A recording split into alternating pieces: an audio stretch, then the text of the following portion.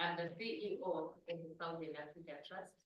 I would like to welcome you all and also those that are joining us online.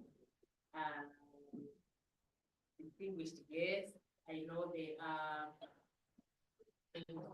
honorable members of parliament, Honorable Lindwe Mamba from Eswatini, Honorable Fellow Hakane from Lesotho, Honorable Mercy Muhomo from Zimbabwe, Honorable Sibeso Sefulo from Zambia, Her Excellency Bomo Sekoma, the Secretary General of the SADC Parliamentary Forum, who is joining us online. You are most welcome, Your Excellency. I also want to observe the presence of representatives from other organizations, our partners, especially the SADC Parliamentary Forum. Welcome. They are joint curators with us on this platform. So, welcome.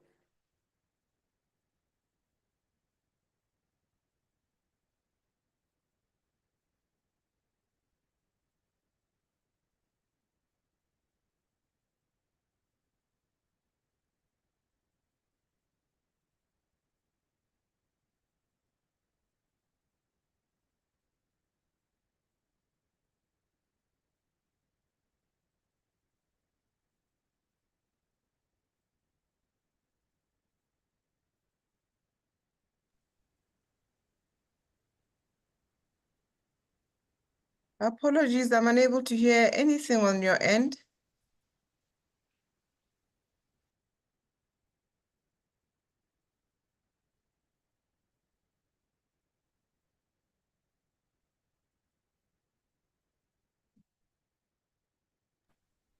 There's absolutely no sound from my end. Thank you. Thank you so much, Your Excellency, for letting us know. Can you hear me now? Yes. Yes, thank you. Okay, perfect. And thank you so much for that feedback. It's helpful. There, I thought I was speaking to a wider audience, and it's only people in the room that were hearing me. So, as I was saying, this is really a space for all of us to collectively reflect and strategize on how we want to reposition our region in a global context that is shifting and that is changing. And in that process, giving us a lot of challenges, but also opportunities, I believe. Your participation in this dialogue affirms that the future of trade in our region must not be left to technical experts alone, but it must be co-created, especially by those most impacted, who in fact actually know the best, what is best for them. And so that is why for us a dialogue where we have space to reflect together, but also to co-create and to listen to one another and hear one another, especially with our policymakers, those that have that duty and responsibility to lead in terms of crafting some of the policies. So on behalf of the Southern Africa Trust, it is my honor to welcome you to this pivotal convening. So today's discussion is not only timely, but I believe it's also very, very necessary. The recent US tariff announcements are not isolated technical adjustments.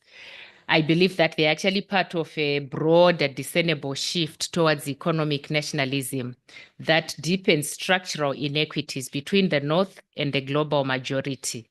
And for us, we see this also threatening our region's hard-won development gains. These measures disproportionately affect Southern Africa, as speakers on the program will later demonstrate.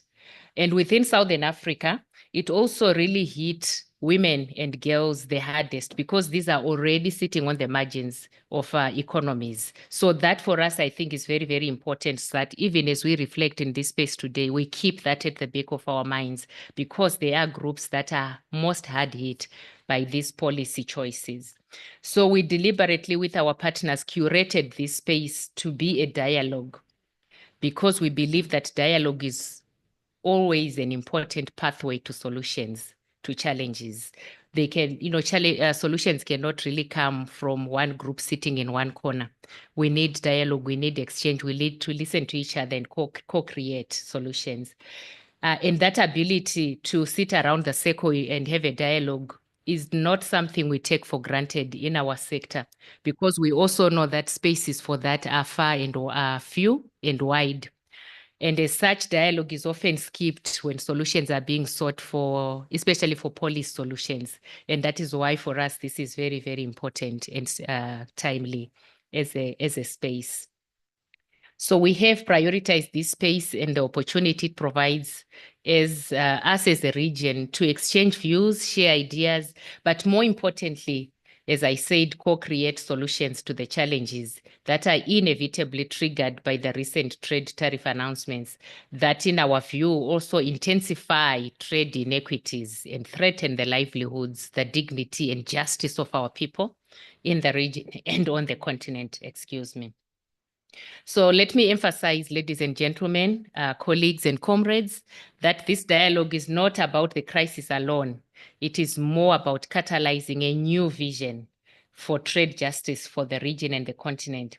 And it ought to be feminist, Pan-African, ecologically just, and people-centered. And that is why we cannot come to this without a dialogue. And that is why this is framed as a dialogue. So it is about also recentering the trade justice discourse and movement in the broader and intersecting justice work that most of us connecting online on this platform are doing on a daily basis. So I want to summarize by saying we are gathering not just to analyze and reflect, but also to reimagine possibilities, new ways of thinking about trade, new ways of doing, and new ways also of relating on and around this important issue, especially in the moment that we are in globally, in the shifts that we are seeing in relationships of the global north and the global majority. Really, really, really important for us. We are here to ask hard questions of some of the models we've inherited to forge a trade justice framework that speaks from the ground up and across borders, and I dare say also across thematic silos, because again, that is somewhere where we've seen that disparity where, those that are advancing an economic justice agenda will run with that agenda and not necessarily connecting with those that are organizing and mobilizing around the climate justice agenda, the gender justice agenda, and so on. So those thematic silos, I think we need to be able to really forge a trade justice framework that cuts across all of those. We want to dream of broad-based movements that can co-create and set new agendas, demand equity and justice, and amplify the voices of the majority of our citizens who often do not get opportunities to be on Zoom, meetings and Teams meetings, and to be in conference rooms like we are sitting here today. So at the Trust, we really, really remain committed to working with communities, with movements and institutions, and support the advancement and the work towards economic justice. And trade must serve people, not the other way around. So for us, I think that ability to dialogue, to listen to one another, and to co-create becomes really critical. So I really look forward to a rich day of engagement and to lasting partnerships that will emerge from today's conversations, dialogue, and exchange. And I really want to welcome you all. And thank you very much. Thank you so much.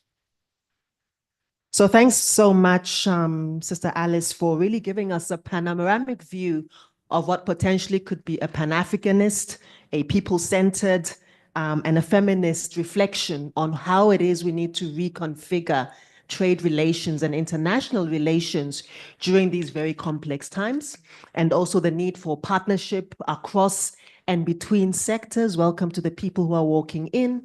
And also the understanding that, of course, we work in community with each other, global community. What does it mean for SADC, for the Africa region, to rethink and to reimagine how we are positioning ourselves in the world? How does it mean, what does it mean when we think around a neo-colonial or a post-colonial way of engaging with power beyond the African continent? So I really appreciate, and I think we appreciate your inputs, Alice, very much.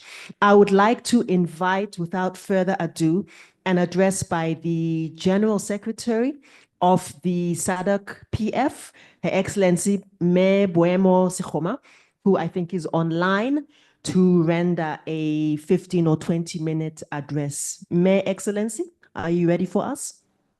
Yes, indeed. Good morning. Good Are you morning. able to hear me? You're very audible. You have the floor. Thank you so much. Good morning, and honorable members who are in the room, esteemed partners, colleagues, and allow me just to say distinguished participants. Allow me to join the voice of Ms. Alice Kanengoni, the CEO of the Southern African Trust, in welcoming you to this high-level dialogue and the issues that she has raised for us to be able to abundantly discuss and interact with during your session. In my capacity as a SADC Parliamentary Forum representative, allow me to register our profound appreciation for your participation today and for allowing yourselves to come together to canvass a very live and crucial subject that is key to the survival of our SADC economies. Much speculation has occurred over the past weeks about the new global tariff architecture, and it is indeed a welcome initiative to dedicate a session to discuss tariff imposition and their influence on SADC economies, as well as the resultant impact on women and young girls of our region. This, I'd like to applaud the organizers for putting this into our focus.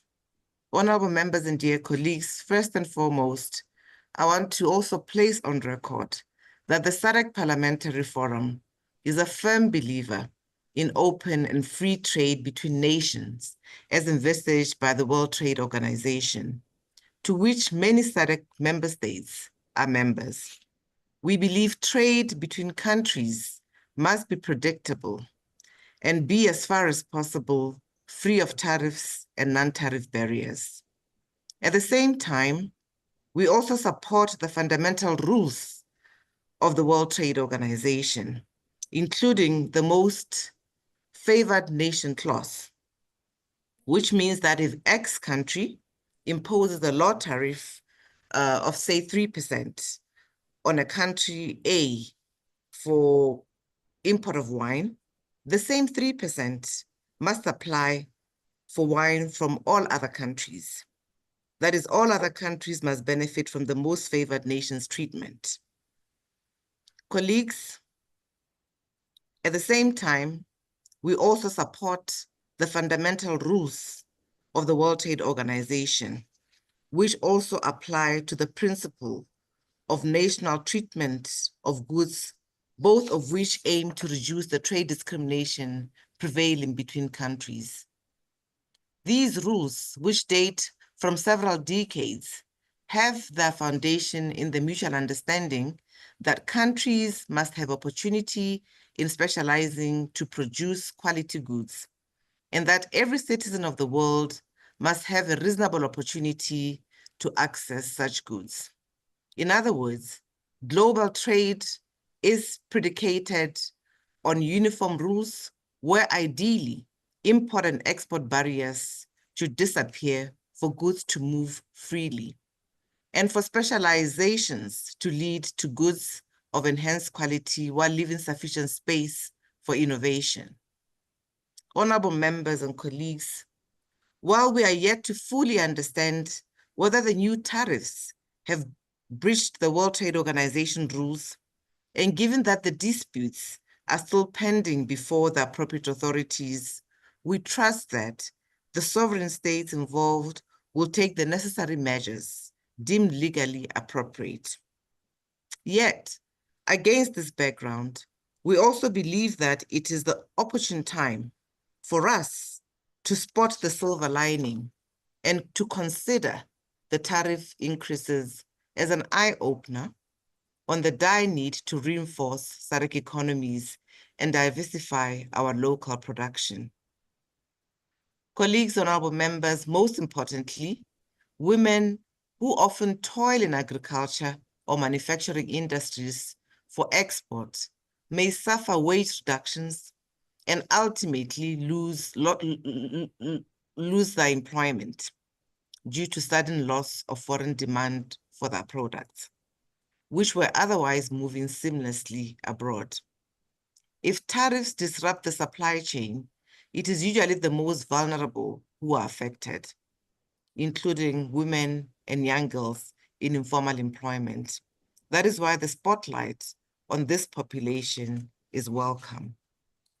While we certainly have no control over foreign jurisdictions and the tariffs that are imposed, a reliable way to avoid tariffing mayhem is to import and export more within SADC members and within the African continent.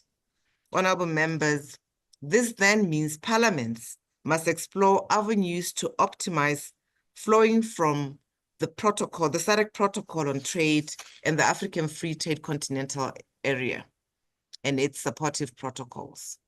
Notwithstanding, we must be mindful of the fact that treaties in themselves are not a panacea or an end in themselves.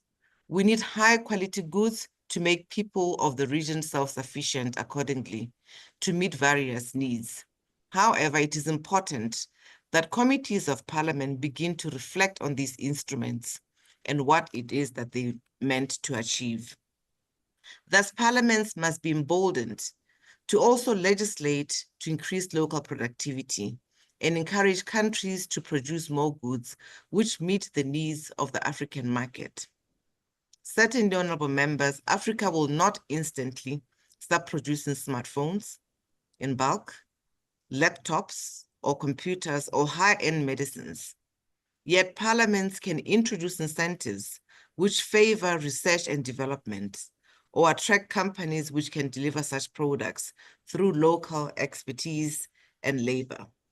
Honorable members, parliaments, in executing and promoting its representative functions, can ensure that laws are put in place for raw materials to be pooled and for electronics, textiles, foodstuffs, and other consumer goods to be produced from the region, thus without any tariff implications. After all, one may find that the minerals in the electronic goods actually originate from the SADC region, only that they were exported in a foreign country before being polished and integrated into a finished good that is ultimately sold to Africa at an increased price. Honorable members of parliament also need to champion a change of mindset, where high-quality African goods are given their consumer merit based on their actual durability and not on whether they bear long-standing trade names and brands which emanate from other countries. Honorable members, African ingenuity must come back to our shores. On a related matter, brain drain must be discouraged, and incentives must exist for African intellect to be retained. We must also be able to import the skills required to realize the domestic production that we desire, while at the same time upskill our human resources. Furthermore, quality assurance laws to guarantee products of high standards must be put in place so that market-wise, our region can compete with goods from, let's say, Asia, Europe, or America. The time is nigh to develop our own African brands. Goodwill and industrial property which originates from Africa is also critical. I'm certain that these pointers will be further reflected upon as we proceed with the presentations during our meeting today. Allow me to give you a few pointers through questions that we may need to answer or include in our deliberations. How do we maximize domestic production and promote intra-Africa trade? How do parliaments further domesticate the African Continental Free Trade Agreement and its protocols?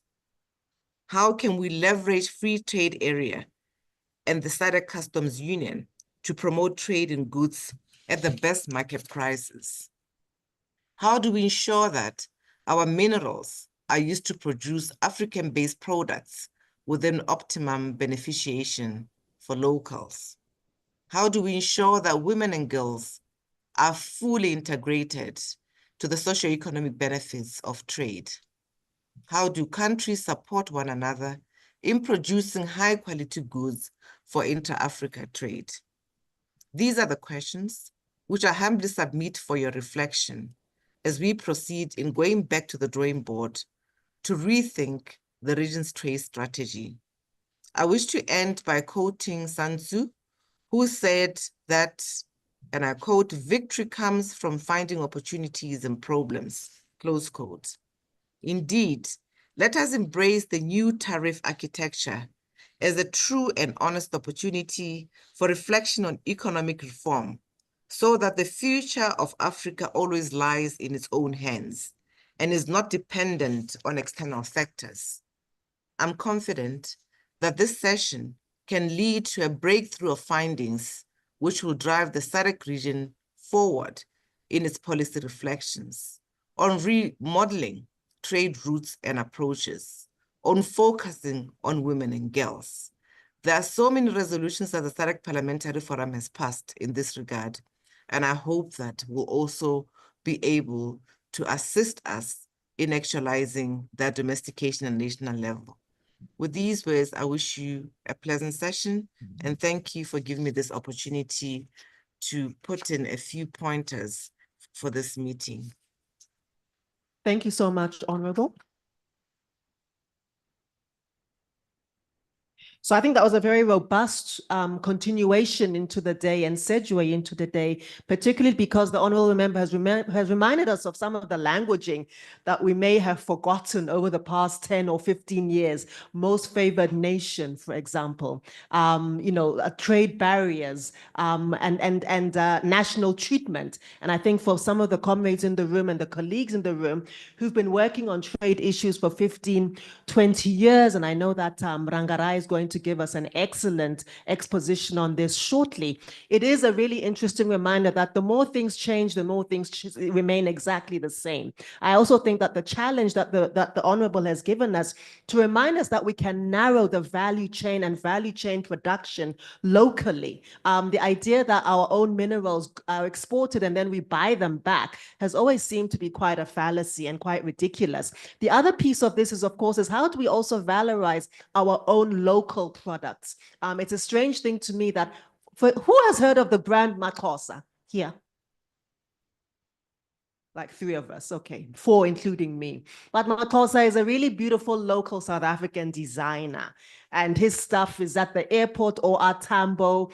He also has a showroom in New York, but locally, people complain that he costs way too much. So we'll see, a dress of Makosa can be 10, 15, 20,000 rands. But these are the same people who are wearing Louis Vuitton belts and carrying Gucci handbags. So this idea that things that come from outside are more valuable than our own is exactly what I think the member is challenging us to. When are we going to grow our own products, our own goods, and our own services if we don't begin to value them? And the other piece, of course, is that we begin somewhere. So many years ago, my late father used to remind us that things like Sony were considered to be very lousy. Like if you bought a Sony radio back in the day, it was exactly the same attitude that people have today towards some Chinese goods, even though that's changing. It's like, okay, you'll use it for 3 months and then you'll buy something else. Now, these products are a byword for technological excellence and quality. You start somewhere. You can even add the Nollywood movies. 15, 20 years ago, they looked like even the cell phone is too good. They looked like something that you were making on a BlackBerry phone. And now, it's a whole market, a local market. So I think that we can think even creatively about the case studies that we are seeing developing in real time. On that note, I would like to invite, we would have had a keynote address on trade tariffs and feminist economic justice in SADC from the Minister of Trade and Industry, Wale Sotu, the Honorable Mokgethi Shelile. In their absentia, I'm going to invite Honorable Hakane to make those remarks on their behalf. Honorable Akani, the floor is yours.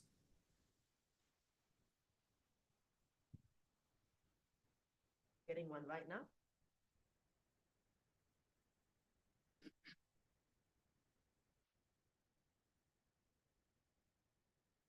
Thank you very much, ma'am. I think it's going to be very good to observe all the protocol that has been made today. It was just a Greek to me, so let me not just single out every one of you and observe it as it is. My name is Sello Abraham Hakani, and I'm a member of parliament in the 11th Parliament of Lesotho. And I'm a chairperson of the Economic and Development Cluster, of which its mandate is to do an oversight of on Ministry of Agriculture and Food Security, Minister of Finance and Development Planning, Minister of Trade and Industry, Business Development, and Minister of Labor and Employment. In as much as I've been asked to deliver the keynotes, I'm not a minister, it should be clear. I do an oversight over the same minister. And in his absentia, because he was supposed to be here, then I will have to say something. Ladies and gentlemen, this is one of the greatest days that needs to be recorded without fail in history. To me, it is a wake-up call for Southern Africa and yes, the African continent as a whole. The reason for this is because we are gathered here because of someone somewhere who had a plan about his own country, which unfortunately seems to be affecting the entire world, and most importantly, Africa as a whole. And SADC is not an exemption in this decision that comes from the US. The worst part of this executive decision from the US is that Africa was not ready and still not ready to absorb this new type of shock that is shaking the whole world. What do we have to do as Africa and what we have to do as SADC? Also, what do we have to do in our respective countries? I must repeat that this is a wake-up call to say it is time to look at ourselves and agree to be united as Africa. Let us observe our weaknesses and strengths. Let us analyze and call to action today. There is no other time left. We have to do everything fast without wasting any more time to save our young women and children who will suffer more if we cannot stand up and work together in our own continent. We have adequate numbers in terms of population to serve all different kinds of markets required for different industries. And Lesotho is not an exemption to what is happening concerning the heavy tariffs from the US. We have textile factories in our country, which mostly women are workers in those factories. And this says they are mostly affected in numbers. And therefore, we have to find solutions to the problem. We have to find solutions to the problem, and we believe solutions are around ourselves. And the focus is going to be in Africa. Let's take advantage of the trade agreements that are signed in the continent, that are signed in the SADC region, and work together. We have to make policies and laws that will be suitable for us to put our focus in our continent and most importantly, in the SADC region. Ladies and gentlemen, I want to repeat this. This is time. Let us work together as a continent. Let us work together as countries, neighboring countries. And for this matter, I think we will overcome. Thank you very much.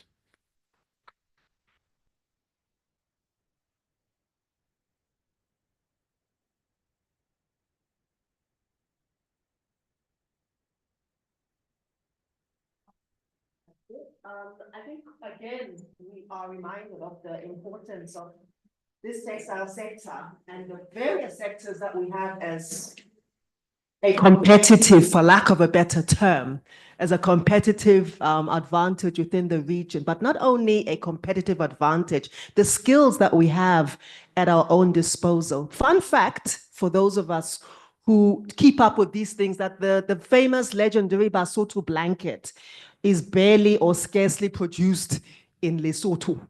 And that's a strange, that is just a strange cognitive dissonance, and not only for Basotho people, but for anybody who takes an interest in this. So until we get the Basotho blanket produced in Lesotho, then we'll know that we're getting somewhere. And that's just a simple case study illustration that we can relate to. So thanks, Ndate, very much for your remarks, and also thanks to the speakers because of your great expediency. We are now back on time with our program.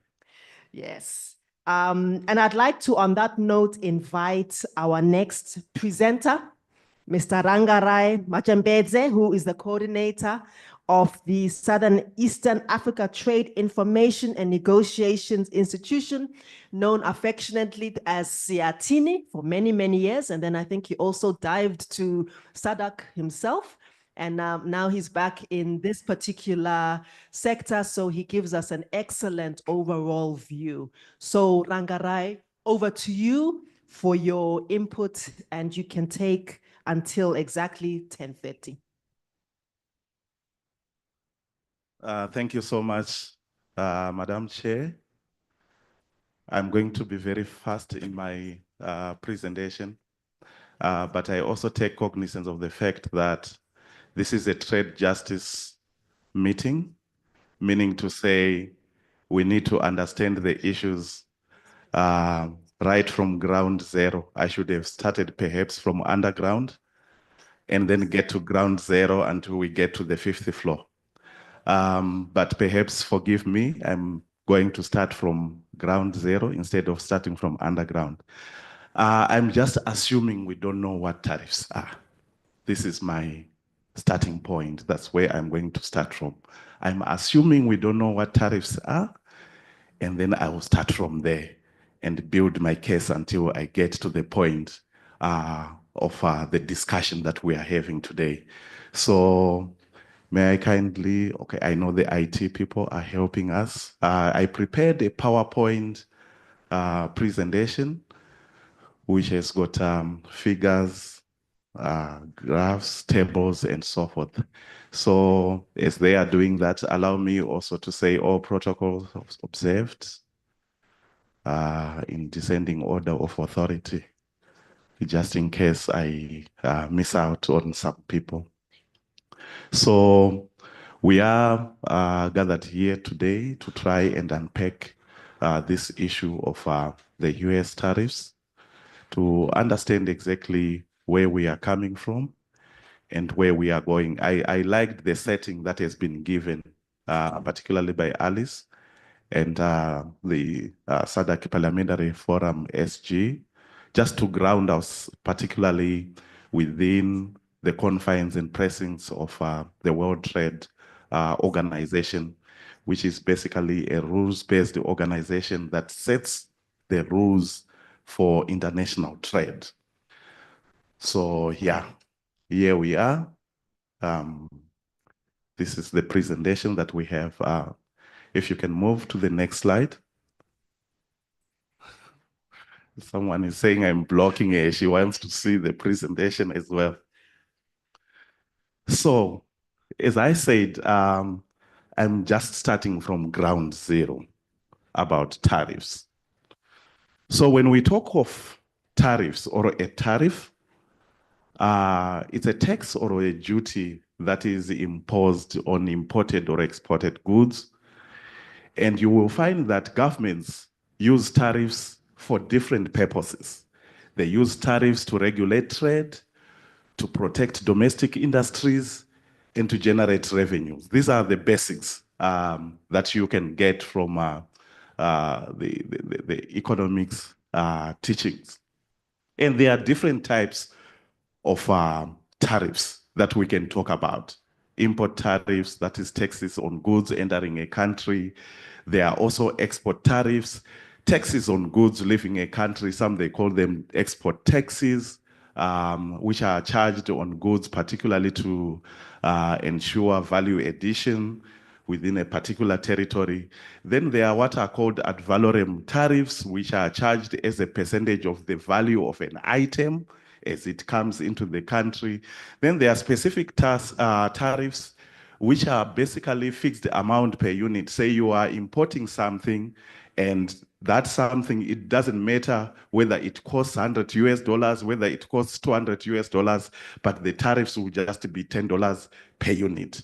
So those are the different tariffs. Then we have got protective tariffs, which are designated to shield local industries. And we have also revenue tariffs, which are primarily used to raise government funds. So I'm just starting from this basic understanding. Next slide. Now, one of the fundamental questions that we ask ourselves is why tariffs matter for economic development. Why do we really need tariffs in our countries? So there are different reasons. One of them is that tariffs shield local businesses, including infant industries from foreign competition, allowing them to grow before facing global markets. So basically, these are protective tariffs to protect domestic industries. You will also notice that government use tariffs income for public services, for infrastructure and development projects. So the revenues that are generated from the tariffs that are charged on borders, you will find that they are channeled towards specific services within different territories. And for job creation, you'll notice that by promoting local industries, tariffs can actually boost employment and industrialization because you are ensuring that the domestic industries, they are kept in business. Then, of course, for balancing trade deficits, tariffs reduce dependence on imports and encourage domestic production. So you will notice even in the current context where the US government has imposed the tariffs, they have been using some of these reasons as to why they are imposing these tariffs. Then, of course, for strategic trade policies, countries adjust tariffs to negotiate trade deals or retaliate against unfair practices. And you will notice that in the current context, perhaps if you take the last aspect, you will notice as we move on with the presentation, why America, why China, or why even India, they are actually imposing tariffs specifically in certain sectors. Next slide. So given all this background that I've given you, I just want to go back a little bit in terms of history, how the tariffs have evolved along the years. That's why I was saying, let me start perhaps from ground zero. I should have gone underground even to the pre-industrial revolution. But let me start from there. During this period, as nations industrialized, over the years, tariffs then became a key tool for protecting domestic industries. You will notice that countries were ensuring that they put these tariffs in place to ensure domestic production, to ensure that their industries were cushioned from foreign competition and that they are able to produce the goods and trade them without much challenges. That's why you notice the center of attraction today is the US. I've just given the US as an example there, that the US Tariff Act of 1789, they already had a tariff act, and the Smoot-Hawley tariff of 1930. It raised import duties to shield local businesses, to ensure that their businesses were well grounded in terms of production. However, if you go into history, you'll notice that excessive use of tariffs, particularly around the 1930s, worsened the so-called Great Depression. For those who have been hearing about the Great Depression during the 1930s, you will notice that this depression, where we had serious economic challenges globally, there was reduced international trade, increased the poverty, some industries were closing during that time. It was because of the excessive use of tariffs, as countries were trying to protect themselves from international competition. Next slide. Now, if you look at now the post-World War II period, and during the time when we had the free trade era, that is from 1945 up to the new millennium, you will notice that tariffs began declining due to international agreements promoting free trade. Now, in 1947, we saw the creation of the General Agreement on Tariffs and Trade, the so-called GATT, which later evolved into the formation of the WTO, the World Trade Organization, in 1995. So during this period when GATT was formed, it led to global tariff reduction. So many countries now started to reduce their tariffs as they were negotiating the so-called General Agreement on Tariffs and Trade. So you will also notice that during this period, around the new millennium and so forth, we started to see regional trade agreements coming into place. We started to see the EU negotiating its own free trade area. We started to see the North Atlantic Free Trade Area being established, NAFTA. We started to see the ASEAN, which is the Association of East Asian Nations, coming together, establishing their free trade areas. Even within our region, we started also to see SADC forming its free trade area, the SADC FTA, obviously informed by the SADC Trade Protocol, as the Secretary General of the SADC Parliamentary Forum was saying.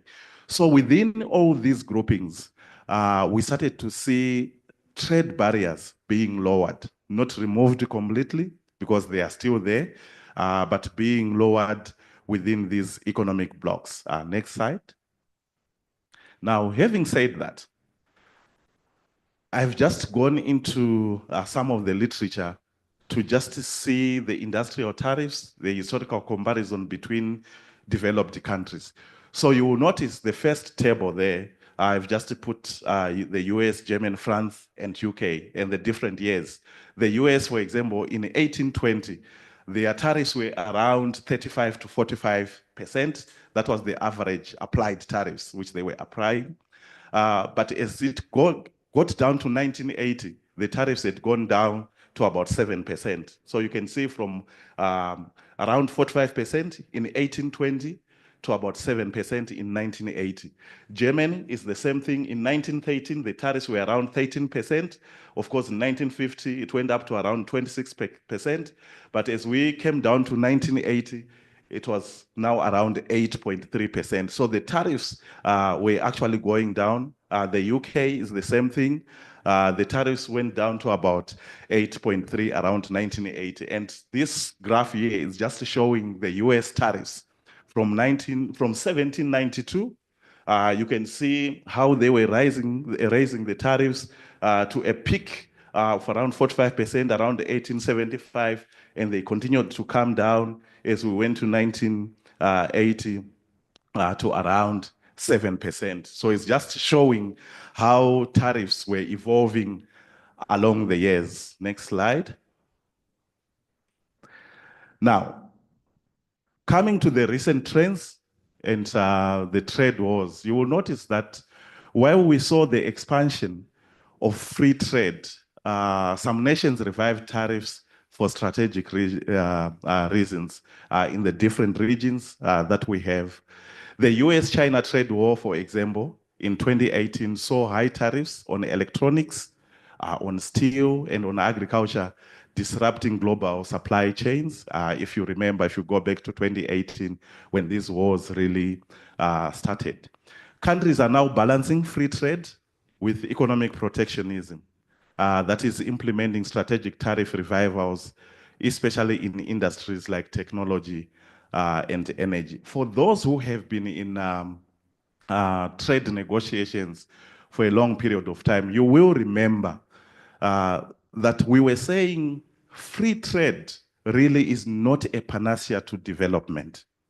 If you open up your economies, you remove tariffs on products, it will not translate to development automatically. But if you do gradual dismantling of tariffs, protecting certain industries, opening up in certain industries, it gives you the policy space to determine the pace and direction of your own development. But if you look at what has been happening during the period of the free trade expansion, most of the developing nations, they were actually forced to open up their markets. They were put under pressure, not only by the World Trade Organization, but also starting from the period when we had structural adjustment programs. This is where it all started, particularly for our SADC countries. We started opening up, deregulating the economy, removing capital controls, and so forth and so on, privatizing state trading enterprises, and so forth. We're just opening up, and this led to serious exposure to global calamities. But if you look at what is happening now, you will find that countries are going back to economic protectionism. Yet these countries are the ones who were in the forefront to push for trade liberalization. Next slide. Now, I just put this dating back to around 2018, when we started to see different countries now putting strategic tariffs in place and in different industries, of course, motivated by different policies.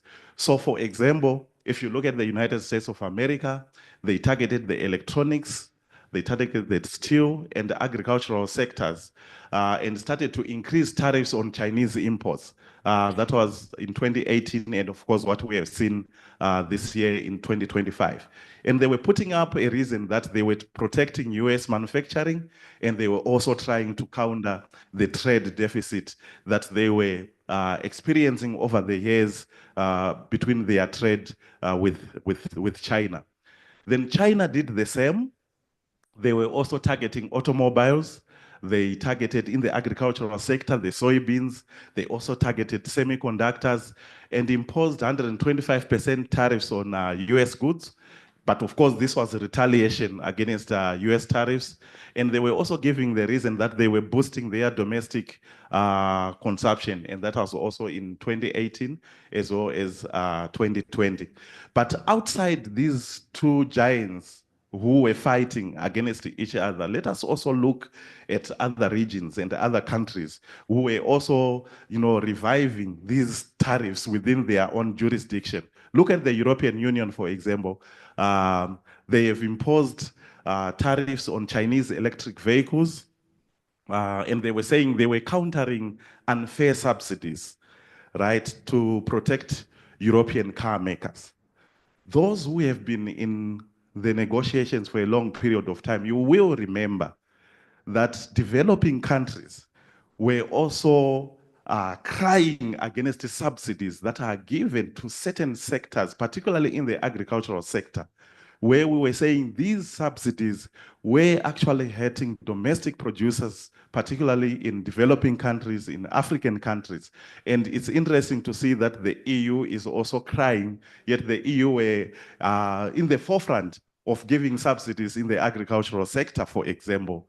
The Americans were also giving subsidies in the cotton sector, with just about 25,000 cotton farmers receiving in excess of $3 billion US dollars of subsidies per year. So you can imagine how that would affect the international prices of cotton, where you have, for example, a country like Zimbabwe, which has got about 300,000 cotton farmers facing depressed cotton prices as a result of subsidies that were given. So the EU was complaining against the subsidies which they themselves were giving also in other sectors. If you look at India, they also targeted the electronic sector, the solar panels. In agriculture, they targeted wheat and raised duties on tech imports. And their reason was that they were supporting the Make in India initiative to protect local farmers. So for me, this is really telling. It's interesting for our own countries, for our own economies. If we are to put tariffs on certain products, what is the reason that we are doing that for? Which sectors are we targeting if we are to do that? Let us look at what others are doing. Brazil, they also targeted the steel, machinery, and the agricultural tech sectors, and they put tariffs on imported industrial goods. And their reason, they were saying they are reviving in the industrial sector. They are encouraging local production. So the reasons, they are revolving around the same things: boosting local production, shielding domestic industries, and so forth, and so on. Then they did that in 2019 as well as 2022. Russia, it did the same on automobiles and also on pharmaceuticals. Their response, obviously for Russia, it was increasing tariffs on Western imports, and their response was on sanctions, which have been imposed on them, and they were also saying to boost domestic industry. So generally, if you look at what has been happening throughout the world, you will notice that even as African countries, SADC countries, even if we had tried to put also these tariffs, we would face a lot of retaliation or a lot of resistance, particularly from our bigger brothers that we are trading with, either in the EU, the US, or within the confines of the World Trade Organization. Remember the MFN clause that the SG talked about, that if you do this to one country, you would have done that to the rest of the countries. So next slide. Now, having said that, let us now look at the US tariffs and global trade. What are they? What do they mean? Because the topic is understanding the US tariffs. Now, this year, the United States imposed a new wave of tariffs targeting imports from global economies, including SADC countries. And they were saying in their executive orders that the tariffs are designed to protect US industries from foreign competition, one. And they were also saying they are encouraging domestic production by reducing reliance on imports, because they want to rely on their own locally manufactured products, which is really an important aspect of domestic production. And thirdly, they were also responding to perceived trade imbalances with key partners. You will see when we come to certain tables, the trade imbalances they were talking about. And then fourthly, they were also saying they were countering foreign subsidies that were seen as an unfair advantage. And in all this, which they were doing, the authority that was being used by President Trump, but which is being challenged in the US courts right now by domestic businesses, is the International Emergency Economic Powers Act of 1977, which says that during a national emergency, the president, in order to respond to an unusual and extraordinary threat from abroad, can regulate economic sanctions, including imports. Now, the question that we have to ask ourselves is, in our own constitutions, in our own local laws, do we have such legal instruments that we can use if we realize that we are threatened with economic collapse, for example, as a result of our trading relations with other countries? Do we have that in our constitutions? And as part of the trade justice movement, if we are to do advocacy, is this an area that we might want to be considering for our own countries, so that we have such in our instruments? Next slide. Now, so this is just a timeline of the tariff actions that was initiated by the EU and the different affected countries, what has happened since February 4 until just 2 days ago, May 12. I just want to make an emphasis. I'm sure you are going to get this slide.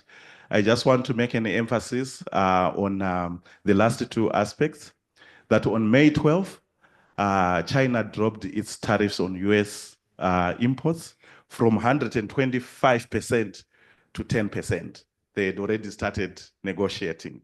And the US, on the same day, they did the same. They also dropped their new tariffs on China from 145% to 30%. So this is where we are right now. And we have a pause, a 90-day tariff pause that is currently in place for all the other countries. And as you know, most countries, they are busy trying to negotiate with the EU, with the US on the tariffs that have been applied on them. Next slide. Now, looking at the SADC region, these are the US reciprocal tariffs that have been imposed on the SADC region. And what I did, I looked at the country, each country from the SADC region, and the key exports to the US, what they export mostly to the US, and then look at the tariff that has been imposed on each country, and perhaps looking at the possible economic impact. Now, the possible economic impact, these are the just different economic impacts that can apply to any of those countries. So, for example, if you look at Lesotho, Lesotho is #1 in terms of the highest tariffs that have been placed on the country. Its key exports to the US are actually textiles and clothing.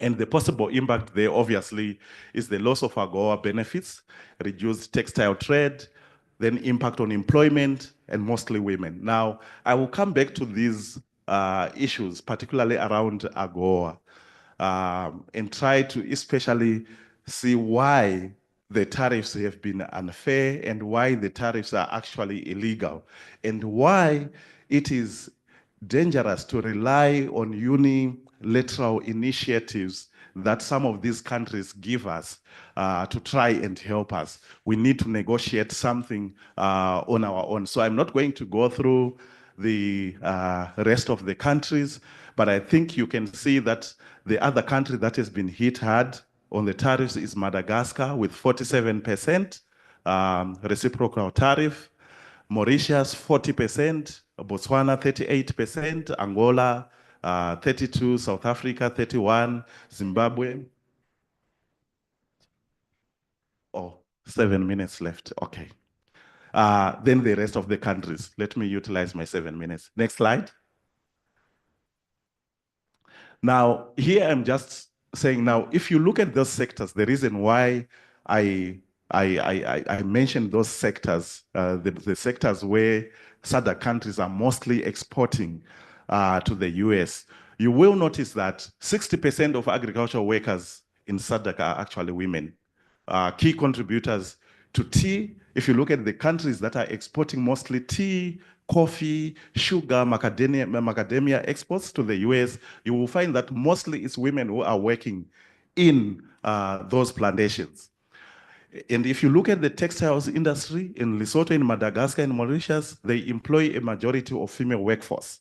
So you can see the impact that these tariffs will have, particularly on women. And in terms of informal traders, just the trade that we are having within the region, obviously, which is going to be affected by these tariffs as this reduces domestic production, you will notice that women dominate cross-border trade. There's no doubt about it. We know that in the SADC region.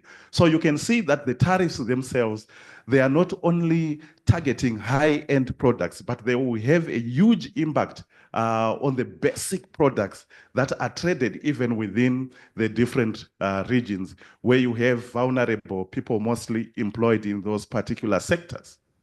Now, if you look at how they disproportionately affect women, textile tariffs put female garment workers at risk of job losses and factory closures. Agricultural tariffs threaten small-scale women farmers and their access to global markets. And then, of course, trade barriers make it harder for women traders to operate, reducing incomes for families. So it becomes a value chain of impact that goes right up to the basic level. Next slide. I'm left with 6 minutes. Now, if you look at, now we want to look at to assess how they have come about on the formula that has been used to calculate the tariffs on the different countries. So this is what they did. This is what the US did. Now, their formula was based on the trade deficit between the US and each country. So what they did is they took the trade deficit, which is the difference between the imports and exports, and they divided it by the total imports from that particular country. So for example, if you look at Lesotho, if the trade deficit was 200 million, they would take that 200 million, right? And then they would divide the 200 million, say the imports, the US imports from Lesotho was 400 million. They would divide the 200 million by the 400 million to get a tariff rate. After getting that tariff rate, then they would just divide it by 2. They would just halve it and then get the tariff and then impose that particular tariff. So that's how they calculated these tariffs. Now, the interesting thing, in the SADC region, you have got countries where the US has got a positive trade balance with those particular countries, right? For example, if you look at Comoros, they've got a positive trade balance, right? Under normal circumstances, their tariffs should be 0. If you are to use that particular formula, which they used. Unfortunately, the US just hit all those countries with a baseline tariff of 10% instead of using 0 because they had a positive trade balance with those particular countries, which is why this US tariffs is a challenge. Next slide. 5 minutes left. Now, what are the flaws? Now, looking at the criticisms of the formula that that the US has used, what are the flaws in this formula? So you will notice that the author of a key paper that was referenced in the formula, the author himself criticized it as incorrect. Why? Because the formula ignores the US services trade surplus. What happens is the formula was just taking into consideration the goods aspect, and it did not take into consideration the services sector, of which the US is very strong in services, right? So if services were included, for example, the calculation saw that if services were included, South Africa's 30% tariff would have dropped to 22%. I did a calculation for Zimbabwe. If services were included, the Zimbabwe's tariff of 18% would have dropped to 14%. So this formula, it excluded trade, and also the trade balance discrepancies. If the trade surplus was averaged over, for example, 2020 to 2024 period, Namibia's 21% tariff would have 4 to 10%. But what they did is just they used the 2024 figures. But if they had used perhaps a 5-year period or a 4-year period, a trade deficit average, you will find that the tariffs would have come down. Then, of course, what I said earlier on, that we have unjustified tariffs on surplus nations. You have got countries like Comoros, Eswatini, Seychelles, and Tanzania, where the US had a trade surplus with them, but of course, they face a baseline tariff of 10% instead of 0. So these were some of the criticisms of the formula. Next slide. Now, if you look at these figures, this is now the trade between SADC countries. 2 minutes. Okay, this is the trade between SADC countries and the US. Now, these figures, they include services. So if you apply all these figures to the calculation of the tariffs, you'll find that the tariffs would have to come down. Next slide. In my 2 minutes that I'm left with. Now, the other concern assessing these tariffs is that developing countries are being penalized for US trade deficits, right? So if you look at it, you will find that in the past, China shifted production in its territories to go to other countries. These companies, they relocated to other countries like Vietnam and Taiwan, increasing their trade surplus with the US. But obviously, they were penalized for that because in the first place, it was the US who had imposed these tariffs, and also contradictions in US preferential trade agreements. If this is what I really wanted to explain when I said AGOA. So if you look at the generalized system of preferences, GSP, and AGOA, these are products of the US. These instruments, they were not negotiated. It's the US that gave these instruments to developing countries to support their own economies. Now, because they had given these instruments, the countries are now exporting more to the US. They are now being penalized for using the same instruments that the US is giving to those countries. They are not negotiated.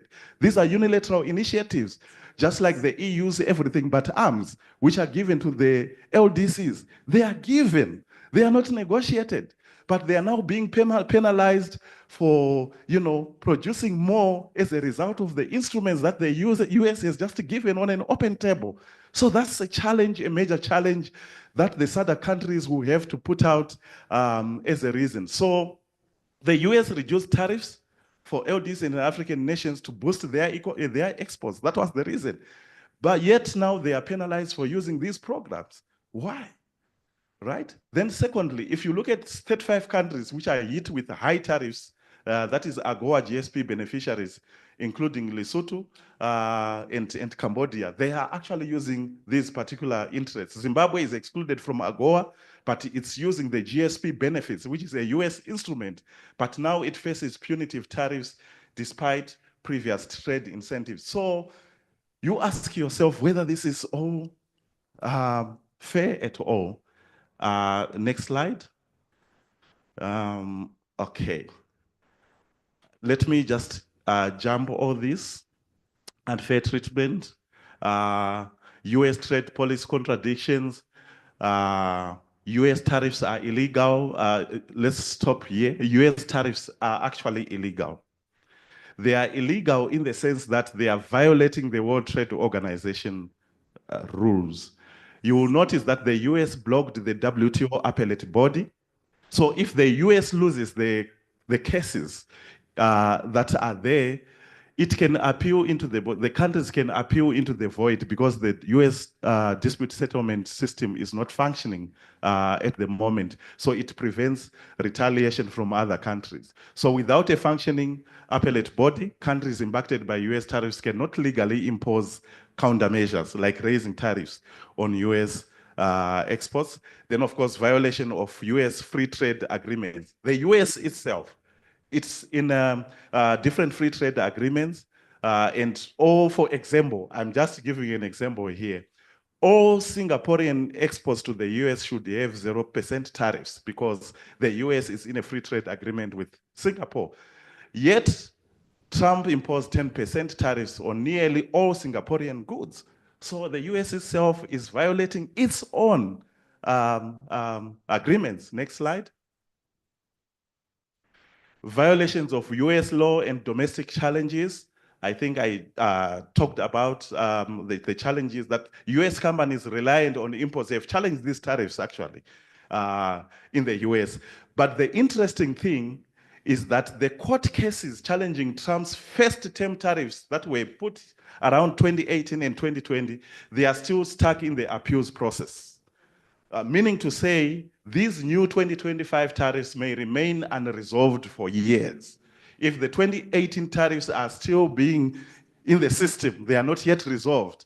What about now, these 2025 tariffs? Next slide. I'm just about to finish.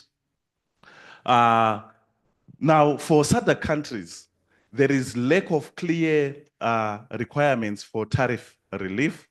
Now, if you look at the executive order, which targets non-tariff barriers listed in there is this report, which is called the National Trade Estimate Report on Foreign Trade Barriers. If you read this report, and from the SADC region, there are only 2 countries that are mentioned in that particular report, and that is Angola and South Africa. If you read that report, you will notice that it is targeting certain areas. For example, it says South Africa has got a very strong protection of geographical indications. Now, that's really serious in terms of intellectual property rights. They are giving us some ideas of where they want concessions as the US. I will come back when we do the discussions around this area because it's a very serious area. Next slide. Now, if you look at the implications for this report, and I'm saying Angola and South Africa, they are the ones that are covered in this report. The US criticizes high tariffs on imports, meaning concessions could force SADC countries to lower tariffs on US goods, but this could also increase market vulnerability, particularly in sectors needing high import tariffs for economic stability. So, the chairperson is on me now. As I'm sitting down, last slide. There are countries within the region, for example, that are relying on revenues from duties. And I've just put countries who have got their duties that are more than 10% having revenues from customs duties and so forth. And these are the countries. And you will notice that with the tariffs that are being imposed and so forth, we are going to, if we are going to make concessions to reduce further our tariffs within the region, you will notice the countries that are going to lose revenues, who are mostly dependent on that particular aspect. Let me give back to the facilitator, otherwise I will not.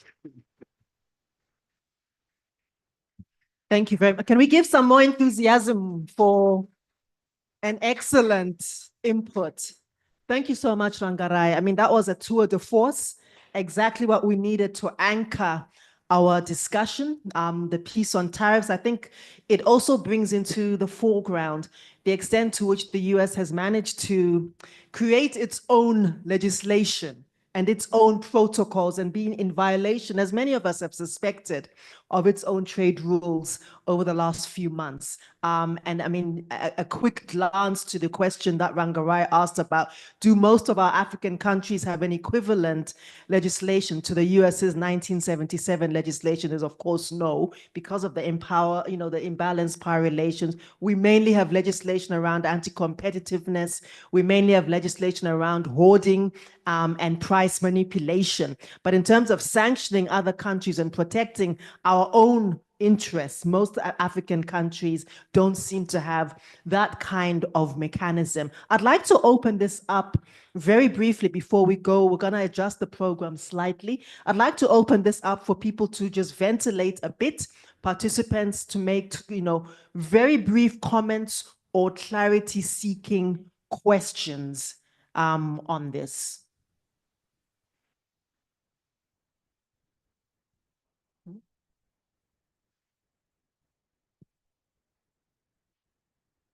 And perhaps just say your name briefly before you speak. Good morning, everyone. My name is Siveso Kakoma Sefulo, but you can just call me Siveso. I'm a member of parliament from Zambia, and I chair the Committee on National Economy, Trade and Labor Matters. I think that's the sister committee to the one I heard from the honorable member from Lesotho, right? Yeah. So I wanted to find out, one of the things that I've observed is that when we sit in these meetings, or the SADC countries, when we talk about legislation, you find that when you go to different countries, legislations are very, very different.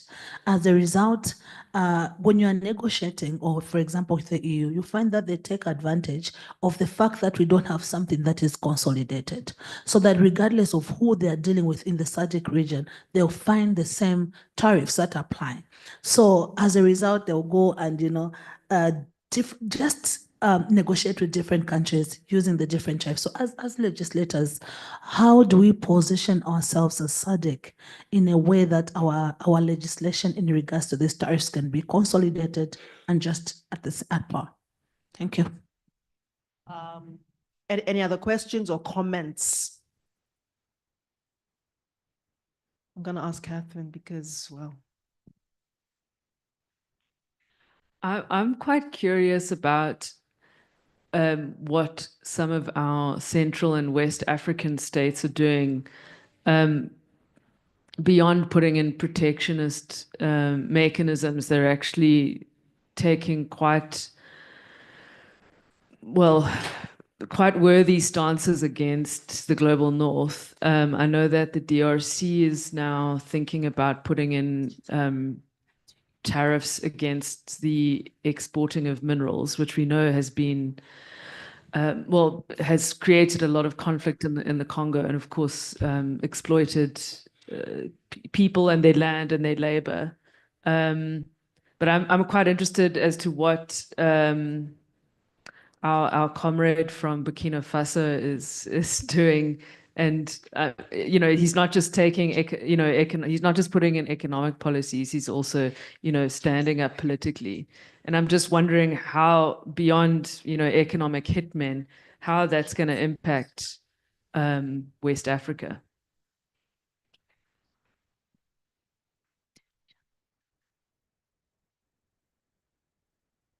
Thank you so much. Thank you so much for all the informative presentations. I'm Dr. Malaza from Parliament of Eswatini, Director Research, on behalf of my honorable, who's highly concerned on issues of with the defunding and all the imposition of the tariffs as presented by our informative speakers. How do we best forge a way forward as a SADC Parliamentary Forum? Reason being, all this seemingly is hinging on our constitutional mandates. And one other very important informative is that we need to respect our sovereignty as states, but noted in one of our presentation is the constitutional mandate on issues of trade collapse. That is there anywhere our constitutional mandates are citing such anomalies? And if so, if not, how do we best project on the need for a SADC model law to mitigate or to counteract on such anomalies? I think. That's a good collection of questions and queries for Ranga to address. One more? Are there questions online? Okay, go ahead, please. I can't see behind me, so I'll be appreciative of this assistance. Taurai, please kindly pose your question. Thank you so much. My name is Reverend Taurai Manyoma Foro from Zimbabwe, Council of Churches. I'm really speaking to both presentations that I think what the two presentations have brought home is the idea that we really need to look within ourselves and also to look at all the bureaucratic hurdles that may be there within SADC that may limit us in terms of looking at our trade protocols. And also the issue of competitiveness in terms of the quality of the products that come out of Africa, especially, is there a need of retooling our industry and the whole idea of value addition? Because I see those as also key issues that we need to dream back home to look at how much of our minerals are going out there unprocessed. There is no value addition. So I think in terms of all the trade issues, I think this is a call for us to look deeper within ourselves and find ways of blocking even the leakages that are there. I thank you. Thank you, Reverend. Back to our speaker. Thank you so much for the questions and some of the comments that you have provided. I might not have perhaps an answer to all of them, but just to say, if you look at the need for consolidated legislation, in our different localities, 16 countries in the SADC region, it may not be possible. But what is possible is if we are to emphasize on regional integration. We have got quite a number of protocols that we have put in place at the SADC region to guide our own integration and development. If we are to ensure that these protocols are implemented to their logical conclusion in the different countries, we will, at the end of the day, be able to come up with a harmonized response to the challenges that we have developmentally within the region. So consolidating regional integration, consolidating the SADC free trade area to ensure that at the end, if we follow, for example, what we have put in place in terms of our integration milestones and targets, at the end of the day, if we come up with a common external tariff, for example, it will be easier for us to be able to engage with other parties outside the region. As it is, we still have challenges, obviously. We do not have a common external tariff. We have challenges within the region. We've got complex rules of origin. If all these are managed to be sorted under the precincts of the SADC trade protocol negotiations with one voice. And the other area also is to consolidate and to transform the SADC secretariat that we have into an authority such that it is able to negotiate on behalf of the member states. Right now, as it is, it's member states that still retain the sovereign powers that they have when they go there. They are not really going there, consolidated as a region, but they are still protecting their interests, their turf back home. Of course, we understand that we are at different levels of development, even within the SADC region. Countries are not at the same level of development. We are different, but at least there should be some common, just some minimum benchmarks that we can look at and coalesce around those areas. It also comes to the same question that was raised about Central and West Africa, whether they are doing something. Of course, individual countries are trying to negotiate individually, which is a challenge for us in the region. If we are able to coalesce from a continental perspective around the African Continental Free Trade Area, for example, this is giving us the best basis upon which we can now say we want to bring production within our own shores so that we are able to diversify our markets, trade amongst ourselves, produce high quality goods within the African continent, and at the end of the day, it will be a win-win situation. But of course, we have historical attachments that we have perhaps with our colonizers, unfortunately, and these are institutionalized within our own countries. If we are able to break some of these historical colonial linkages or vestiges that are still there, we are then able to create the institutions that will help us to consolidate our own markets, to consolidate our own legislation, our own instruments that will be able to speak to our own development priorities. But as it is, we are not able to break some of these institutional challenges that are associated with our colonial legacies. Perhaps we need to go back at parliament level, at trade justice level that we are talking about here, to say how can we best ensure that we remove all these vestiges that are there, so that we have institutions that speak to our developmental priorities. And at the end of the day, then we'll be able to come up with the model laws, like the model laws that already exist at the SADC regional level or the African Union level, only when we are able to harmonize some of the legislation that we have. So regional integration, consolidating SADC, consolidating the AFCFTA, for me, that's the way forward. Thank you.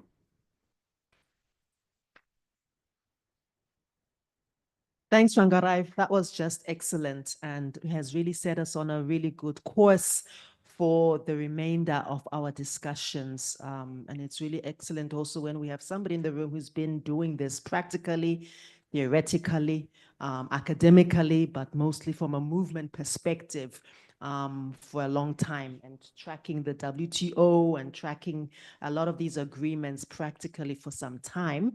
Without much ado, I would like to introduce our next speaker, who is going to, that's Mr. John Maketo, who's the Secretary General of SAPSN, the Southern Africa People Solidarity Network. They have done a very important piece of research, which I think is a really great companion piece to what Rangarai has presented to us on Feminist Lens, a presentation on the impact of the very same trade tariffs in Southern Africa, and he's coming at it from a feminist perspective. So this is going to speak to different vulnerabilities, the kinds of shocks and shock absorbers and price shocks as a result of tariff increases, structural inequalities. And I think we should give him a big, warm Southern Africa welcome as he approaches.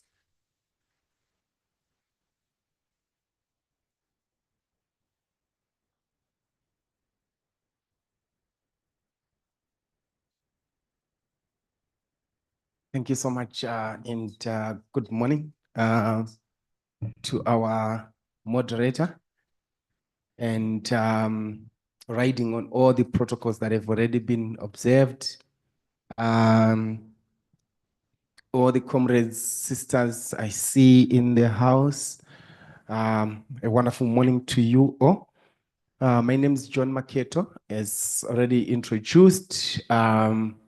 I have a very short presentation, highlights of a paper that we did that assesses the impact, the negative impact, let me say, of the US trade tariffs.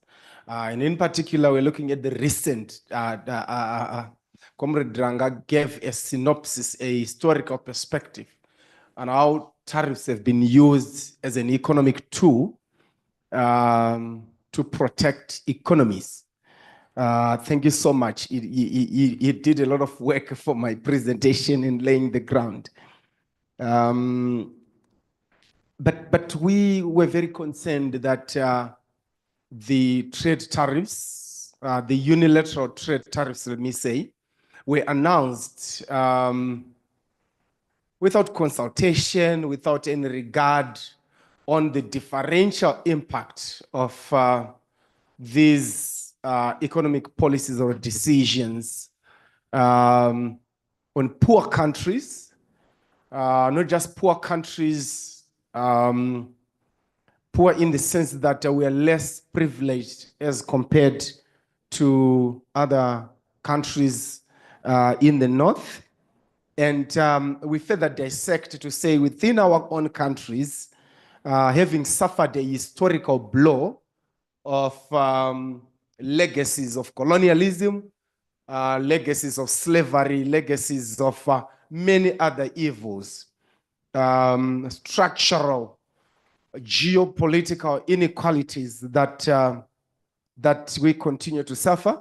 There was no regard to that, and despite that, we continue to be net exporters of raw materials, building economies, thriving economies of countries in the north.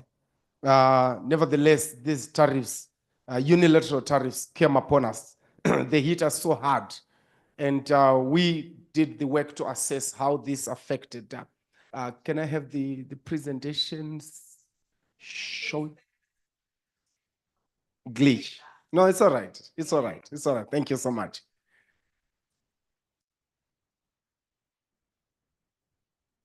Super. Thank you so much. I'll proceed with some of the the presentation fillers. The slides will be shared. The paper assesses how the regional bloc SADC has been affected. Ranga has already given that breakdown. We've seen the statistics in terms of the tariffs, how we're hit hard. But we look at the socio-economic impacts, particularly on women, vulnerable women in vulnerable communities living on, economies that are very fragile.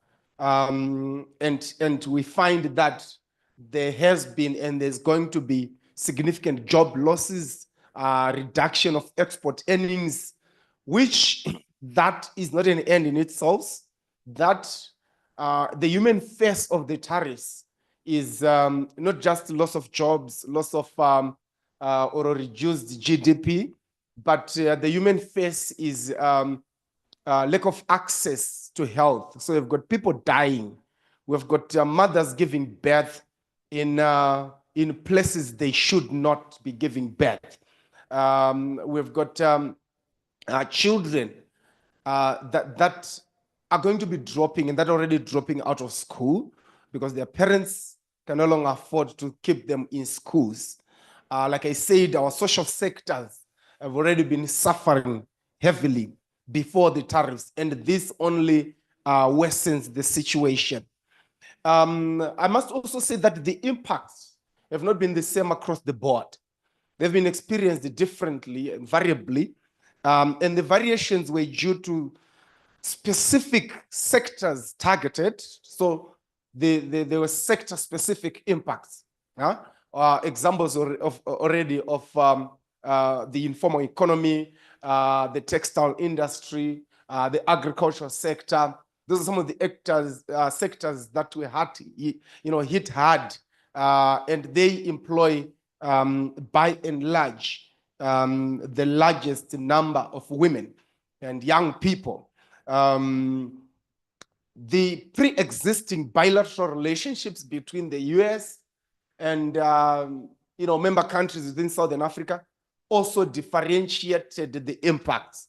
So you find that although we're within the same bloc, we were treated differently.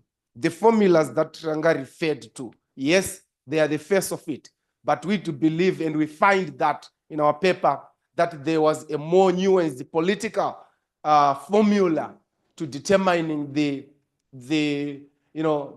tariffs, and irregardless of the impact.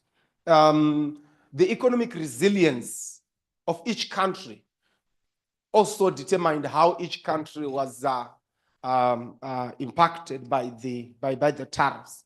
So you find that countries that were already fragile, whose economies were already fragile and experiencing huge shocks, they were further decimated by these tariffs. But I also look into the presentation to say the specific economic impacts at a regional level included regional trade disruptions. I like that the point has already been made that you hit one, you've hit us all because of our geopolitical settings. Something that affects Zimbabwe, affects Zambia, affects South Africa because of how we are connected It's only the borders, but we depend so much on each other. So there's been that regional trade disruption. There is a shared pain to it. On the face of it, it might appear that some are more affected than others, that some, some economies are more protected or are less vulnerable. But one way or the other, our people share the pain. And this is why we come from a point of solidarity, a people's solidarity perspective, to say that we cannot be quiet when 50% tariffs have been pegged against the people of Lesotho. It's not against the government of Lesotho, it's against the people of Lesotho. 30% tariffs on South Africa. It's not against the government, it's not against a map of South Africa. It's against the people that are living in that particular country. So we need to put the human face to this conversation. This has also weakened the regional integration. In that, of course, the integration is already been fragile, but it has further been weakened from the perspective that we've seen responses that are individualized and sort of bilateral, instead of unified regional response to the tariffs. Delegations, country delegations were deployed to Washington to go and negotiate on behalf of each individual country, putting aside the regional shared effect. And people were going to make bilateral individual negotiations for their own countries to leverage. My home country's immediate reaction was to remove all tariffs, all tariffs. I'm not sure what the result Comrade Ranga would share, what that meant, the zeroization of US imports in Zimbabwe. Did we get a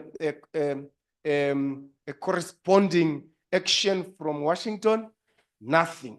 So we removed all tariffs, but the 10% on us was not removed. So do we stand to gain or not? Does that have long-term gains or not? Nothing. So there was also a very immediate reactionary response, which is not unified. The SADC failed to leverage on its regional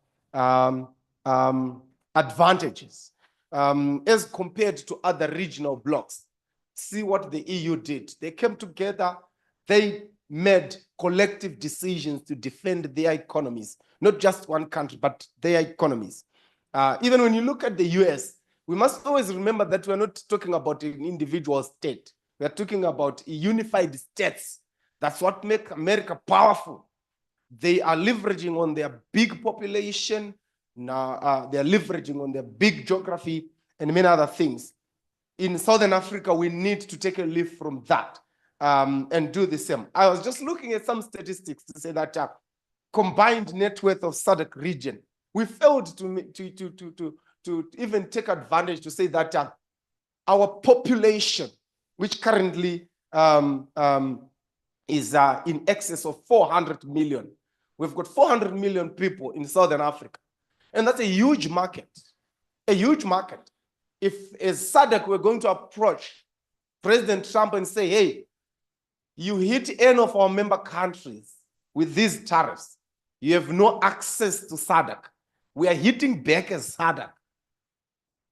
It was going to be a different conversation on the table, because anybody looking at a market of 400 million people, nearly 500 million, that's very significant.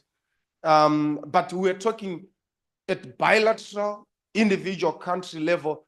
Zimbabwe is just 16 million people, and it means nothing. If we speak about 16 million people, it means nothing to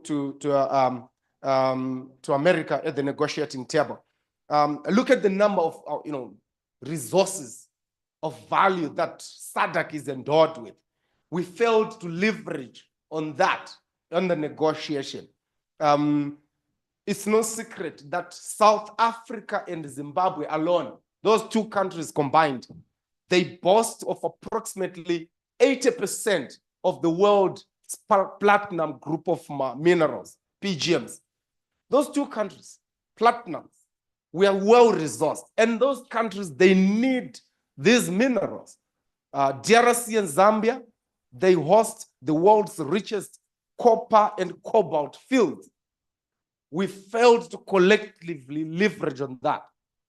Diamonds, Botswana, South Africa, no other countries are endowed as much as us. Gold, South Africa, Tanzania, Zimbabwe combined, we had an advantageous point to speak about these resources that they need. Vanadium in South Africa and so forth. I can go on, but the region is well endowed for us to speak on the negotiating table on an equal footing to say, hey, you have said this, we are doing this. But that would only work if we speak from a unified position. But that has not happened. Regional integration has been further disrupted by the tariffs of the US. But as that happened, our own government's response mechanisms did not also even put on the forefront the negative social and economic impacts. They did not bring that. They did not put the human face. They are looking at the performance of the economies. They are not looking at how the declining economic performance is going to affect men and women in a different way.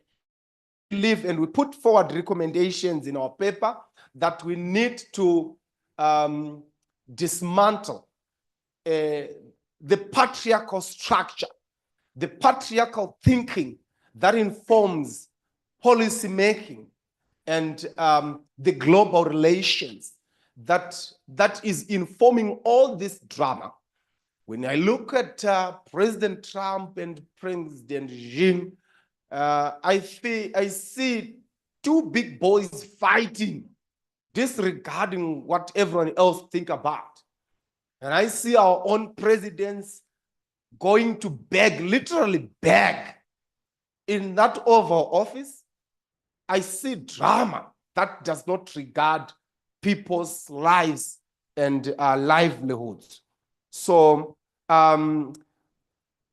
this paper is going to be shared with all of us, and we want to invite you all to say that from this point on, in this meeting, the call to action is for us to galvanize, is for us to speak in one unison, is for us to demonstrate that it is possible to speak in unison as the people of Southern Africa. Let our leaders take a leaf from us. It's a call for movement building and speaking together in solidarity.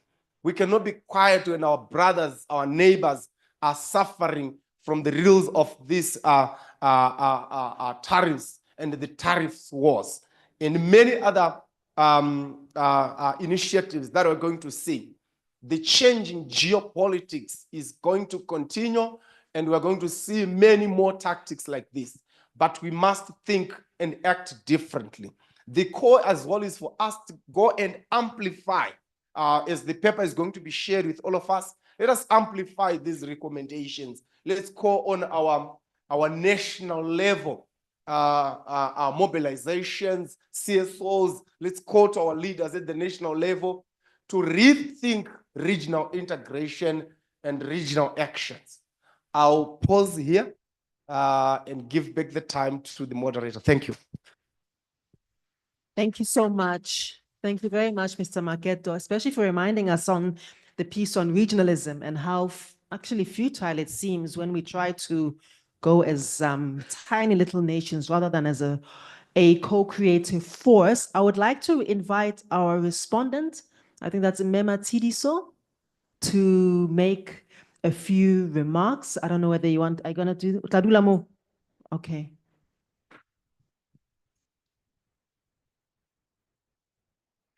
Okay. Thank you, ma'am. Ladies and gentlemen, please allow me to observe the protocol that has already been made. It is an honor to be here as today as a youth to represent hardworking women in the Kingdom of Lesotho in the textile industry. My name is Matshidiso Motinyane. I'm a graphic designer at Social Productions. Social Productions is a company that specializes in personal protective equipment, corporate wear, and school uniforms. We also have a service for embroidery. And ever since I started working at Social Productions, I've been so inspired by the women and how brave they are. And that is why I am here today to highlight the significance of the textile and apparel, the benefits women gain from working in this sector, and the challenges we have faced ever since the increase of the US tariffs.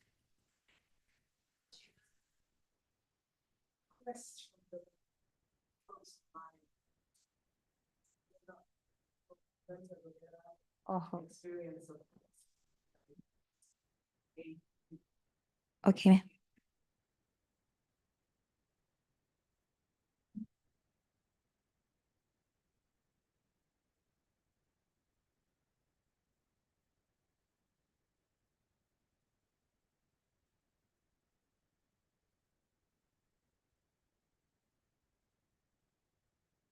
Thank you so much. To continue, ladies and gentlemen, please understand that Lesotho's textile industry is the largest private employer in the country, with over 80% of its workforce being women.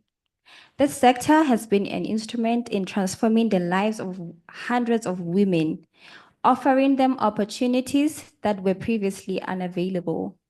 Therefore, ladies and gentlemen, I think we can all understand the negative impact of the increase of the tariffs in Lesotho's economy. But before I get to the problems that we are facing as women in Lesotho, please allow me to guide you through from where we come from, which is how the textile and apparel has empowered women and youth in Lesotho. It has, looking at the economic independence, textile jobs provide women with stable incomes, allowing them to support their families and contribute to household expenses. And I'll take a very good example with a lady named Vekile Sesha, a former garment worker who supported her family through her textile earnings, even after the economic hardships led to factory closures. Her determination remained strong as she continued to seek new opportunities. Textile and apparel has helped with skill development. Women have gained valuable skills in sewing fabric, cutting garments, and production, increasing their employability. And here I'll give an example of 12 women under the name Sitati Weavers, who have come together and start to show how textile skills can lead to entrepreneurship. The handcrafted mohair, tapestries, rugs, and bags have created sustainable business while preserving Basotho heritage. And the third point is community growth. With financial stability, women have invested in education for their children, healthcare, and local businesses, strengthening communities. And here I'll look at an example with the Gender Justice in Lesotho Apparel Agreement that was launched in 2019, that has helped over 10,000 women by addressing workplace harassment, allowing them to work in a safer and more dignified environment that fosters career growth. Now, ladies and gentlemen, moving forward, I'll look at, as we can remember, that the US has imposed a 50% tariff on imports from Lesotho. This decision has a devastating effects on our textile industry. To mention a few, it has reduced demand from Lesotho. With the increase of US tariffs, the cost of importing textiles from Lesotho has risen significantly, making it very difficult for local manufacturers less competitive. As a result, the US buyers are shifting their orders to countries with lower tariffs and production costs, leading to a sharp decline in demand for Lesotho's textile exports. This reduction in orders have threatened factories' operations. Okay, thank you. And the livelihoods in particular. So moving on to the next point is factory closures. Many factories have shut down due to declining exports, resulting in massive job losses, threatening the livelihoods of women. Remembering that I talked about a woman named Vekile Sasha from the newspaper reporter. She says, sorry, I was talented and I was doing something that was needed by the world. But today, ever since the factories have shut down, my family and my kids have nothing to eat. So ladies and gentlemen, I think I'm left with 1 minute. So I think the way forward, maybe a solution to our problem is to diversify our markets and also to support women in entrepreneurship. And to conclude, I think this is time for us as African nations to collaborate, empower local industries, and establish key players in the global economy, strengthening partnerships within the continental and beyond, pave the way to sustainable growth and prosperity. Thank you. Thank you so much, Ausmatidiso. I think it helps us to bring together the streams that were introduced by Dr. Maketo very capably, and it kind of practicalizes and grounds us in the real life experiences and impacts of these tariff elasticities, for lack of a better term. So I'd like to invite us to take a quick break. I hope tea, coffee is ready. Let's caffeinate or have chamomile tea or whatever our preference is, and not too much gluten, gluten. So let's come back in exactly 15 minutes. And yeah, Hari, thank you so much.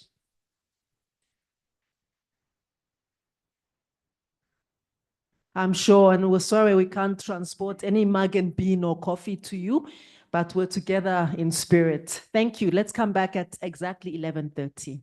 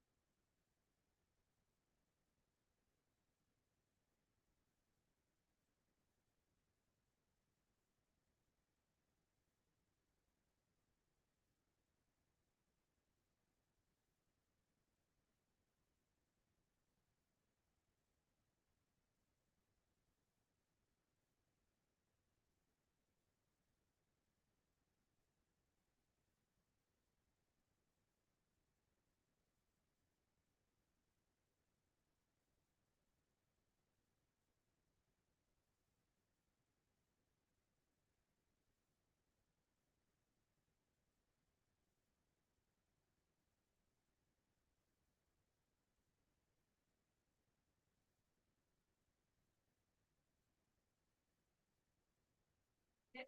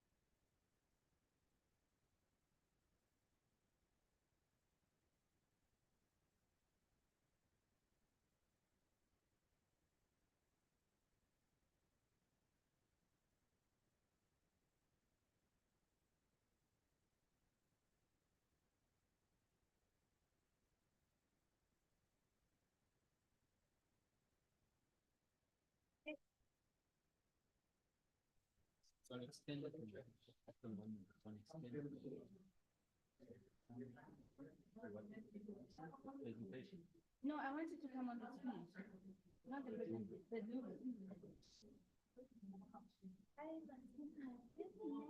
Is that the correct pronunciation? Mastena. What does it mean? Ah, you. You mean absolutely. So, I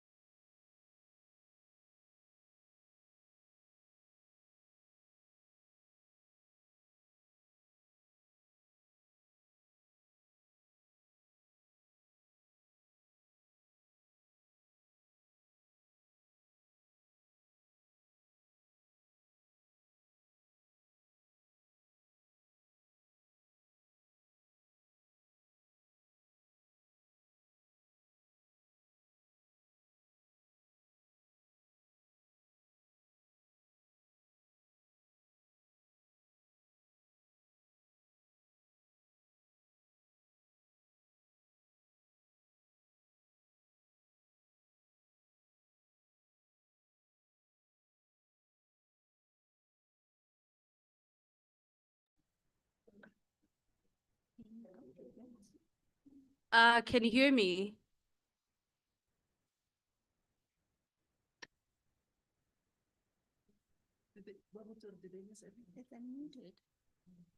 Can you hear me now?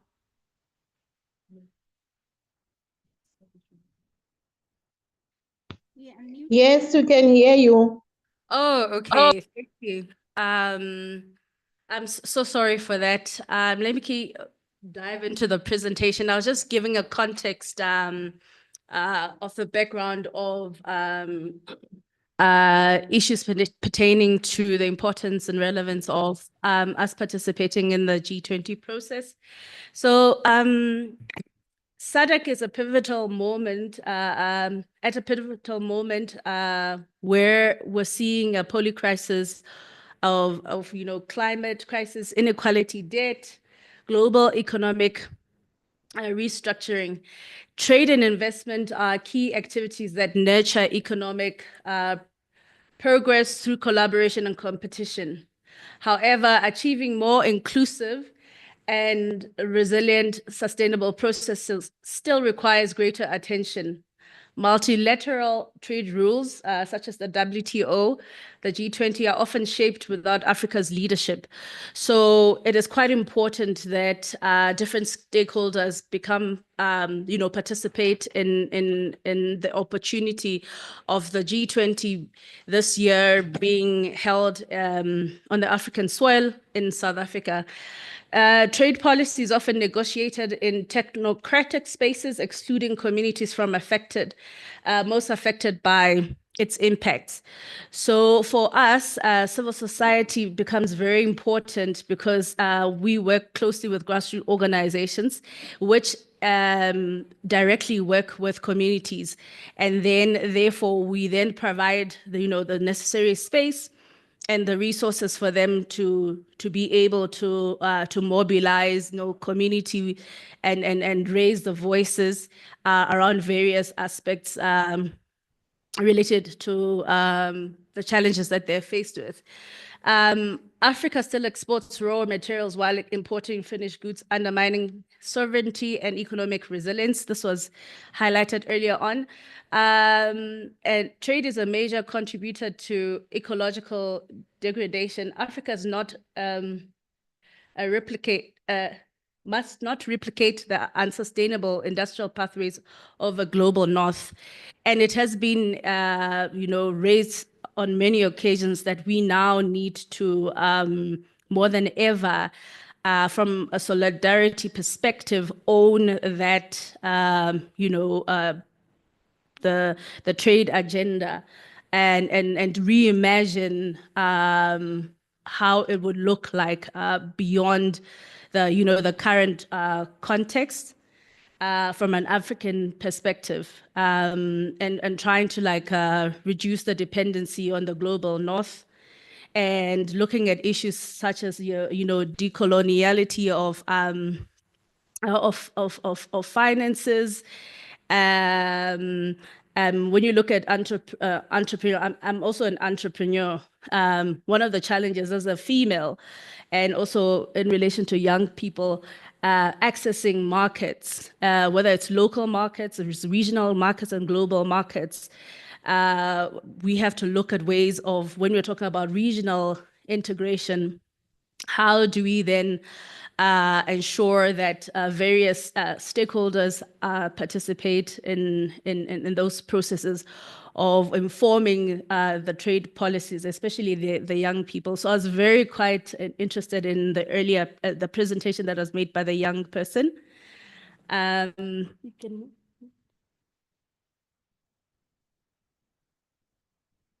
Yeah, so what is the G20? I just thought that I should just contextualize it. It's a group of 20 made out of countries in Europe and Africa, Spain, Brazil.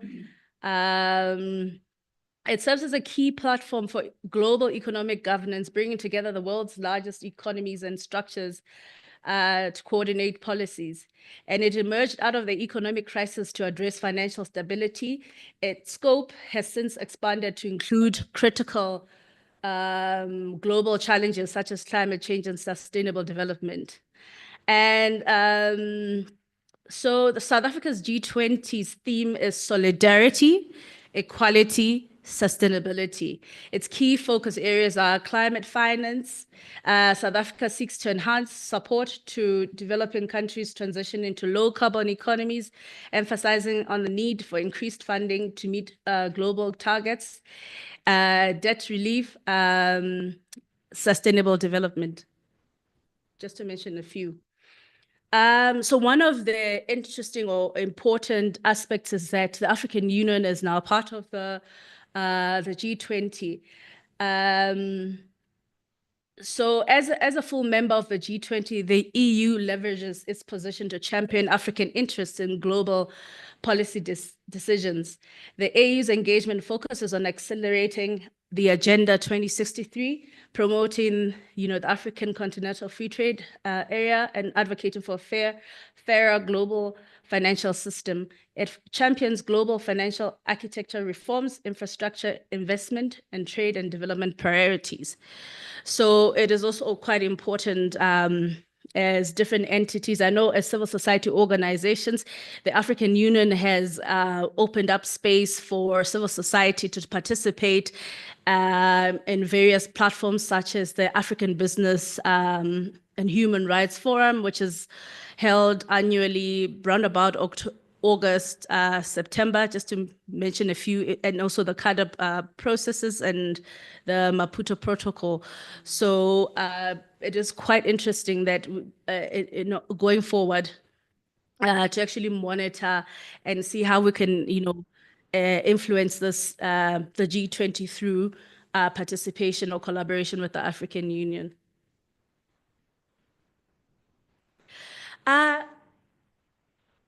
Sorry. So I just selected some of the engagement groups because there are quite a number of them. And I thought it was quite pertinent for this discussions around trade that I highlight the Think Tank 20. So within the Think Tank 20, the Task Force 1 focuses on trade and investment. The SADC region, rich in natural and human capital, stands at a pivotal moment, grappling with what I've already indicated, the climate shocks, inequality, global and economic headwinds. And so within within this task force, as I've already indicated earlier on, there's a side event that was organized like in Berlin, called the Global Solutions Summit, which then provided space for plus or minus 1,000 stakeholders. They hosted like about 50 sessions and looking at various issues related to food security, related to trade, to also looking at civic engagement, etc. So over the years, the G20 has recognized the importance of rebalancing global economic asymmetries and creating inclusive economic growth, the need to build resilient trade investment flows with alternative and sustainable supply chain pathways, and also looking at significant ways of supporting micro, small, and medium enterprises. But there's been an argument that the Global 20 has not significantly been able to address the issues of inequality and poverty within the African continent. Another aspect or engagement group that I thought was quite important, seeing that we've got esteemed guests who are parliamentarians, is a Parliament 20. So it aims to engage parliaments to strengthen global collaboration and ensure the practical implementation of international agreements in the group of 20 member countries. So as parliamentarians play an essential role in guiding the respective governments, the P20 is a powerful and unique platform for the parliaments of the G20 countries to contribute to the debates on global issues. So whatever was been discussed earlier on and what's going to be discussed in the afternoon, this is the engagement group for parliamentarians to actually access and ensure that they participate and raise all the concerns that were raised earlier on. Thank you. The other one is the Women 20. It focuses on economic empowerment of women and girls. So it also looks at those intersectional issues of sustainable development, looking at entrepreneurial and financial inclusion, the care economy. Mele Bohang has done quite a lot of work around this area of work. And when in my previous or former employment at Oxfam, we worked together when she was conducting research on beyond the GDP, which is quite a pertinent aspect of work that should be integrated and advanced within the space. Gender-based violence and femicide, education, and looking at the digital divide. And in particular, when you're looking at the digital divide, we're seeing a huge youth bulge in Southern Africa, especially in South Africa, countries like South Africa, Kenya, Malawi, Senegal, just to mention a few. So what does this mean for the future? And what does this mean when we're talking about trade, regional integration, when you're looking at young entrepreneurs? In 2025, there's been a projection that there'll be 2.5 billion population. So we have to also, the majority of that population is actually going to be young people. We're going to be ready to actually, address all these issues, making sure that we integrate the young people within the discourses, not only in discussions, but to ensure that they also, one, we're talking about ownership. And not only from an employment perspective. I mean, gone are the days where you're like, okay, I'm going to be working from 9 to 5. Now that the Gen Zs talk about on TikTok, they will wake up between 1 and 3 in the morning to, market whatever it is that they're marketing and make money. So how do we then look at the issues of digitalization across the different spectrums, whether it's the agricultural sector, whether it's the transport and logistics sector, which is quite a key component when you're discussing the issues of trade, especially from a regional integration perspective. So some of these are just suggestions. I mean, proposed mechanisms for G20 SADC engagement. Well, I was thinking, okay, establishing a G20 SADC transformation compact, how would that look like? Earlier on in the presentations, that was already been reflected on, but it will be quite interesting to actually have a reflective exercise around looking from a country context. How do we look at this particular aspect? Anchor it in existing platforms such as the AU, the G20 Compact with Africa, include civil society, youth, women, feminist movements, and accountability frameworks. Advocate for G20, African FTA, Green Industrial Compact that supports local beneficiation and low carbon industrial policy. So what's the strategic shift from dependency to diversification? As the young presenter spoke about diversification earlier on, how do we strengthen intra-SADC and intra-African trade? Perhaps maybe we could build regional value chains in agro-processing, green manufacturing, pharmaceuticals, for example, incentivize regional procurement over US or EU import dependency. Apologies for that. I've got 2 minutes. Oh my gosh. Okay, push for the African continental free trade area implementation that works for women, smallholders, and informal traders, for example.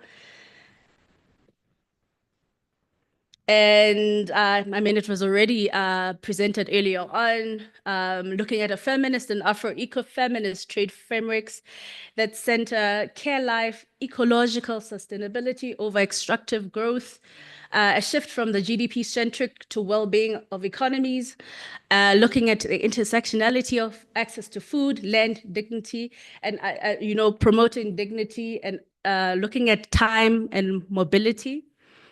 Supporting women-led corporations, informal border traders, and perhaps maybe what could be the policy ask for the G20, financing gender-responsive infrastructure, border post, sanitation, transport, investing in community-led renewable energy, championing debt cancellation linked to gender transition, just transitions, a Pan-African economic sovereignty. We need to reclaim the policy space to define our own industrial, agricultural, and digital strategies, leverage on the African continental free trade area for regional innovation ecosystems, women's cross-border corridors, SADC-wide harmonizations of customs standards, and gender-based safety measures, call for G20 support of African-owned institutions and decolonialized development finance. Toward a G20 SADC transformative compact, what I was thinking around, joint platform on trade and gender justice, where you involve the SADC civil society, feminist economists, trade unions, G20 experts, etc. Financing facility for feminist economic transformation, debt restructuring, and feminist public investment, digital and trade infrastructure investments that are led by by women, policy coherence reviews that align the G20 trade and tariff policies with human rights and climate goals. A closing to action. The global trade system is not neutral. So a call to the G20 to demand meaningful participation of the SADC and the Global South policies in the World Trade Organization, IMF, and G20 trade decisions, revisit tariff regimes and conditionalities that undermine local industrialization and food sovereignty.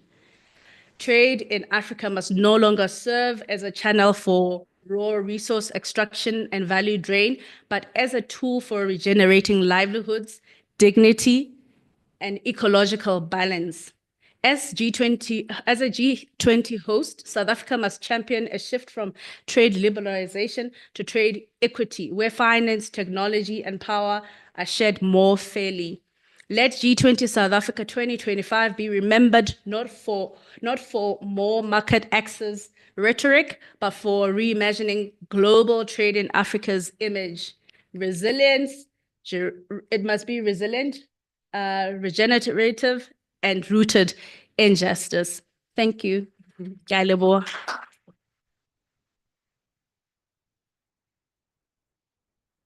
Let's be a bit more generous to Mema Pule. Thank you. That was a very rich panoramic, another very rich panoramic exposition, especially on the G20 and the intersections. I also appreciate the piece about reclaiming our sovereignty, and also bearing in mind that we already have instruments that we just don't make much use of as well as a region.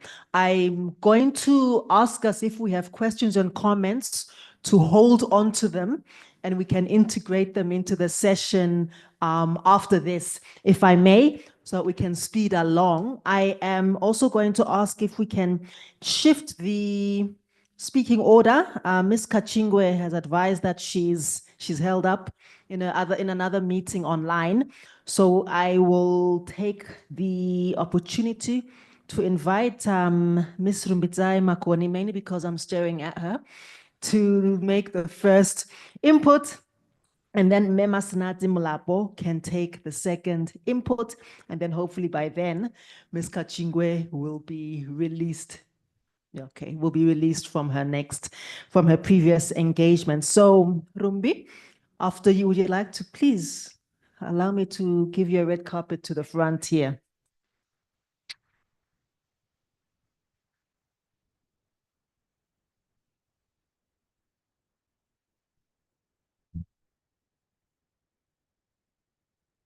Thank you very much, Lebogang, and good morning to all of us.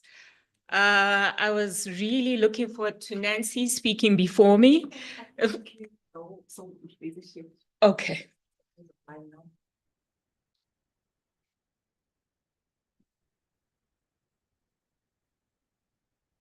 Let's just allow me to continue. Yes, thank you. Go ahead. Okay, all right. How many minutes do I have? This is actually for 3 people, it's 30 minutes. Take your 10 minutes. Is that okay? All right, I think I can. And yeah. I wish it were more, but please continue. No, but you know, even if I take less, maybe I'll have something to add on after. Yes, yes. Wow, so good morning, everyone. Oh, it's now afternoon. Thank you. Good afternoon, everyone. All right. I am Rumbidzai Makoni. I'm with ActionAid International as a policy advisor on feminist economic alternatives to neoliberalism. So I think to start us off, I just want to weave my story from the presentations that we've been having since morning. As my brother Ranga was presenting, it dawned upon me that individualism is un-African. Okay, as Africans, we are a very community-led continent. So when we are speaking about individual countries going to negotiate on their own behalf, my heart bleeds, because for me, this shows this is a learned behavior from our colonizers. And I think we need to root our conversations in this, because sometimes we forget that we are carrying scars that we inherited from colonization, scars that we inherited from neoliberalism. And I think those are the most dangerous, because it shows a colonization of the mind. And as stakeholders gathered here, I'm really looking forward to a space where we can decolonize our minds and also influence our leaders to do the same, to just be brave enough to be different, right?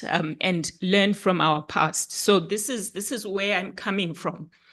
And then when I look at trade, the way we are doing trade now, again, is un-African, right? And everything is always sped up. We need to do this quickly. We need to respond to what the US has done and things like that. And so when I look at even the trade agreements that govern SADC trade, there are fundamental problems in that, because they are steeped in neoliberalism.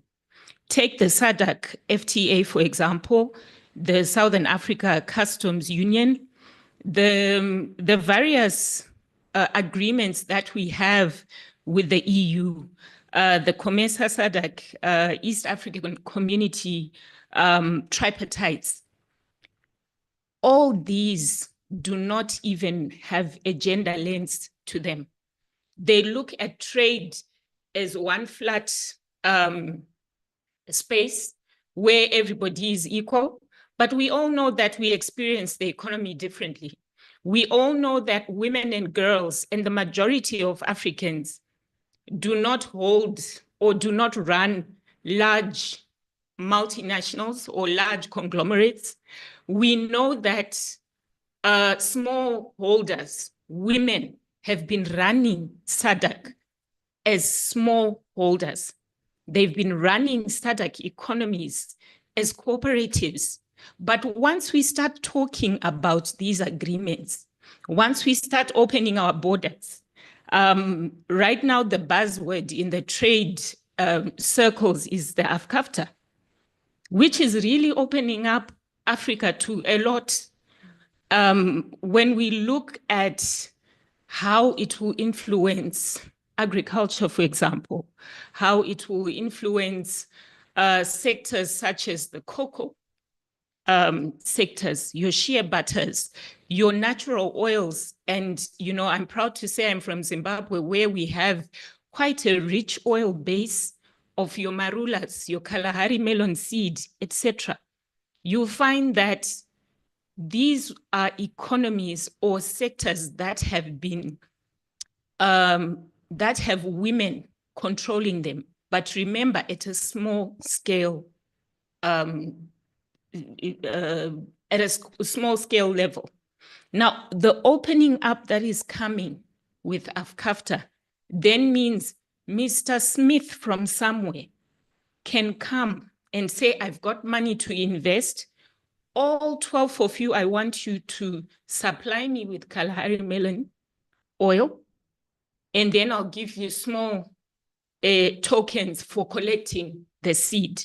Then Mr. Smith gets the money.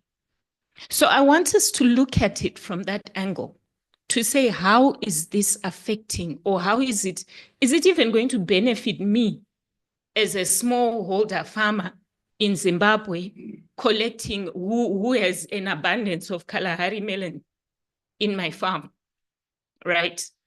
And so I think as feminists, this is our departure point, to say, what does this mean for women who have been doing this? And remember, this is a business that is passed down from generation to generation, because this is what we do in Africa.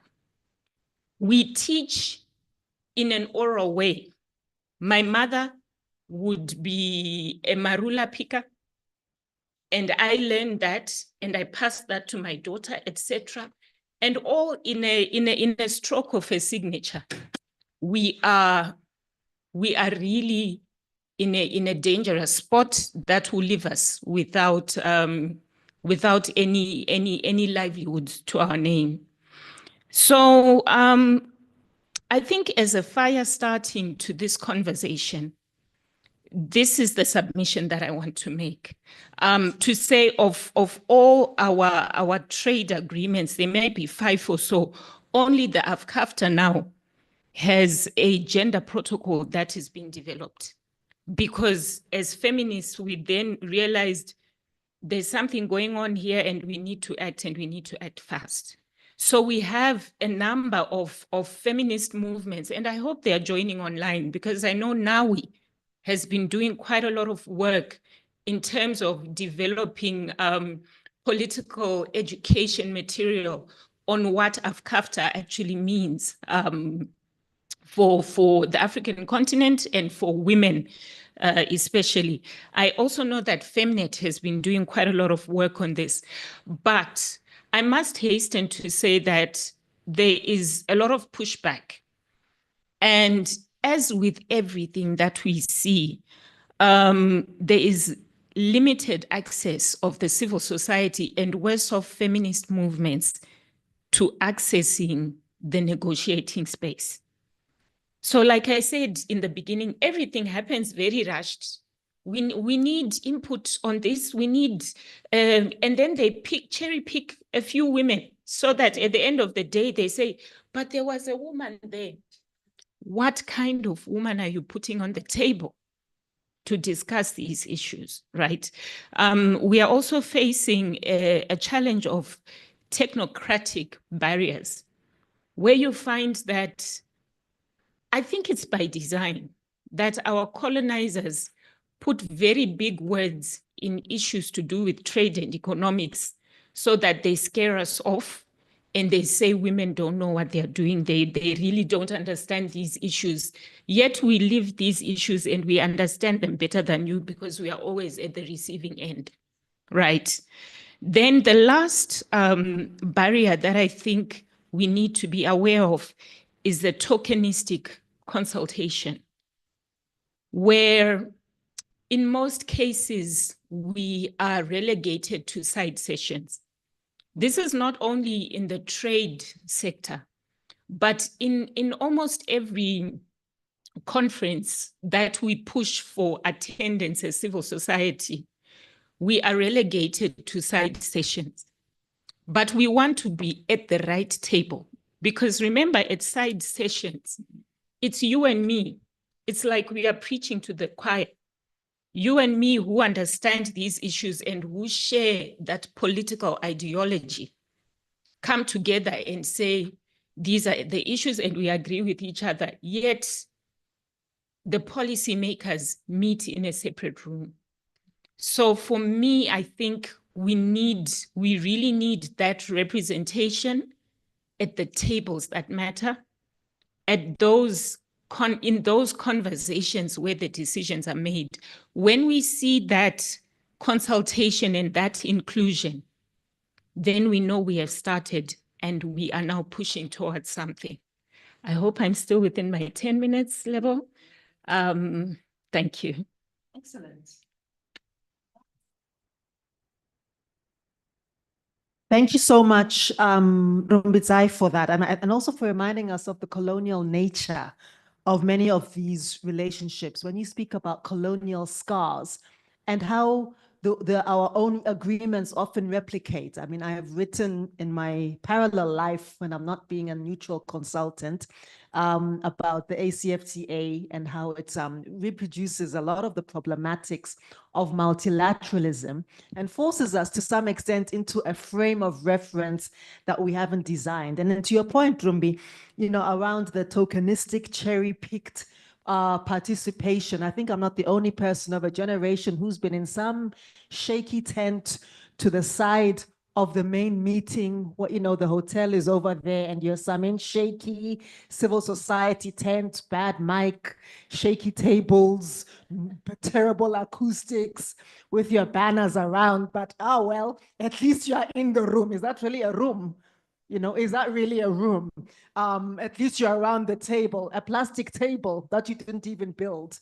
So, I mean, even the quality of our engagements has to be questioned. And also, again, the top-down hierarchical, as you rightly say, Rumbi, a very Western way of treating power, Western patriarchal way of treating power. So thank you for bringing that very rich dimension. And lastly, of course, that there's nothing neutral about trade. There's nothing neutral about the way these systems and structures have been set up. They have a history, they have a voice, and that voice is normally, unfortunately, shaped by the global north. On that note, I'd like to invite, I think Nancy is online. Nancy, if you're there, and if you're ready to present, and if we can maybe have a picture of either Nancy or her presentation, that would be great. Thank you. And then after that, I will invite our final speaker of this panel to join us, Mema Snati. So, Ms. Kachingwe, over to you as soon as we can have a look at you or at your inputs. Can you hear us, Nancy? I can. Good morning. Good day. Good morning this afternoon, as somebody said. Good morning this afternoon, yes. Yeah. It's still morning somewhere. It's morning somewhere. It's morning in New York or something. We can't see you. You can't see us. But please speak. Can you not see me? Not yet. Oh, my video is on. And I can see you, by the way, so be careful. Okay, you can. All right. I think I'm on video now. Please start, Nancy, while we sort out our little gremlins in the interests of time. Okay. Oh, yes. Thank All you. right. I thank you very much for the invitation. And it is good that, it's always good to be back in discussions about trade, which was one of the things I started by NGO life in, was working on trade and trade agreements, first of all with the European Union, and then later on when the WTO was coming into existence and the different agreements. were there, and so many of us go back a long way, including myself and good moderator Lebohang, meeting in the context of this of these big movements, and work around trade questions. The current moment we're in is also one where we're like, but this is what we were talking about all those years ago when we were talking about the problems of both trade liberalization in the context of structural adjustment, and in the context of agreements, WTO agreements like the Agreement on Agriculture, Services. There was even supposed to be a multilateral agreement on investment liberalization, which fortunately was did not see the light of day. It went through in other forms, but civil society organizations and the Africa Group as well played a very important role in terms of pushing back on some of the more draconian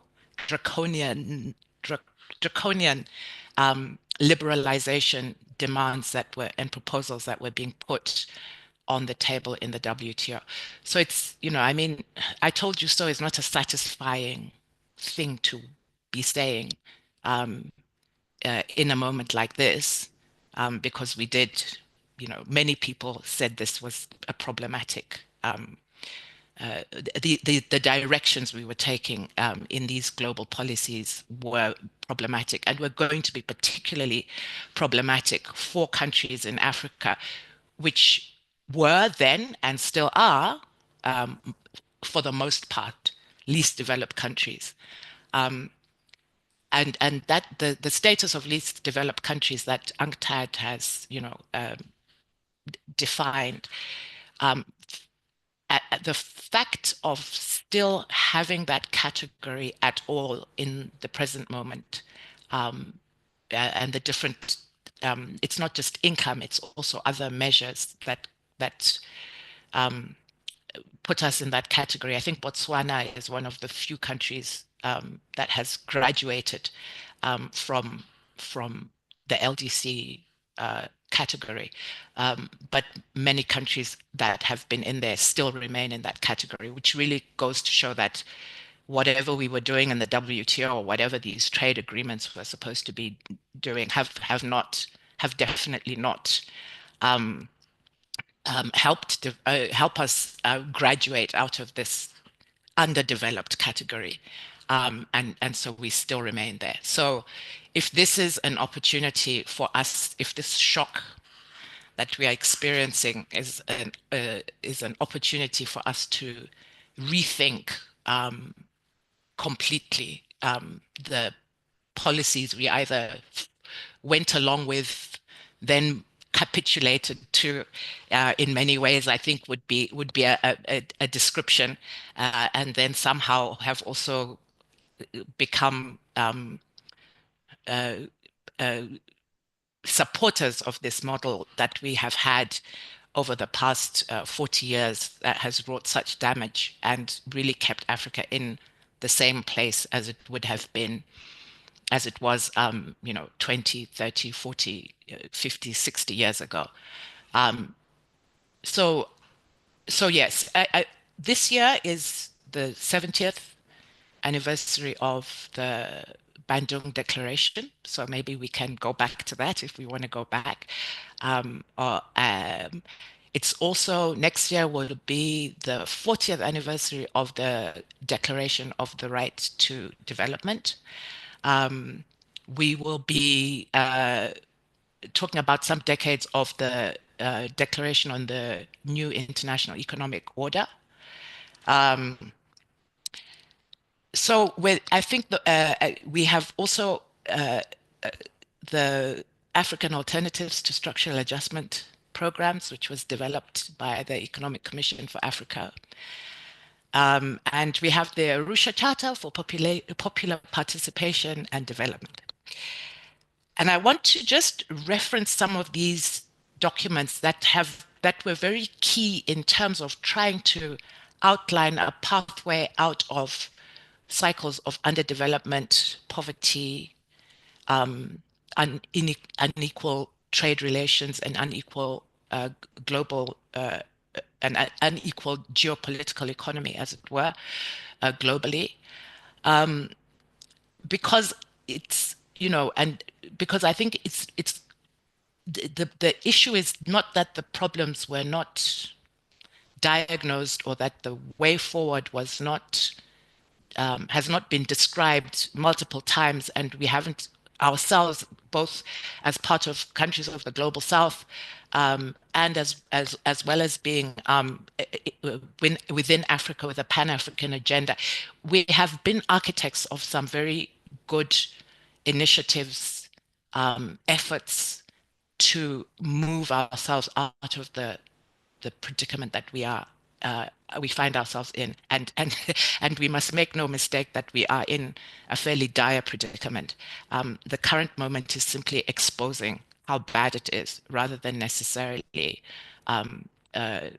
telling us new things. It's the stark reality that maybe sometimes we would like to hide from. And then the reality check comes and you're like, unfortunately, you face the way things are.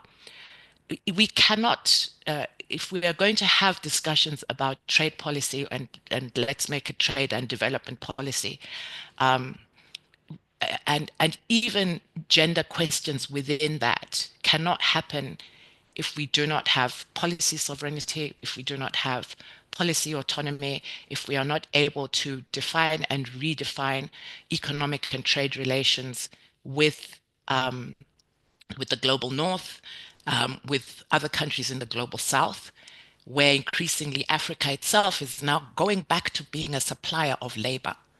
This is becoming our biggest export, and it really should be something that we think about with a lot of dismay, whether it's skilled labor, as we call it, unskilled, from brain drain, etc. This is what we are now becoming a primary exporter of. Labor is becoming one of our primary exports, and the levels of trade remittances, for example, that are far greater than I think in the case, there was a case of Uganda, some research had been done. It's actually more is coming from remittances than is actually being earned from foreign exchange from exports such as tea and coffee, which are major commodities exports. So we have some, I think within that context, a dispensation that is built around new sets of trade relations has to be thought through, and we really need our states to think carefully seriously about questions of public policy capacity, trade policy autonomously, and how we shift our position. And there are these documents that have been clear in terms of mapping out the direction we are supposed to go, never mind many other scholarly works.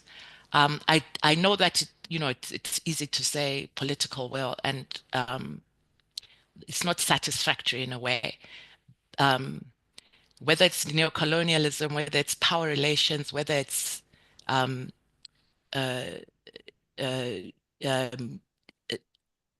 whatever dynamics are happening that put Africa in a position where we are not able to come up with solutions to our problems, but are forced into following policy prescriptions that we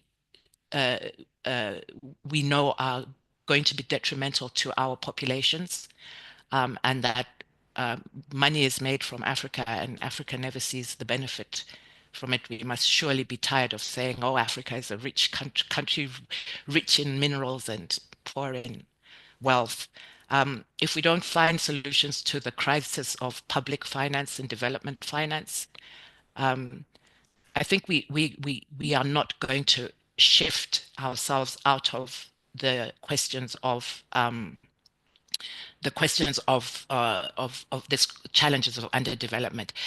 The really worrying thing, and I know we want to talk about gender and the way trade policy impacts gender differently. The big problem that we are seeing of what happens in terms of failure is that the attack on women becomes more and more ferocious.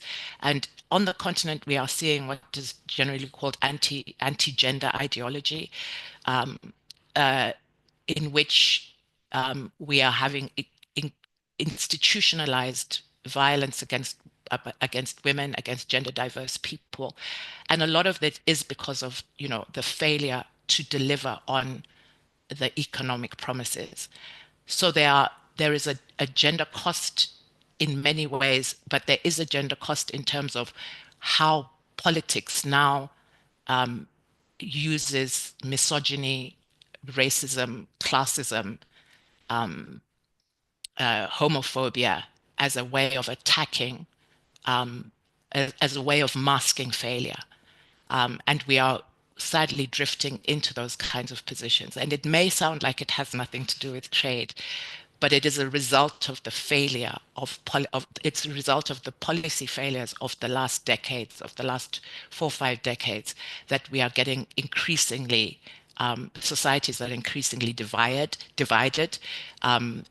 People are at odds with each other. Politics is becoming extremely ugly, and marginalized groups are being targeted in order to disguise it.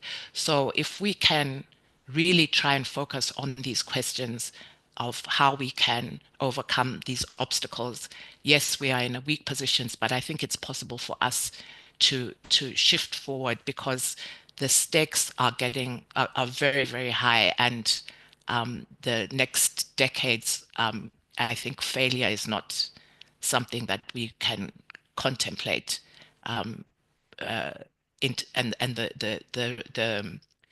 the consequences are going to be dire in not just in economic ways, but also in social and political ways, and the social fractures that we will see as a result of the problems that we are facing today. So I'm just going to and that is, by the way, a feminist perspective that I'm giving. So as we have had conversations within our various feminist communities about what's going on in the world, and much of it is a result of the failure to the persistent underdevelopment that is taking place on the continent. Thank you for the time. I hope that offers some thoughts in terms of moving forward. But I think the spirit of Pan-Africanism has to be revived, and be the basis.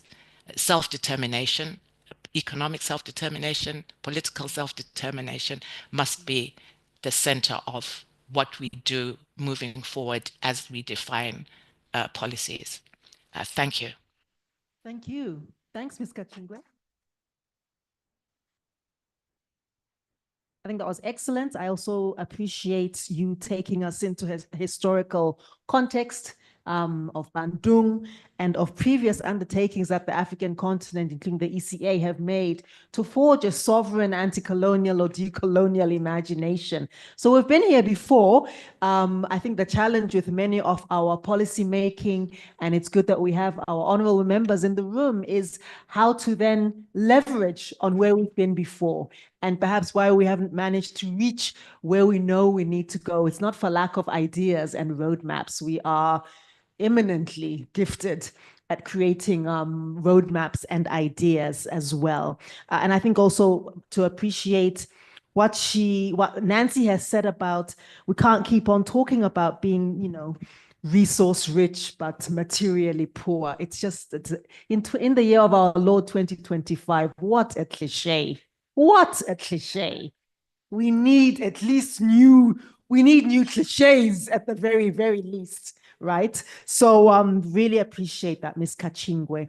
I would like to open up to the third speaker, Mme Masnati Mulapo, to come forward and to give her own impressions on this very important topic.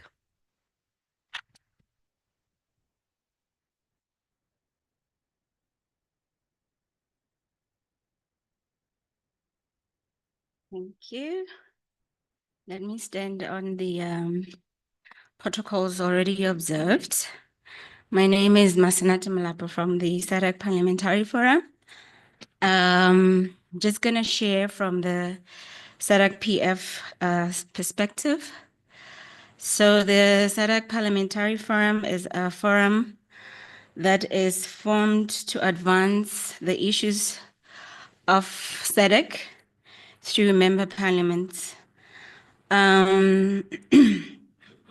We bring regional experiences to bear at national level. We promote best practices in the role of parliaments in regional cooperation and integration, as outlined in the SADC Treaty and the Forum Constitution.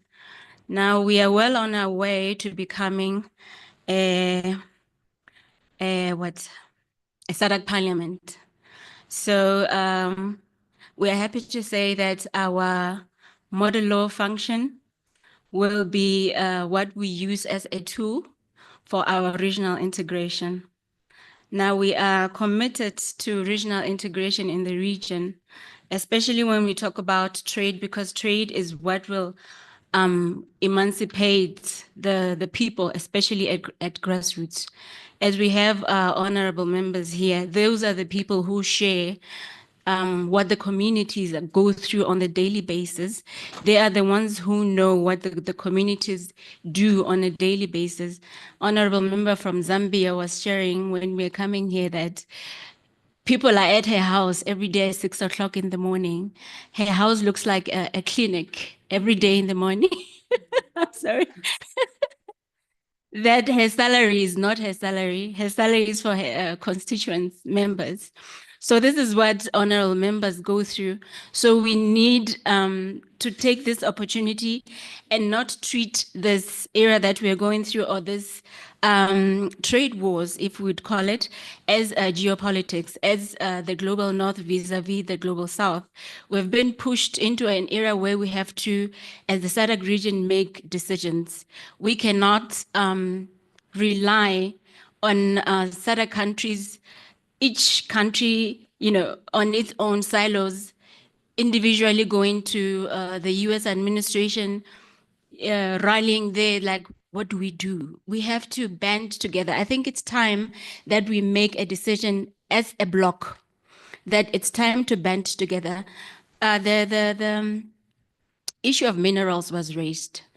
There are no tariffs on minerals. What are we saying about minerals? True, we cannot beneficiate the minerals. We do not have the capacity. We do not have what it takes. China does, America does, but as Africans, we don't. But we can say we have tariffs on our minerals. We have tariffs of a certain percentage from the SADC region, not from South Africa, not from Lesotho, not from Botswana. Because if we look at, Zambia says we have copper, but the copper does nothing for us. Botswana says we have diamonds, but the diamonds are in danger of the synthetic diamonds coming up. So we have to think strategically as a region on what we are going to do. What is the way forward? So we, as the SADC Parliamentary Forum, we are here from the lens of legislation, because we have the member states, we have honorable members who can advocate, we have honorable members who can legislate in the different jurisdictions. We can come up with model laws, we can come up with policy papers, we can come up with positions that honorable members can take to their jurisdictions, and then we can advocate as a region that this is the stance that the SADC region is taking when it comes to the issues of trade. So I implore you, ladies and gentlemen, that the SADC Parliamentary Forum thrives on these kinds of platforms, because these are the platforms that comes up with strategies, but we are able to through your assistance and through collaborations, put them on paper as legislation, and through mobilization, through your help, then we can get them across through even to the indigenous people of the SADC region. What we are trying to do, or what we look for, is impact, is change, is value addition to our region, especially because I believe that trade could change the lives of our people. If we look at what South Africa has, what Lesotho has, we can't all be growing bananas and selling each other bananas. I was reading about Tanzania and South Africa. They have a trade war that's been long-standing about each country trying to sell each other bananas. There's been a protectionist thing with Botswana and South Africa. They can't sell agricultural produce to each other. So we have to come up with strategies that what do you have that I do not have? Lesotho, if you're doing textiles, make it so that the SADC region can use your textiles. They should not just be for the AGOA markets. I'm from Lesotho. I have not worn a jean made in Lesotho. I've not even seen one that has a tag made in Lesotho. I'd love to wear the Maxhosa dress. I cannot afford the dress. So these are the issues. There's a lot that we can say. There's a lot of frameworks that we can put, but we have to look at the landscape that we live in. We have countries in the SADC region that are heavily indebted, that we are asking for them to be, excused from debt. We have the African Continental Free Trade Area. They have come up with protocols on women and trade. They've come up with protocols on digital trade for the youth. We have to leverage on those. But most importantly, we have to look at the SADC region, the SADC Free Trade Area. What is there? What can the bloc do as a region? One other issue that is pertinent in our region that robs us is the flow of the illicit funds. It's the corruption that underlies everything. We have to look at that as well, so that everything, is looked at holistically. So those are the issues as we build on the models, as we build on the policies, that we hope the conversations can flow around. And we are hoping for more collaborations with you as civil societies, as we progress. This trade war, the slide that was shown that China and the US have made peace, it shows that it's a slippery slide. We are talking here and people are making peace, and Africa is still on the 90-day pause. People are still losing jobs. The USAID has cut funds, people have lost jobs. What are we going to do to circumvent that? The government cannot do anything about that because our governments are heavily indebted. We cannot even find the basic needs of our societies. But I'd like to end with thanking every one of you for coming to our call. I hope this is the first of many meetings that we come together, and hopefully we can get something down on paper that we can use to advocate in the spheres around the SADC region. Thank you. Thank you so much. Yeah, and thank you for reminding us that selling bananas to each other is not the most useful use of our rich endowments and skills and services. And I think also, thank you for the reminder that we do have in our archives on the African continent, the idea of productive integration and aggregated industrial policy, and that these have been created under the ECA, and we also had these under the Arusha Declaration. These ideas have been floating around for decades and decades, and this whole notion that you can have a structuralist approach to the economy where maybe Mozambique is responsible for, Zimbabwe is responsible for tobacco, Botswana is responsible for beef, South Africa is responsible for the wheat, and also because our climates are so similar. And in fact, the idea of of SADC is actually a colonial fiction in many regards, due to the way that we've been chopped up. Not surprising that so many of our goods and our services and our capacities are very similar. So how do we outsmart the mischief of the Berlin project, actually, is probably a question. If I may borrow a few minutes from our lunch, we're already in injury time, but I think let us kindly, please, pretty please, indulge me, because I think that we hardly ever get these opportunities to be in a room together. So I'm going to kindly and unilaterally borrow from our lunch, because I'd like to give an opportunity for us to engage with all the presentations that we have had, including the one by Mema Pule earlier on. So if there are any questions, very brief questions, or even aha moments that came from those, let's share them now very briefly, and then I'll take us into our well-earned lunch. Over to good colleagues. Quick ahas, impressions, something, anything. And there's a line aha on who is he? My eyes, guys. Dilemodiaya. Okay, Mr. or Miss, that sounds like a Mr. Daka. Please go ahead. Yes, maybe my observation is this. How best can we have as Africa to ensure that within the African Free Trade Continental Area, we create a framework such that each and every country that has to be maximizing and optimizing is the best competitive advantage, and concentrate on that and maximize that. Then the trade between bilateral and multilateral trade between those nations are done by a company, a country which specializes in that. Unlike doing quite a lot of production areas where we are not actively and competitively having an advantage on that. How best can we put that framework in that area so that it will become that? And also in terms of the legal frameworks, how best can we protect our countries in terms of foreign international trade who appear in terms of corporate executive suits, who come to plunder our resources for expropriation to their countries?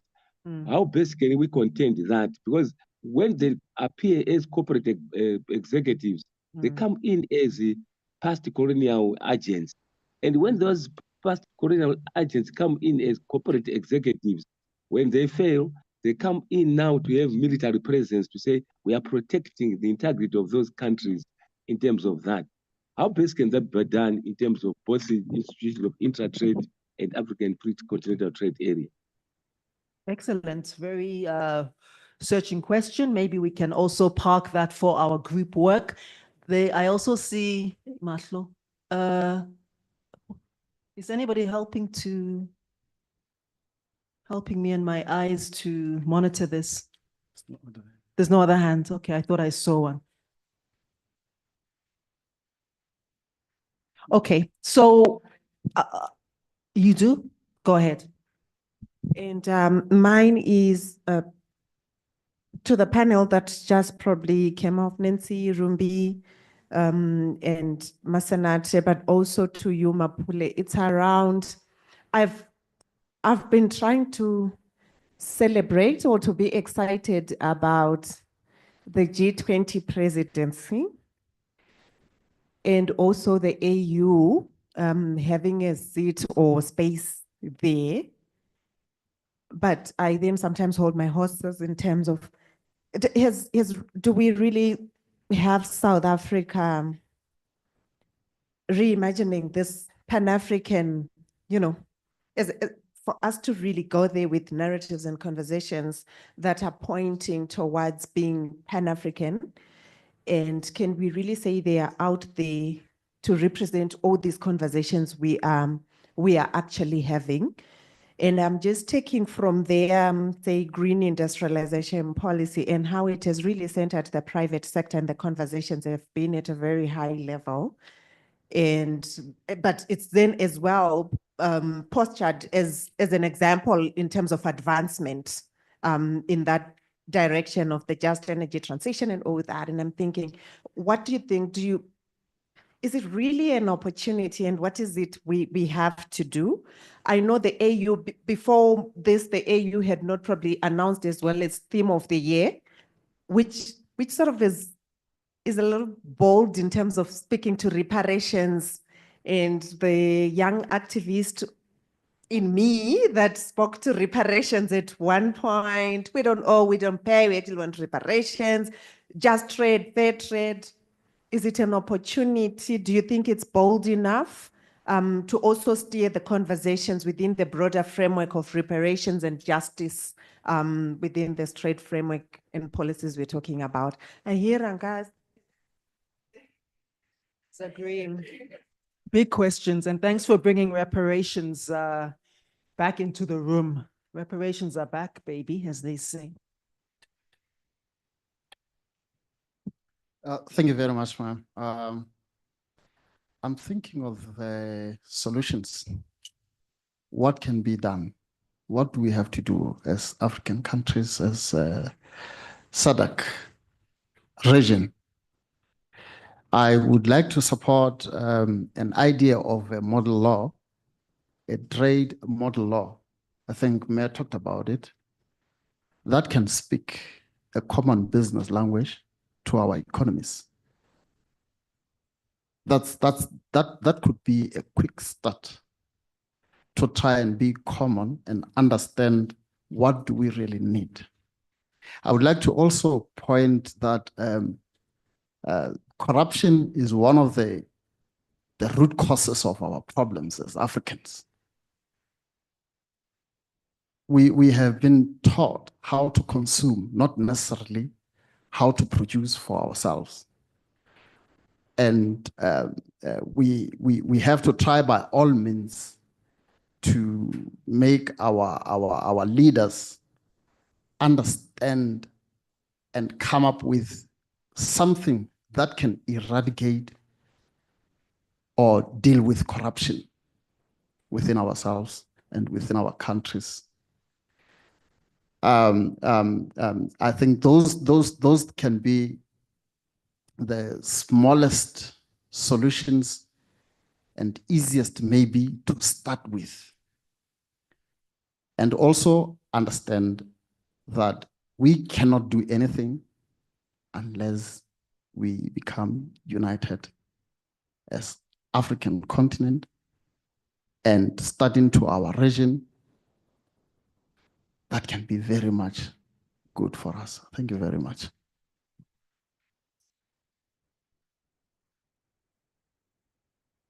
Just because you walked in, just say your name and then make your. Thank you. Apologies for arriving late. I was stuck in another meeting.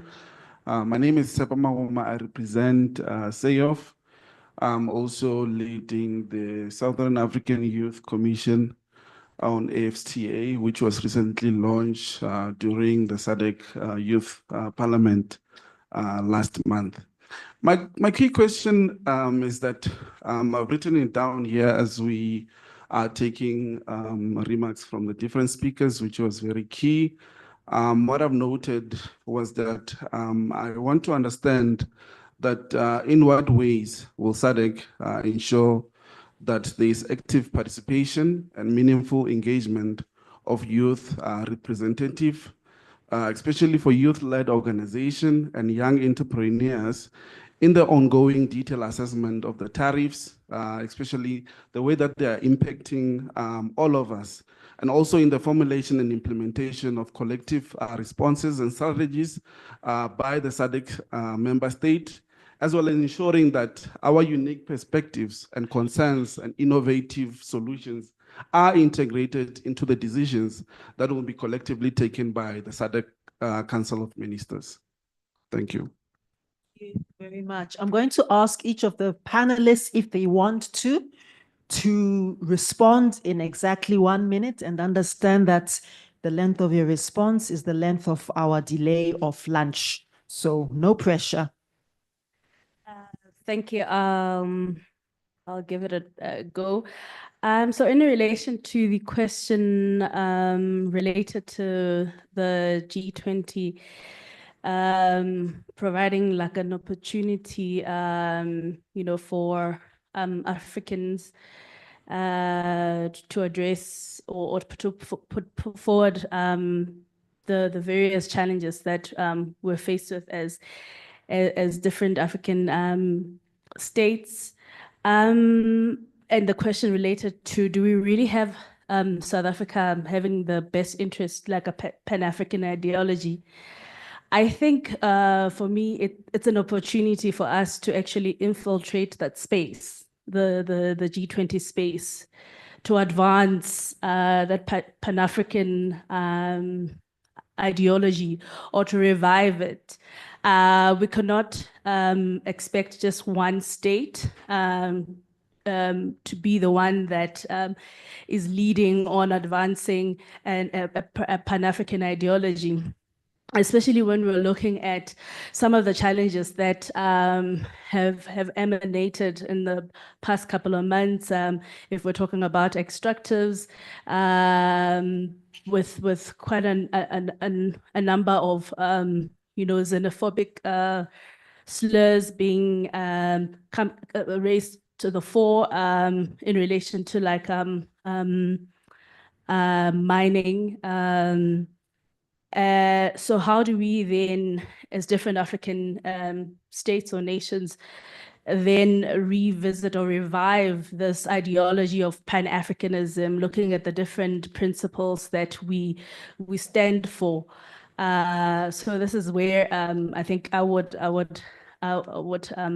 engage or start off, and also from a perspective of accountability. We're talking about accountability in light of only holding government and the private sector accountable, but we are not holding ourselves accountable as citizens, whether be it we're a foreign national in South Africa or in any other African country. So what does it mean? What is this Pan-African ideology or spirit? And in terms of us fighting for promoting dignity and all other human rights principles or human-centered principles, how do we then advance those and also hold ourselves and those that are actually perpetrating these human rights violations against those that are termed like foreigners, like in a country like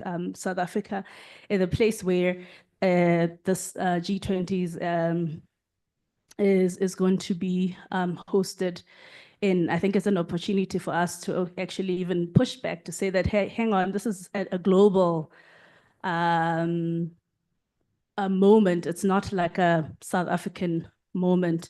And when it comes to the African Union, I think that's a very good question that we really need to unpack further in terms of monitoring. I think from a civil society perspective, I will put that as one of the issues that perhaps maybe we could unpack from a monitoring perspective. Thank you. Wimbi, do you want to take a bite at any of the above? Thank you. I want to respond to the last question that had to do with youth participation. And I think from where I'm standing in this room, we're actually having a call to action to say, if you don't draw up your chair to the table, no one is going to invite you to the table. If they invite you to a table, Lebogang spoke of the shaky plastic table outside of the actual room. So what I would encourage us to do, because I'm coming from the women's rights perspective, you're coming from the youth perspective, we now know this is happening, and we need to find ourselves, to find a way to get into those spaces where those discussions are being held. And I'm happy we also have policymakers around us, because they are going to remember when these discussions are being done in the various spaces that you sit in, to say, we remember we have young people, we remember we have young entrepreneurs, we remember we have women. Let's get those people in the room. And then I think there was an issue about opening up the markets. I think it was from Malvin Daka. I think if we have policies that protect nationals, because the current standing at the moment, Africa is so open. It's extremely open for business. And because it's that open for business, it has the danger of crowding out the nationals because we don't have the finances, right? So we need to crack that question to say, how then do we finance it in such a way that nationals of those SADC countries can actually be the ones at the forefront of the investment? And then I think the rest will figure itself out through those national policies. Thank you. Memasnat, anything from yourself? Just a small comment. I like what she said about pulling up chairs. There's the narrative that the youth have to be spoken for, and we have to change that narrative that the youth have a voice. Actually, they have a much larger voice. In collective, the youth have such a big voice that if they can use that voice, they can change so much. We have a memorandum with SAYOF, and we are hoping that as we move and progress and have model laws, we do so much with, we don't put anything on paper before we ask. We have honorable members, their constitutional mandate is to go back to the people. They have to ask the people, they have to ask the civil society organizations, they have to talk to government, they have to talk to all the spheres before anything is concretized, and it is called a model law. So the process is very, very vigorous and very encompassing. So yeah, the space is there to be filled. Thank you. Ms. Kachingwe, are you still online? And I know that I know there's another question here.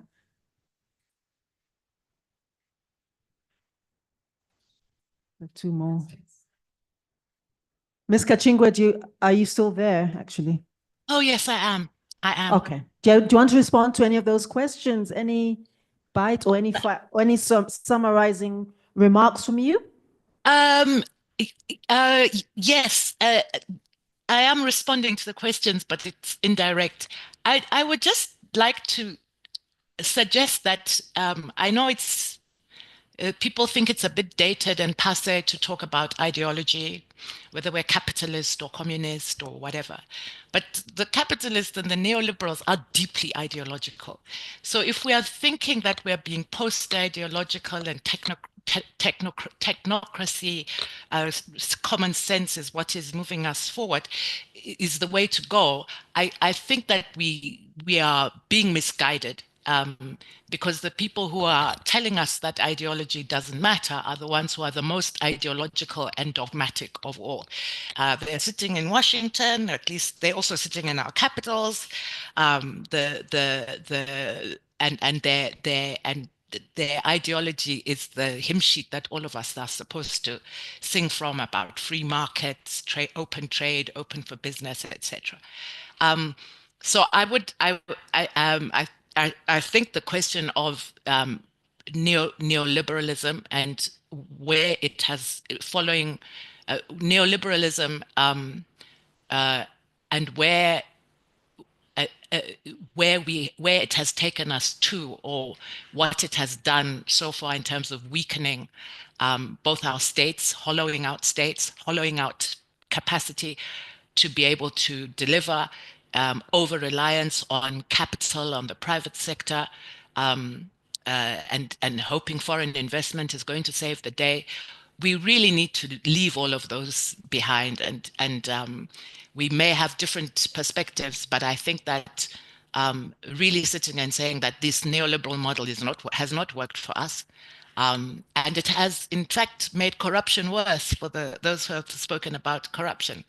And we are seeing young people, as we saw the protests in Kenya, was specifically around these the kinds of policies that are being introduced coming from Washington. And so as somebody with a placard said, this is not that. What did they say? Not the grandmother. Your grandmother's IMF or something. Anyway, they were very bold in terms of challenging this model. So they were picking up this discussion, and we need to also follow through. So the youth are the ones leading the way in many ways, and it's the adults that are sometimes stopping them from pushing the boundaries too far because it'll scare off investors or whatever it is. So I think that some of these basic questions may be where we can find answers to what is Pan-Africanism supposed to look like in policy terms, and so forth. So I feel like there is a need to have these debates. We should not think they're outdated, and we should be bold so that even when we go in spaces like the G20, if we're not sound in our politics, then we're not going to be able to achieve much in terms of influencing those forums, because the people who are going there, who are getting something out of it, are the ones who are clear about their politics, whether it's imperialism or whatever, they're clear. We can't be all ideologic. We can't say we don't do ideology. It's just common sense when that is not the case. So those are the comments I would like, but thank you for having me and giving me the opportunity to speak. A perfect note. Thank you so much, Mr. Kachingwe. I'm going to ask my colleague here to read the other two questions that have been posed. And what I'm going to ask is that we park and package these and translate them into some of the group work to be addressed. And then after that, I'll announce how the group work is going to be distributed straight after lunch. Over to you. Okay. Yeah, so the first question is from Gift Chingano. It reads as follows. Is SADC Secretariat doing anything to address the issue of tariffs, or is just SADC Parliament? If they are, what are they doing? And then the second question is from Sandra Matendere. It reads, what efforts have been put in place to address genuine concerns of women, especially those in business who have been directly affected by US tariffs? The case study of women in Lesotho textile industry. Thank you so much. So we'll fold those into our group work. And then just before we break for lunch, the online group leader or group facilitator is Rachel Gondo. And we'll ask the group online to please remain engaged so that we also receive some of their very important inputs. Oftentimes we treat the virtual participants as though they are somewhere in Russia and we are on Mars. So we would really want to make sure that they are fully integrated. And then in the room, the group one facilitator is going to be Rumbidzai Memagoni. Group two facilitator on feminist trade alternatives is Miss Alines Mumba. And the group three facilitators will be leveraging AFCFTA for women-led enterprises.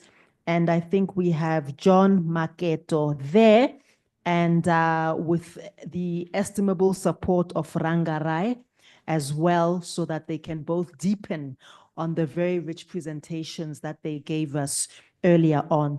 I think that the Secretariat can give us information on where are we going to break into these same room, or are they spaces for people to go to straight after lunch into the groups? Okay. No, let's go to lunch, and then hopefully we'll get that announcement. We'll convene here, and then we can break up into the groups from here. So if we can kindly be back at 2, and I know it will be 2 for 2:05, so it's okay.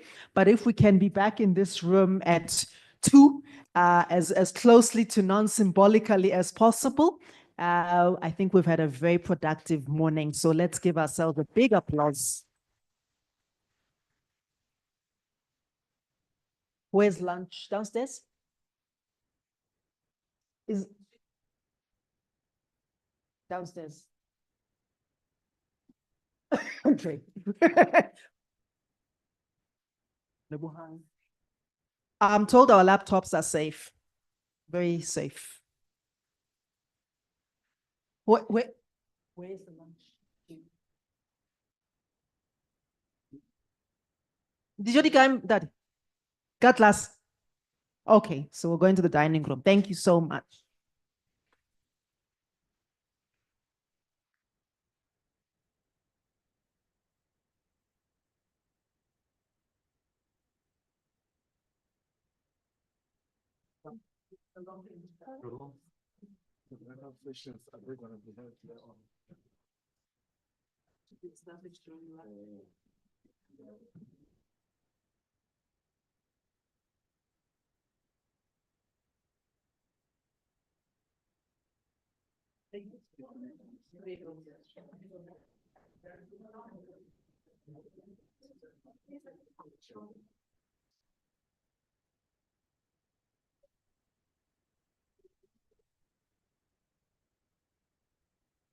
I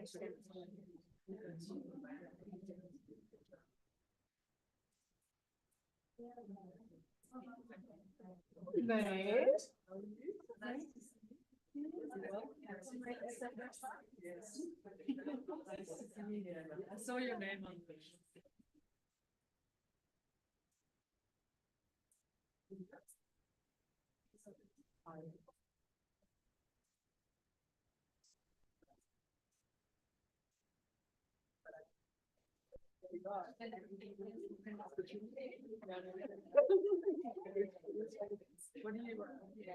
I'm trying to finish. I'm trying to read a couple of pages. One is a book for the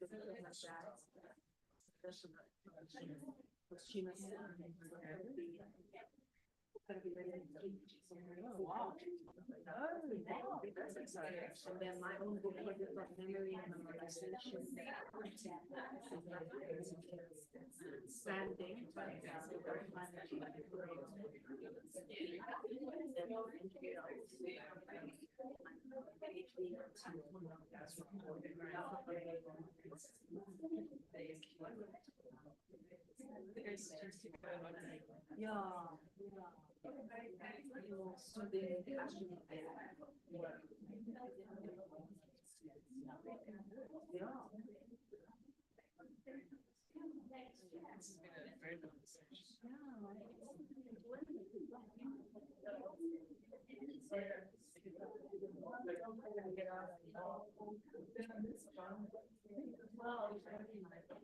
You shared it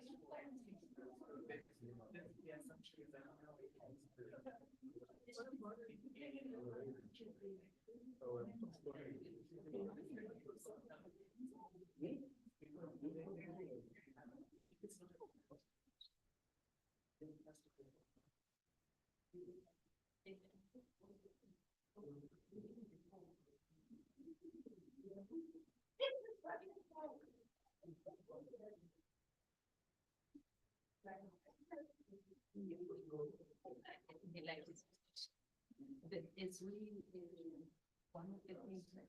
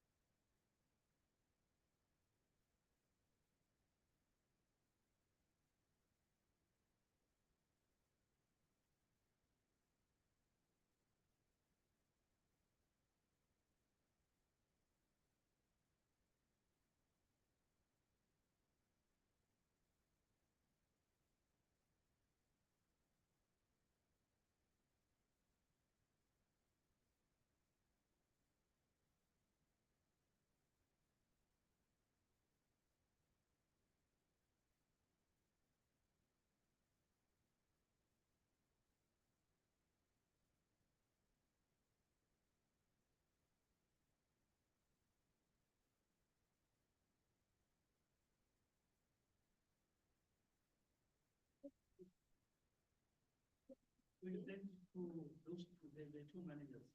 I think they've sent also. No, you are sending your line managers. But the person who's going to approve is. You can approve in. But I don't know the one who. So this one is very different.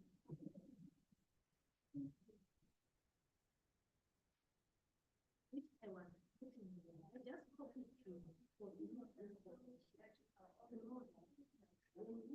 do that, which you will do, coming from the I want to It's not you who are just saying, let me put this figure. It is actually coming from him. So when he is now feeling, he can come back to me and I will say, okay, to my colleague.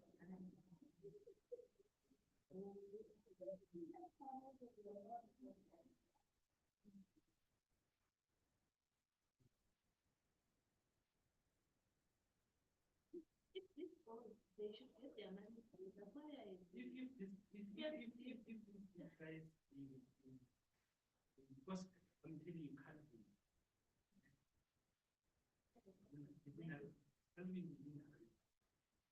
So maybe just get it signed up and then. So let's assume, let's hope.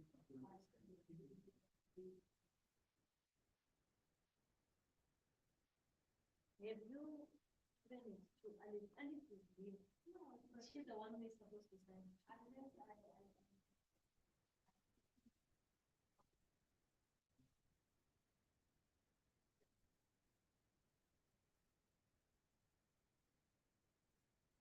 That because then remember it wasn't the final one.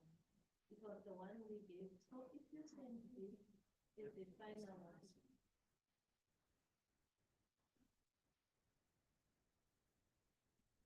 Because now Stanley needs to also know that we have an updated one. That one was based on, remember it was the day before traveling or something like that. And people were not yet sure who is doing what.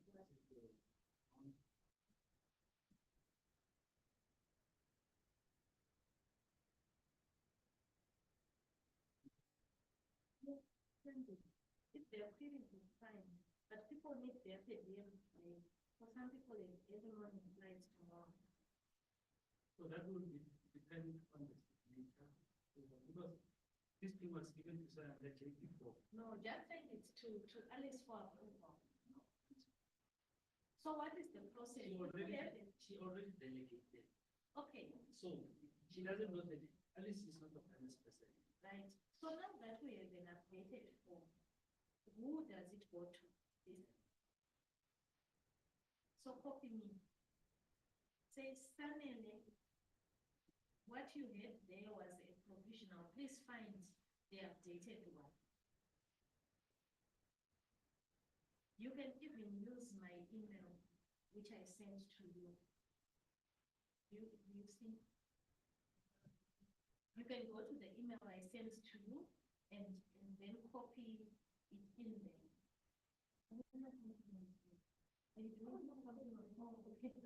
Sorry. No. So like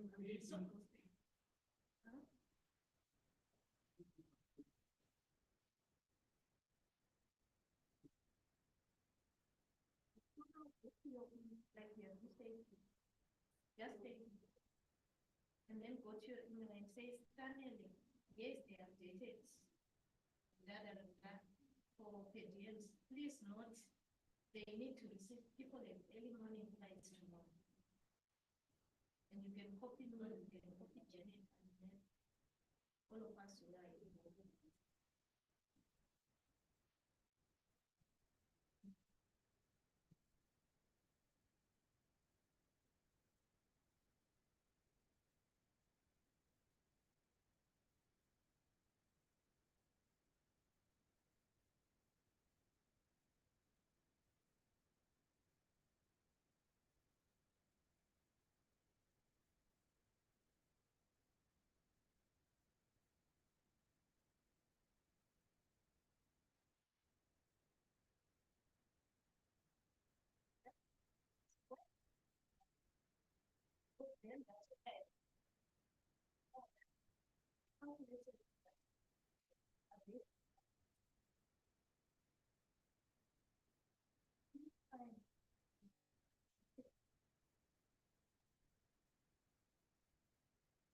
It doesn't matter which email you connect it to. I think what lunchtime now we need to say, what time does it?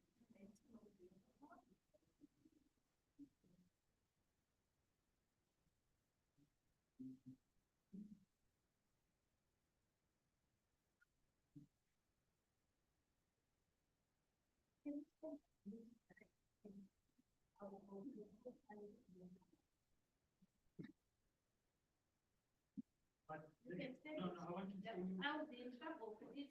I don't mind because I need people to get their head in. The way these MPs will kill us if they don't, it will be something else. If there's a period with our staff per diem, at least they can do.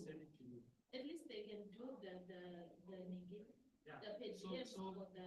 You copy everyone. I will copy everyone, and if I'm in trouble, I will be in trouble. I will stand and say, yes, I'm in trouble.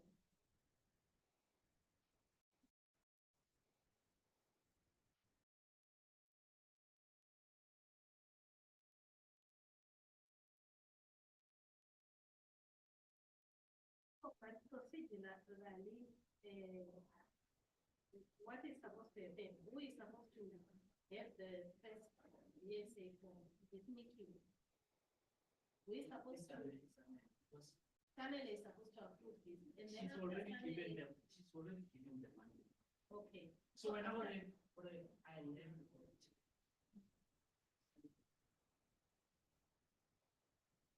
I need to review let me show the email. But we didn't have the updated thing. We didn't. Even the one. Please find that out. Please find that out. You can send the email. It will be quick.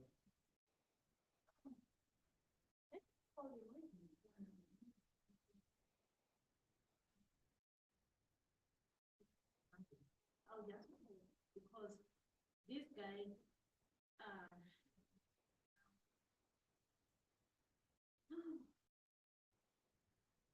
now people you have sent this to me, let me handle it.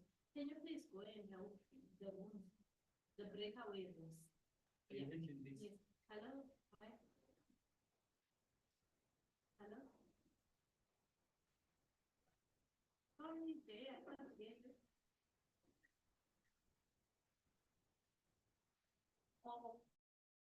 Oh, okay, all right. Okay, thank you. Yeah, so can you go and sort out Check the email. Yes, sir, please ensure the technical issue. We will need to discuss this. No, on the previous one. Secondly, kindly, I saw it. Secondly, kindly expedite checking the track of the position and the essay schedule at your end yes, so let me call him and. Not send an email. No, let me call him because I want. No, when you call him, you call him with a revised. Yes, so let me send it to him. You copy everyone.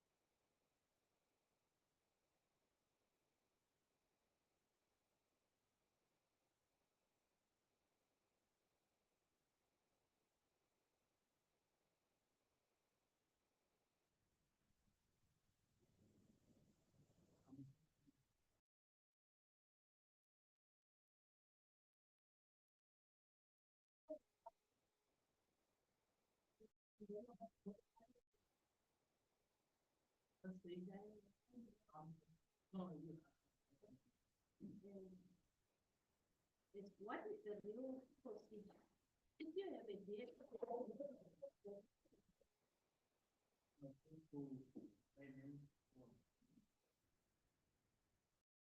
Kindly ask some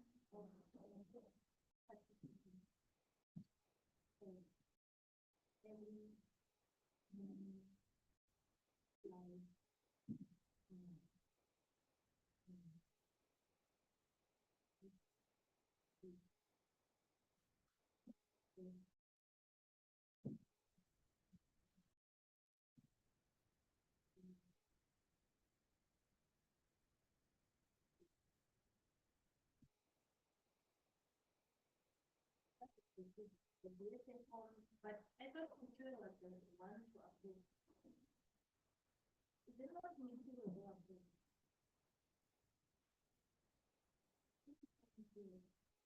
No, it's Panel. No, different. He's approving. Panel approved. Okay. Calculation. Okay. So I can proceed with Panel. So, you know, the point I was trying to raise is that finally, I learned that I was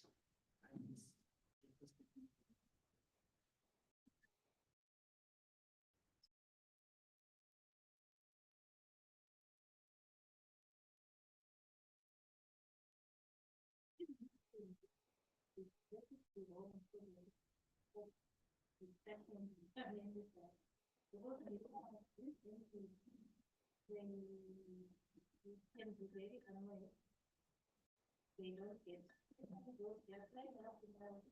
this evening they want to go for dinner.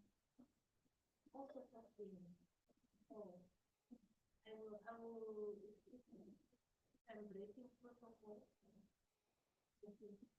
I will say yes, I break protocol, you know. You can be in trouble with no problem.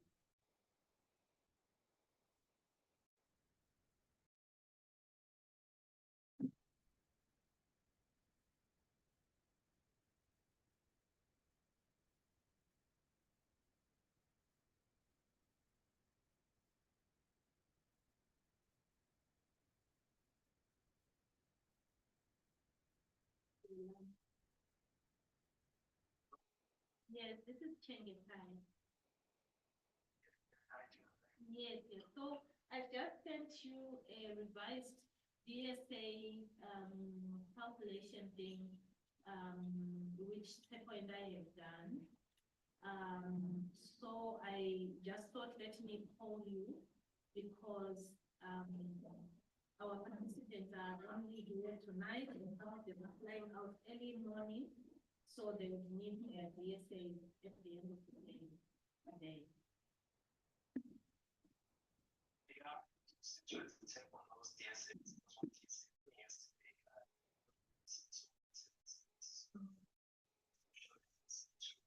Okay, so I sent you an updated one and I'm on standby also to just assist because I also had conversations with SADC PF when we were planning this, so I can also assist.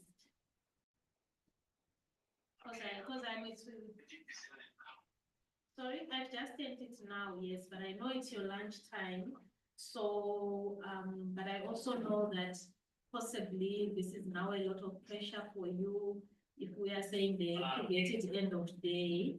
So at your earliest convenience, I'll be happy to, you know, if you open it on your laptop, I'll be happy to go through with you and explain and also get your guidance where we need where adjustments are, or whichever way, I'll be happy to go through it, open it on my laptop and we go through it because I also actually assisted Sepo as he was doing this updated one.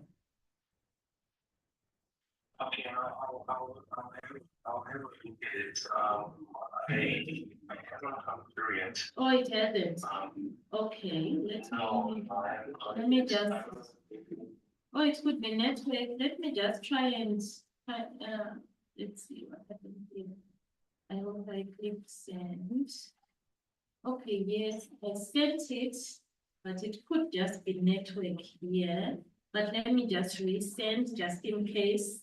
But I'm not copying everyone again now. I'm just sending it to you directly. Or maybe I used the wrong address. I see I have your Gmail as well. So I've sent it again. You can just send it, you can just send it to the Samsung. Yes, that's what I'm noticing, that maybe I actually made a mistake when I was typing your address for the first one. But I have now sent another one. And yeah, I made a mistake. Hey, it had gone to your Ymail or something. I don't know. I think I had done the wrong thing. Sorry. Oh, okay. So I've sent to the trust. I've sent to the trust one now. I think I was just doing it in a hurry. Sorry about that. And I would have meeting as well. Oh, okay. And then I'll reach out to either you or Ted. Okay, so Do you want to bring a requisition for this? Because you need a requisition for this as well. what I have sent you, what we did is just it's just the DSA form. That's what it's called. Yeah, it's the DSA request. Request sample. He said he had sent a requisition before. Yeah, but he sent it to me, but I had questions on that requisition that he sent. Oh, I see. Yes. So there's okay. I didn't understand the DSAs. Okay, so maybe we need to do a requisition that aligns to this new DSA form, is that correct? Yes, that's Okay. what I'm asking, because if you're saying there's a new one, then. Yeah, there's a new one. Yes, but I also thought, if you don't mind, so that I just explain, I think there's, I will just explain a bit, just briefly, So with the participant, SADC PF, when we were consulting them, they said, you know what, it's better to just give, because it's difficult to then say some arrive in the morning, some, things like that. So they said that when we're dealing with this MP, it's better to just give a flat rate and just give everyone the same amount. So you'll notice that on that DSA form that I've sent through, all the other participants just have 65% calculated for 3 days.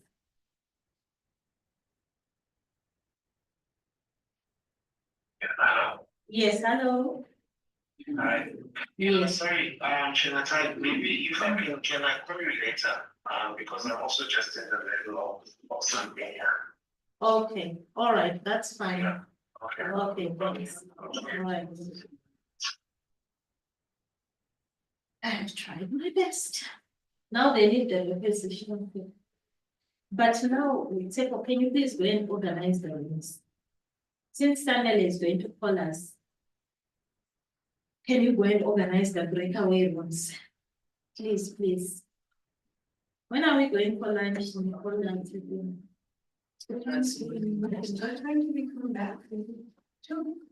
Yeah, so are we going to? How many breakaway rooms? We need, how many groups are they putting? How many? How many participants in total? We have 20 something. I think we need two. I think they are putting 3 breakaway groups. So I think we may need 2 rooms or something. 3. I don't even know. I'm so exhausted when I call that. It's tricky. It's not even tricky, Nicola. It's a very automate from the start. Nicola, it's not even tricky. I don't even know what the challenge is. DSAs are so tedious. This is me and Janet and Alines have come earlier. Instead of flying us back home, we are staying over the weekend. So tomorrow we are staying. So I'm saying there is no lunch, there will be no conference. So you need to give people their lunch money, which becomes 100%, right? Yeah. 100. And now I've been saying this to my brother since last week. Oh. I also have been saying about the accommodation. Right now we are booked up to check out tomorrow. Oh. But I've written 30 emails about our accommodation arrangements. So now I no longer know what to do. I'm calling Standard and he's probably going to say, this crazy woman, who is she? Because he has never met me. Yeah. He's gonna be like, who is she and what is she trying to do? This is not procedure, but when I'm following the procedure, nothing is. Do you know yesterday, we went to the airport without tickets? You know, Janet was telling me, like, on your way there, I was texting her trying to get approval for something. And she's like, well, we're going to pay. You know, we even told most of the MPs, the ones who had flight at 12 p.m. go to the airports. And then guess what? Yes, and then guess what I had to do? Which is not my fault. I don't want me to be out of money. No, I didn't. But I was at home, sitting on the phone with the VA. That's me now. Say book this one next, book this one now, book this one now, book this one now, and book this one now. And then I'm supposed to rapporteur. Right now, I can't even listen to the conversation. No, I know. How do I rapporteur when I cannot even listen to the conversation? You know, like, is the road going to be locked? Right? Therefore, please, can you go and check whether they were locked? No, he didn't. I had to stand up. Oh, I didn't hear anything about how the group works are going to be set up. So how do I even organize the rapporteur? Because I need to tell people in the groups, could you please take notes in your, because I can't be everywhere, right? Please take notes in the group and give me. Please take notes in the group. I can't do that. I don't even know how people were grouped.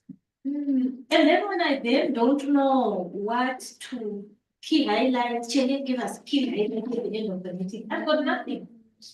I've got nothing to give. Yeah. I don't know if we're gonna have to do a lot of but it just feels like this is where it comes crashing down. Because now I remember that other one, that one, big story, where it's like somewhere we get stuck here in the. Yes. Just a minute. A minute. You see, this. I'm not, it's not really my role to be doing this. Do you get it? Yeah. I provide information, it's not taken through. Like what am I supposed to do? I'm supposed to do DSAs now. Yeah. Now I'm supposed to do the rooms. It's too much for one person. It's releasing clarity. Exactly. Oh, I'm sorry, Chandler. Yeah, it's okay. So,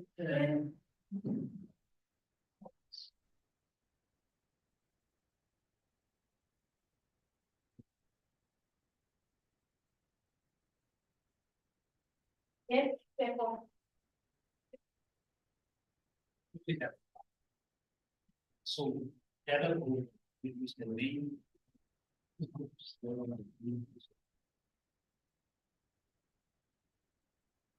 The main.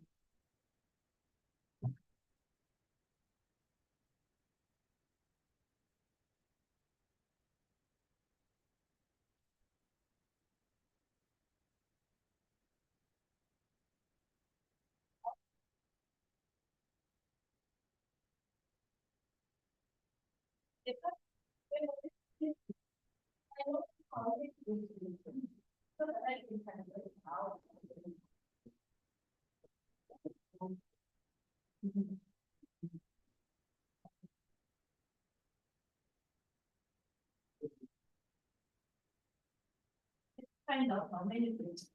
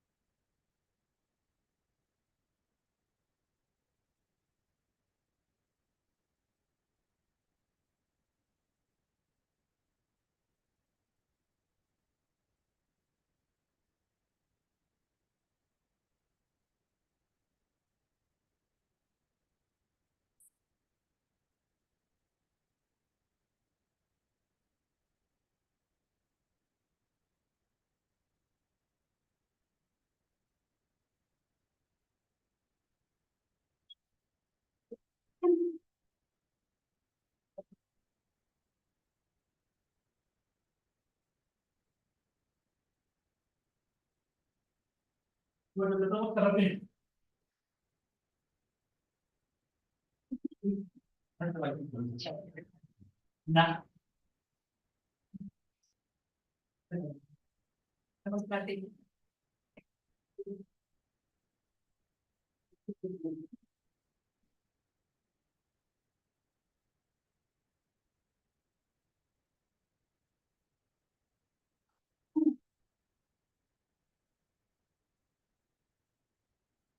Did you hear how many groups there are? We only found one meeting hall. Oh, my goodness. Yeah. So what's going to happen? I don't know. Who's our coordinator? Do we know? What they told would be the first thing. Exactly. Start there. When they told you, they had the thing was booked. Yeah. Where am I trying to go with that one? Rachel was online. Yeah, she would know like how many. But yesterday I said it. The table, I know that you to the airport. When you know what the venue, please tell. They to put everything included. I have this morning. Oh, I can't engage with the contents. Beautiful. Hi, Rachel. This is gonna be so silly because I'm sitting in the hotel and you're online, but I don't even know how many breakaway groups were you listening when they were talking about.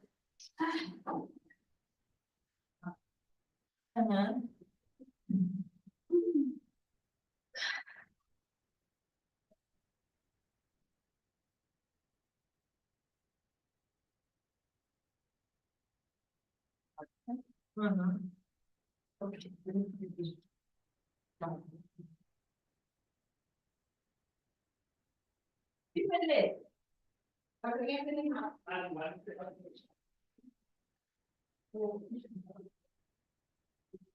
Online, yeah.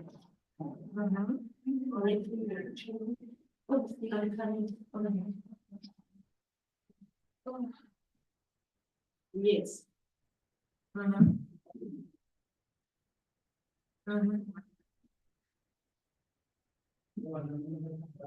It's going to be open. Right, it could be,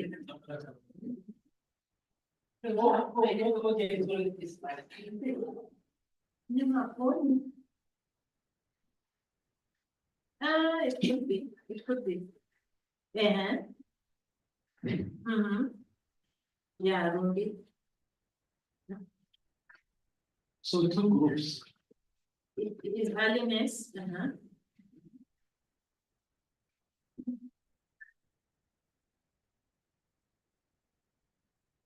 Okay. All right. So in instance, we have 4 groups. 1 online and 3 in person. Okay. All right, that's fine. Okay. Yeah, that's what I'm trying to.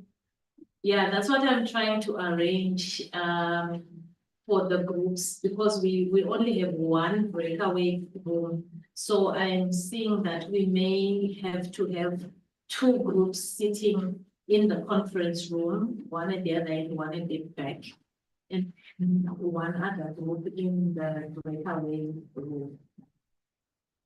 Yeah, so that's what I'll set up. All right, okay, thanks, Zane. All right.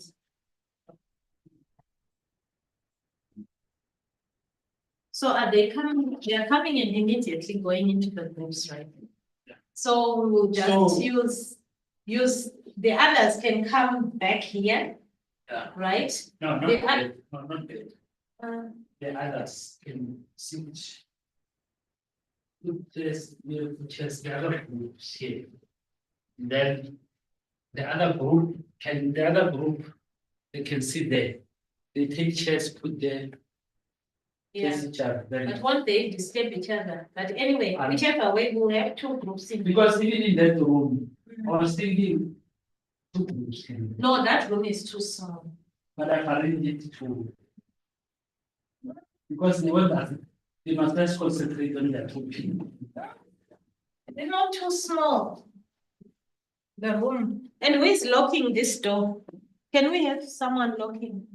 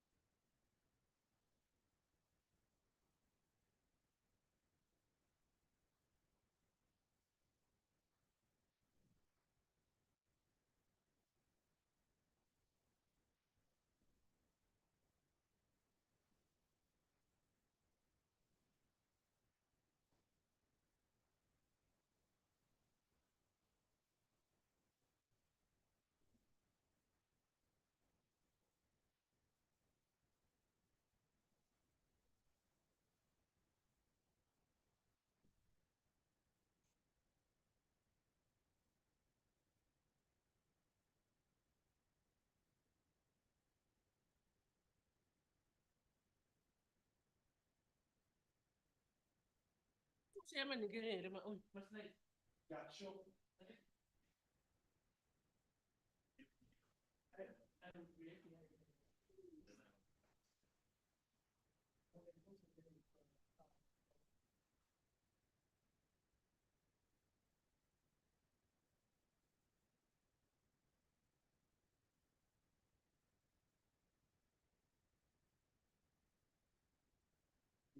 Okay.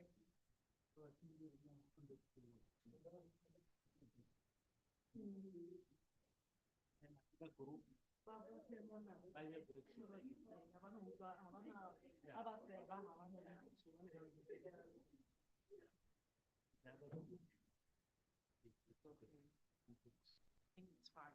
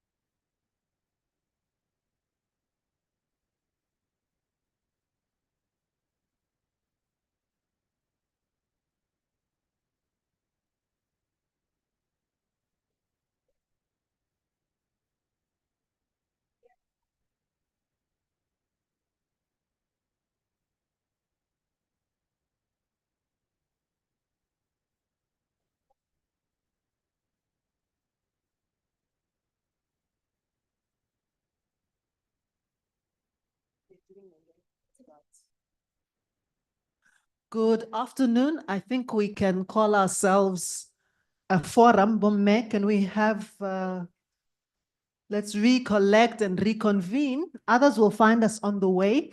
We're going to go into group work now, including the group that is online. So I hope that Rachel is able to hear us and to indicate that she's following this. What I think we can do is to just break us up into 3 groups, the usual 1, 2, 3, taro, and take it from there. And then we will have 2 groups, group 1 and 2 in this room. We would like group 1 to perhaps congregate over there, and then group 2 to congregate over here so that you don't overhear each other. Group 3, there is another room right here to our immediate left where we were going to deposit you for the duration of the conversation. I hope that is clear. And it just seems easy to do the countdown, because if we say go to the group you want, maybe there'll be 2 people in one group and 20 people in the other group. So let's just, for time's sake. So let's count with me. 1. You got it?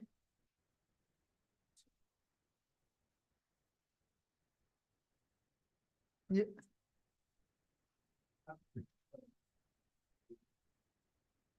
1, 3, 2. 1, yes. Because 2.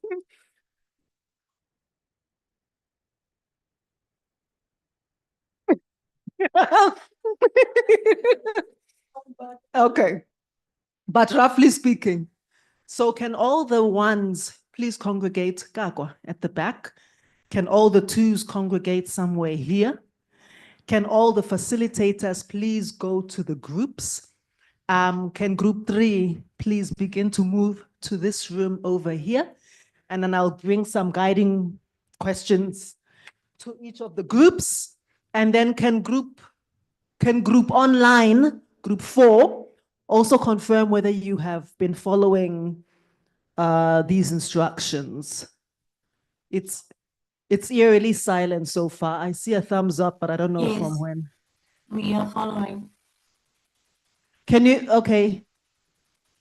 All right, thumbs up, that's fine.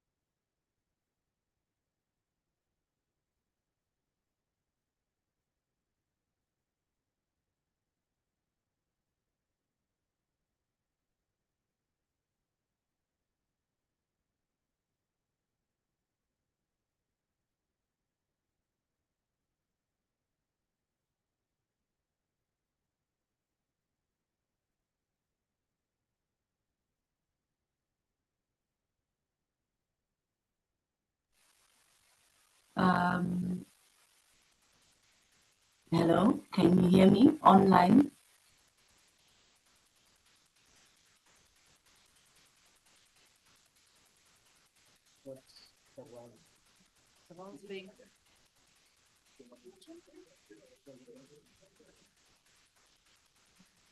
Stan, maybe you can unmute.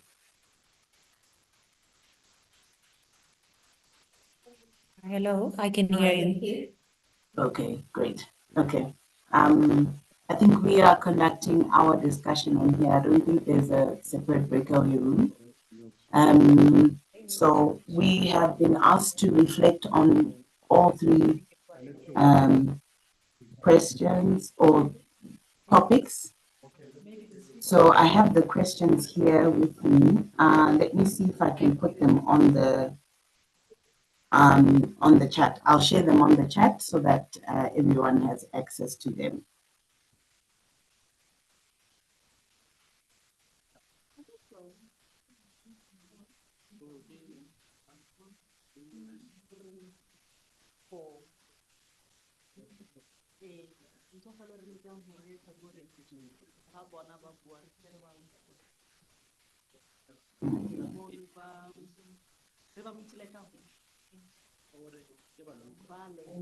Hello, Eric.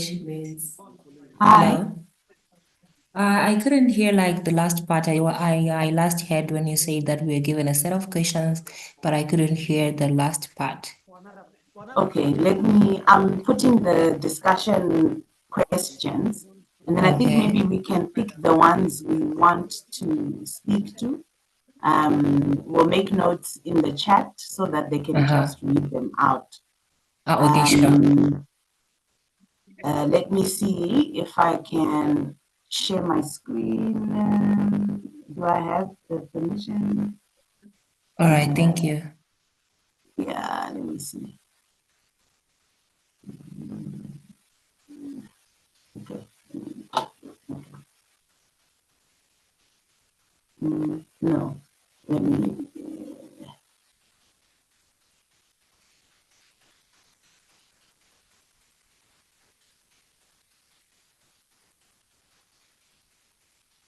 Share screen. Share screen. Will it allow me to? Okay, yes. Can you see my screen?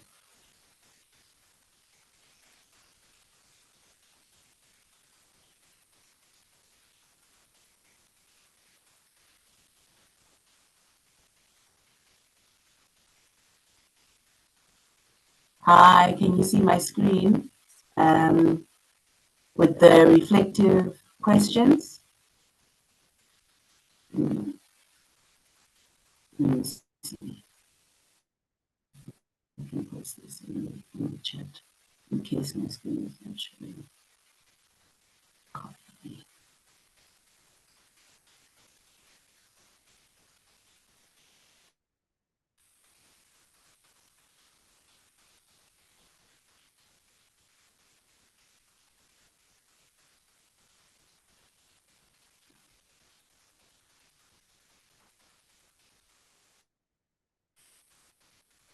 Oh, no, it won't. Okay.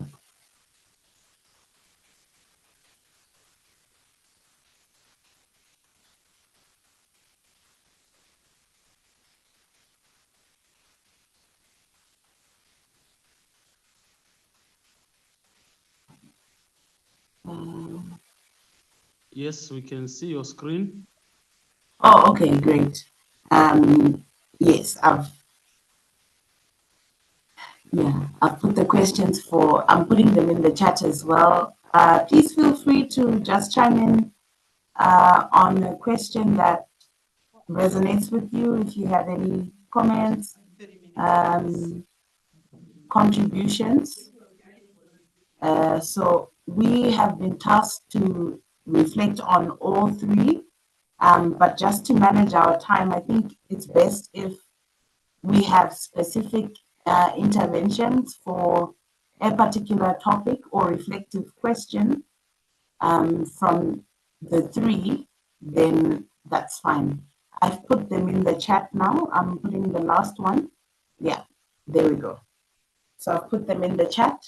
All three sets of discussion points. Okay, so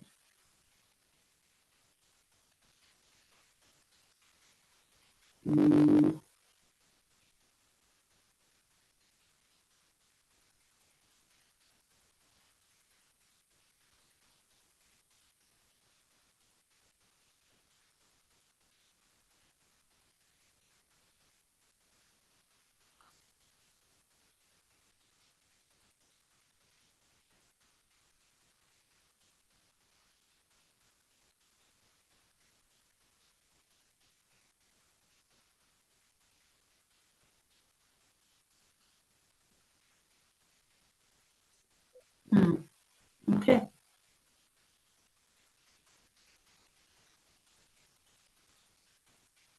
Anyone to start us off?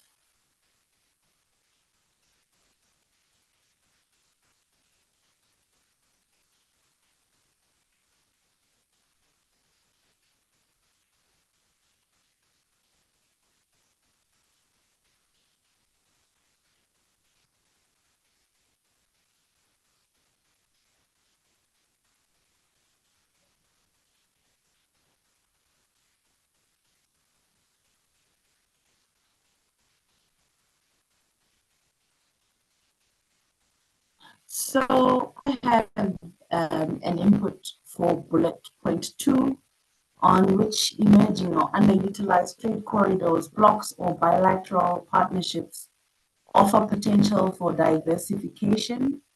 What untapped opportunities exist within the African Continental Free Trade Area or with Global South partners? I think underutilized trade corridor would be between SADC mainland countries and SADC island countries. I think there's definitely some untapped pathways or opportunities between the mainland countries and those on the islands. So maybe I think that's an opportunity that needs to be looked into more, and maybe increasing the surveillance or the monitoring of trade barriers or compliance to NTBs, to non-trade barriers, especially amongst SADC countries. Monitoring it, sharing that evidence, and using that to inform discussions and decisions. And because I think that evidence would definitely demonstrate how, where there is underutilization. That's my first input there. I see in the chat. Okay. Oh, thanks there. I put my input. Yes, definitely. I think there is definitely need for strengthened collaboration between state and non-state actors. Let me put my point on the green economy, blue economy.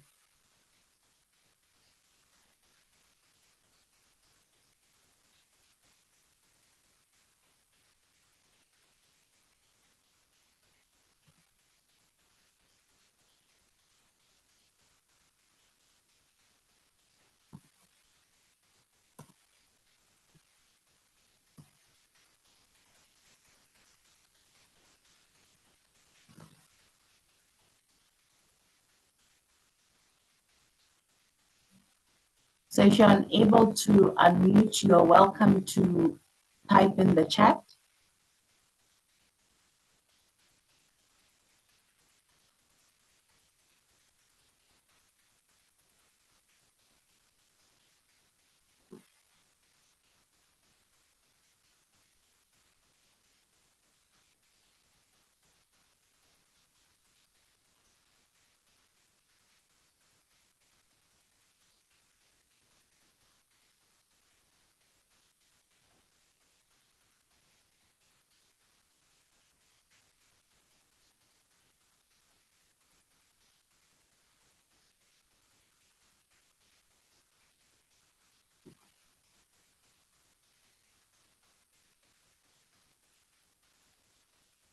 Just on terms of the first question, yes. What is the problem? Over-reliance on US trade markets? Is that?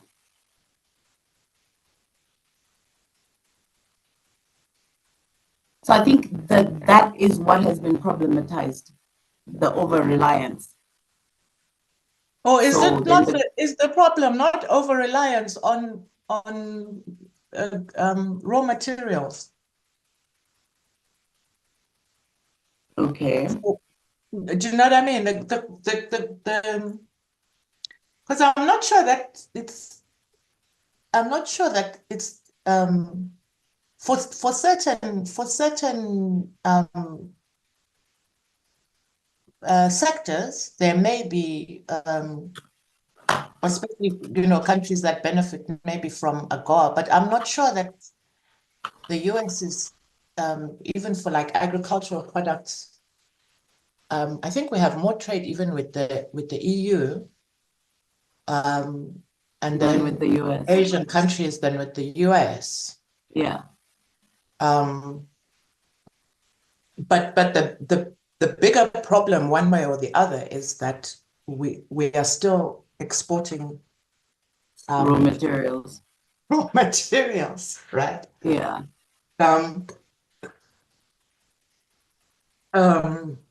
Yeah. No, definitely. I think you actually point to the systemic issue, which is the inadequate investment or infrastructure for value addition to avoid the continuous exporting of raw material.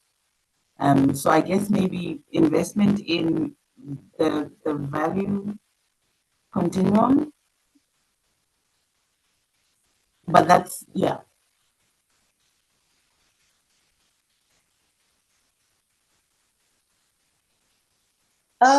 Yeah. So this raw material dependency, basically, it's pretty the issue is that it's not it keeps our economies locked into low value a low value sector. So we are not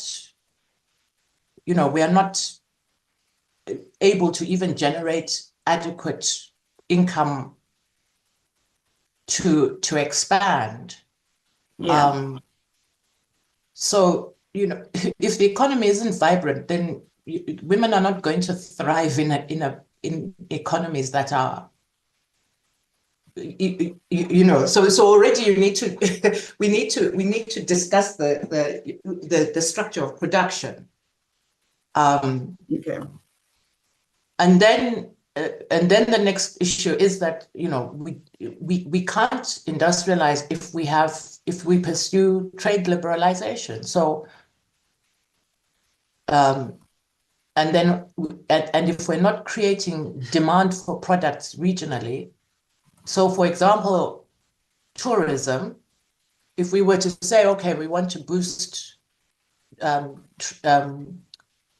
intra-regional tourism, well, people don't have incomes to go and, spend a week by the beach in another country. So yeah, there's a whole, those are sectors where you're like, the infrastructure is maybe there, but the market, we can't create a market. So we have to now rely on, maybe that's where we're relying on these external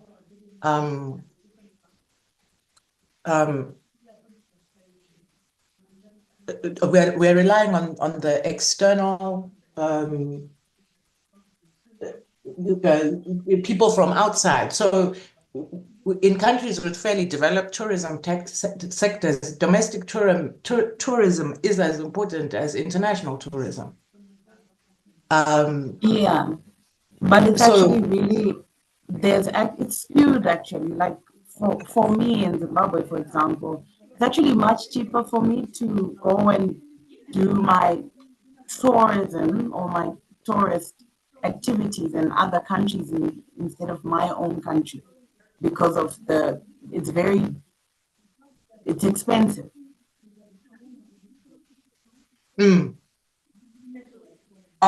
So, low income, low wage, low productivity, and low value economies are not, and you have to address that in order to have a more vibrant and strength, the regional integration.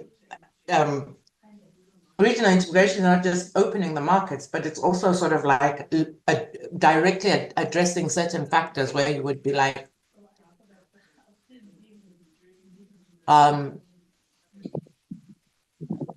Yeah, so I just, I think we have to do, and so, yeah, those are the policy shifts.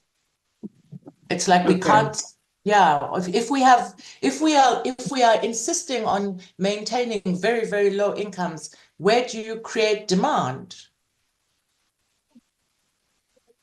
for region to expand regional markets?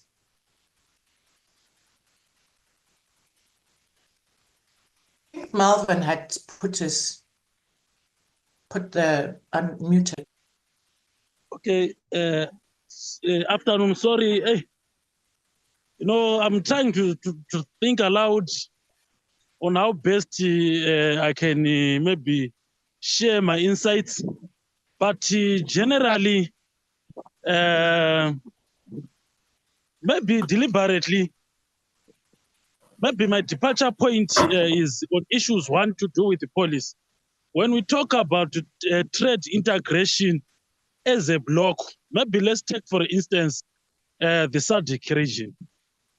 I don't know, maybe somewhere, somehow, we are missing the point, or deliberately we choose what suits us at a particular time.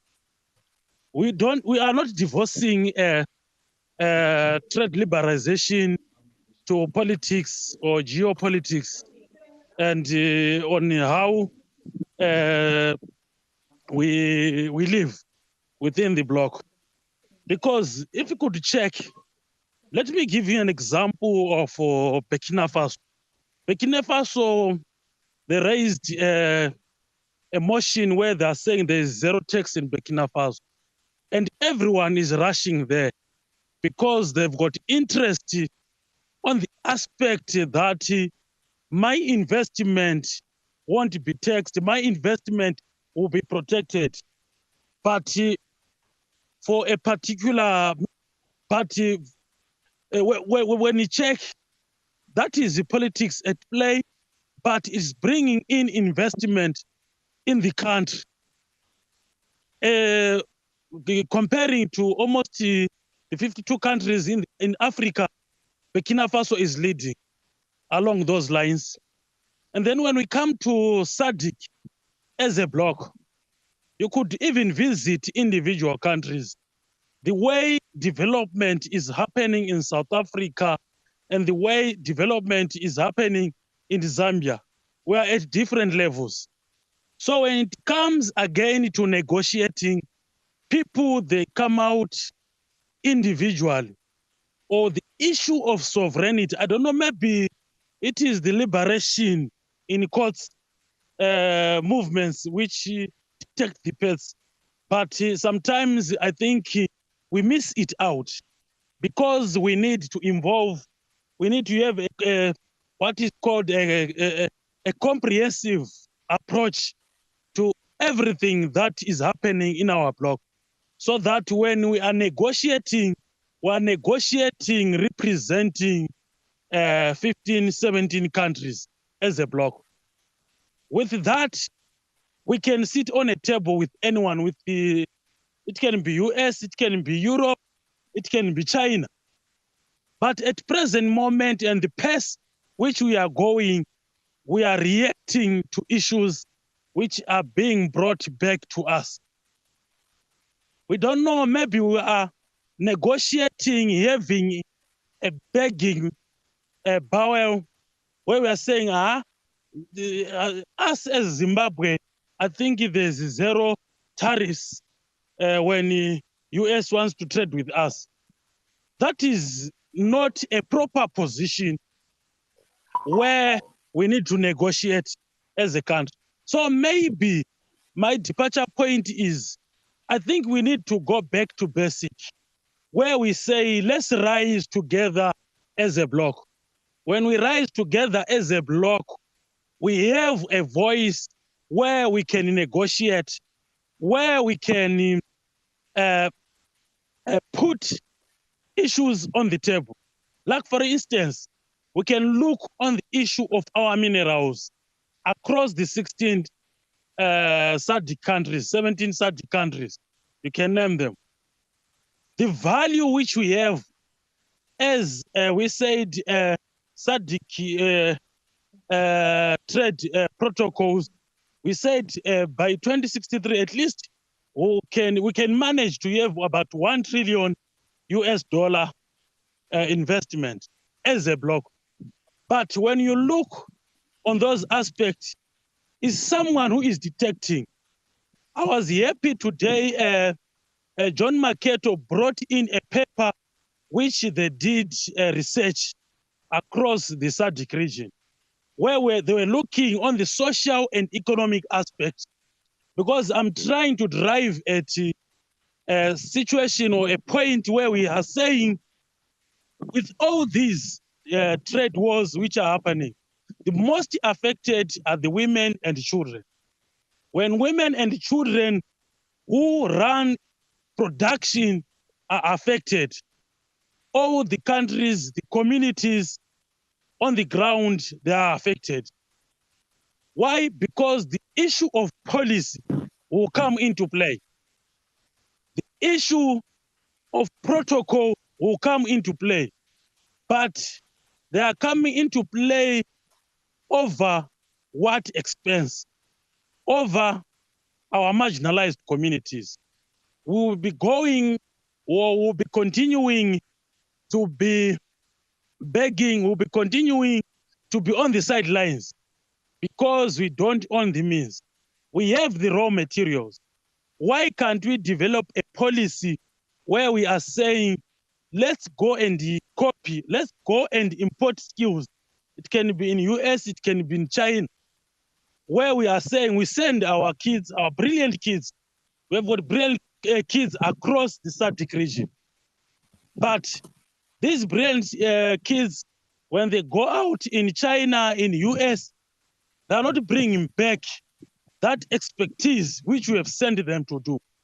So maybe that is another area which we need to do, an area of research and expertise, the area of advocacy, the area of negotiating on the table, having the advantage of our raw materials. Because our raw materials are key in making decisions. The challenge, again, I think we need to sit down with the politicians. We need to sit down with the government. We need everyone to be on board so that this year we've got a chance, because G20 is in South Africa. So the world will be in South Africa. We need to come up with the position papers. We need to come up with we need to detect the pace that G20 South Africa 2025 recommended this in terms of trade, in terms of negotiations, in terms of positions. Maybe in short, these are the few sentiments which I'm trying to drive home. Maybe you have picked one or two. Thank you very much. Yeah. Thanks. Thank you for that. Any other reactions from Nancy, Staya? Priska has some points in the chat. What hinders, and may not be able to unmute, I'm not sure. But the point was, what hinders women entrepreneurs from scaling up is high lending rates, the lack of capital for most women. I agree. And as Africa, if we can retain our skills, that would also be of help to us. I'm not sure if Priska is able to speak. Am I making an assumption? Priska, if you are able, you can unmute. Maybe not. Yeah, she isn't.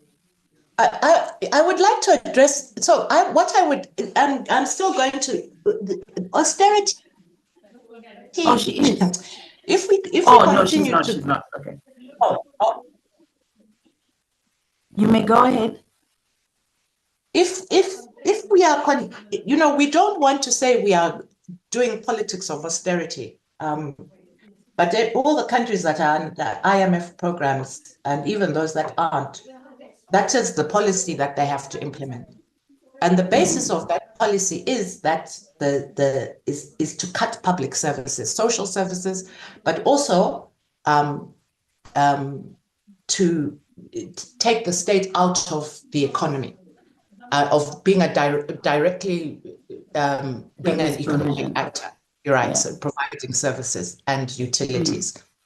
And that point about the corruption is precisely if your bureaucracy and your technocrats, if their job is to be handing out tenders and contracts rather than actually directly delivering the services, then your corruption problem becomes, even those of us who consider ourselves honest, once you've got $5 million that you have contracts to hand out, I don't think we're going to resist the temptation of saying we also want a cut. Yeah, the Especially incentives given are much higher. especially given the low wages that civil servants earn. So I think that we have to have a consensus on leaving the politics and the policies of austerity and saying, no, what we want is we want the state can create jobs and does in social services, in construction, in engineering, in all kinds of things. And often it is the only actor that is able to marshal adequate resources in order to do those things, particularly in least developed countries that are not going to get the kinds of investments from the private sector at a scale that will meet a lot of needs. So the state has to continue to be the lead actor in opening up new sectors. And we do have, I mean, there are a lot of countries that, and we used to have state or public or state-owned banks. And public banks, like we have Post Office Savings Bank, which many of us, we opened our first little accounts in the POSB, the People's Banks. So the state can provide credit to women entrepreneurs. Why do we need microcredit where you are getting 40% when the state can literally become a lender and do low-cost lending and microcredit through things like the Post Office Savings Bank for smaller cooperatives and so forth to be able to expand their activities and strengthen their businesses. So if we are going to, and again, these are ideological choices that are being made at the moment. These are not problems of lack of money. The fact that the insistence that there is no money is not true. Many of our countries, I mean, I'm from Malawi, even at a time when we had less money, we were able to do more. The state was able to build roads, build bridges, build schools, build hospitals with less money than what we have now. So I think that I think the sort of ideological choices of austerity are really, and so this and saying that the state must not intervene in the economy. The state is also an engine of growth. As much as the private sector is an engine of growth, the state is an engine of growth. And the development in China is proving exactly that. That yes, you can have businesses that are dynamic, but a lot of these corporations either are, partly funded by the state or encouraged or helped, given the necessary support by the state to be able to expand. So I think rebuilding state capacity and, this whole idea of a developmental state, we don't have developmental states anymore. They speak the rhetoric of developmental states, but the policy actions are the policy actions of neoliberal states, where it's a very small state and it's not expanding.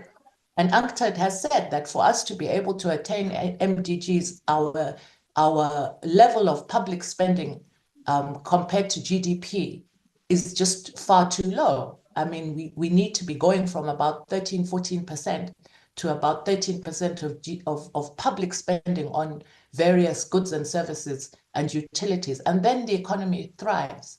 And investing in human capital, how can we defund universities and then say we're going to invest in human capital and not even have jobs for the engineers and town planners and all of those skills that are needed? Even water and sanitation, I mean, all of these things, they need engineers, and yet we defund the universities and people have to go abroad. I mean, it's a mess. And yet these are tried, and even import substitution was mocked. And yet these Embraers that we fly, the small planes, Embraer was the Brazilian, it was a state-owned enterprise. And then they privatized it, but it was built, the aviation industry in Brazil was built through a state-owned enterprise. So I think things that have been proven to have worked, we've abandoned them, and we are refusing to go back and say, you know what, actually we were right all along. Yeah, I think I just wanted to make a link with the boosting of state capacity. I think because then the state becomes a much fair player, a more equitable player when looking at access for marginalized and vulnerable communities. Because the more you privatize or liberalize, the fewer, like the less people, more majority of citizens won't necessarily be able to access those services. It then becomes more and more narrow or elitist, so to speak. And when we're talking of basic services, I think, the state would be best placed to offer that in a more equitable manner. And even when it comes to tech, which may not necessarily be very high capital investment type of things because it's intellectual, why do we depend on Google? That's where we depend on Google. We can't create our own search engines. We depend on Visa. We depend on all of these things that are being done via tech. We can create our own platforms for those things. For the, whether it's WhatsApp, Facebook, social media, all of those things are not things beyond the attainment of our and capacities for us to be able to do these things. And so, the digital trade, and the amount that, whether it's via Amazons and all of those things, those are spaces where we can actually, generate income, and lots of different people different actors, young people can also come in. And by the way, one last thing, and then I'll keep quiet. This is the International Year of Cooperatives. It's the International Year of Cooperatives. And one of the ways where women and lower income groups, people in creative industries can do well is by working together in cooperative formats. And if we encouraged more people to work not as, trying to be a company and, the Steve Jobs or Bill Gates model and I'll make $1 million, but to work in cooperatives and look at our legislation and policy around cooperatives and boost those, then, and have producer cooperatives, we are also expanding the productive base and investment potential, and investment into those kinds of enterprises. So it's not necessarily that we have to be companies. We can also organize as cooperatives, and some producer cooperatives are massive. They're worth billions of dollars. Yeah. I think on the tech one, I wanted to share, I know at the last, there was a tech conference in the last couple of months. I think there was Africa's first AI factory, which was also announced, I think, by Cassava.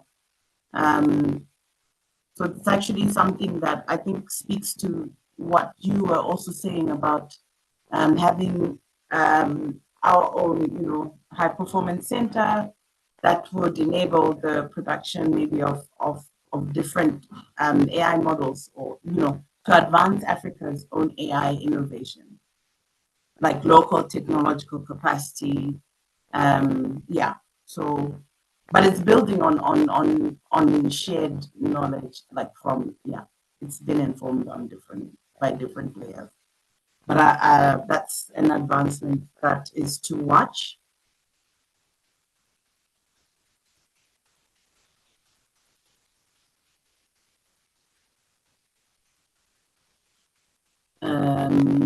Just wanting to check if there's anything we want to speak about. I know Priska spoke about the high lending rates. Maybe if we can go to the feminist trade alternatives.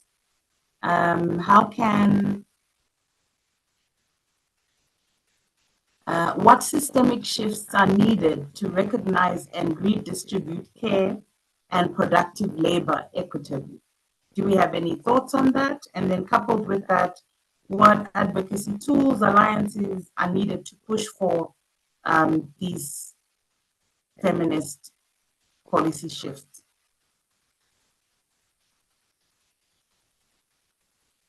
Any thoughts? So I've just taken the last two bullets of breakup two and just made them into one. Yeah.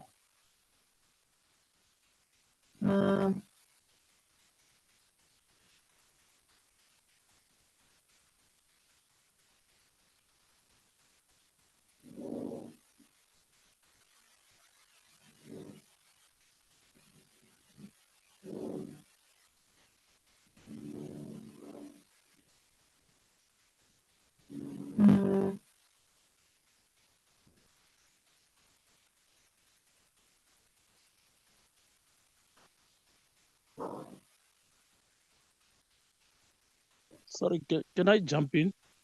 Yes, please, Malvin. Yeah, I think Nessie was talking about the ideologies, yes, which sometimes we shun them. But when we borrow from our forebearers, like the likes of Anankwame Nkrumah, when they said they formulated the Organization of African Unity, you know, the ideology was to unite Africa so that we speak with one voice. And then again, when we borrow again from pre-colonial era, we borrow good things like just check the Council of Elders, the Council of Chiefs, Kings long back. Mostly they were women who were advising these people that I think we can trade with this kingdom, we can trade with this, we can make this decision. Although the issue of patriarchal came into existence, and up to today, we're still borrowing that. Maybe we need to go back to basic, just to check the numbers of women versus males in all spheres.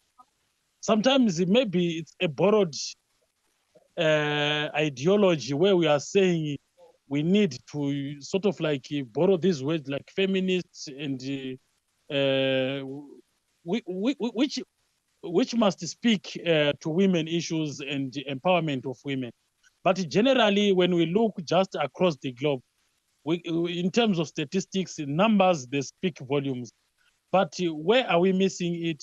Or maybe we are still following the policies which were put on board with others, which again, Nessie talked about the issue of mental, where we need to decolonize our mindset so that when we speak from within our hearts. We speak so that we look or we speak from the marginalized or underserved community so that from those levels, I think it will be easier for us to bring on board issues which always affect us. It can be trade, it can be all these wars. Maybe we need to revisit our mindset so that when we revisit our mindset, we'll be assured that all these inequalities which are on board or which are happening, they can be a thing of the past. Maybe in short, these are the few sentiments which I can put forward. Yeah, so just building on that and also the ideological stance, or literally just trying to carve out something from those inputs. I have a question for us. Do we actually have a shared identity? Because I think if we have a shared identity, then I mean that's one place where we commonly meet, and then if you want to then maybe build from there. Is there a shared identity for us to say this is how we see ourselves and this is how we position ourselves collectively? And if there isn't, in what way can that actually start to happen? Because most of it, we're all coming back to saying the political will of leaders. Yeah.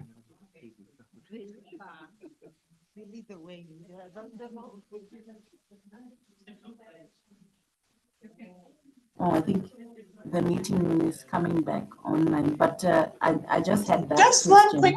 one point. There is no shared identity. Because if men are going to collude to keep women locked out of the economy, and Exactly, and not only then how are colleagues. we sharing Pan-Africanist Let values? us slowly but enthusiastically make our way back to the plenary. I'm enjoying the energy. No graveyard shift here.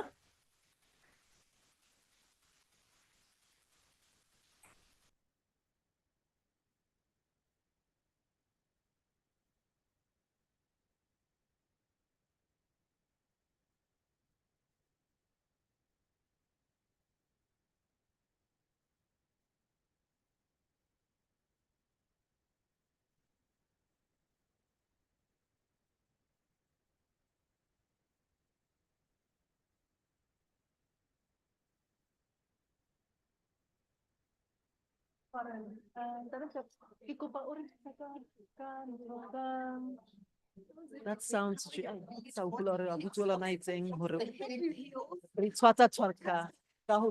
mini high heels, the only way it works. 3 inches, that's all I can handle. But I moved to that. I used to do 6, 9 inches. I don't know what was there. But now it's this. Yes, I'll be like 9 inches. I can run and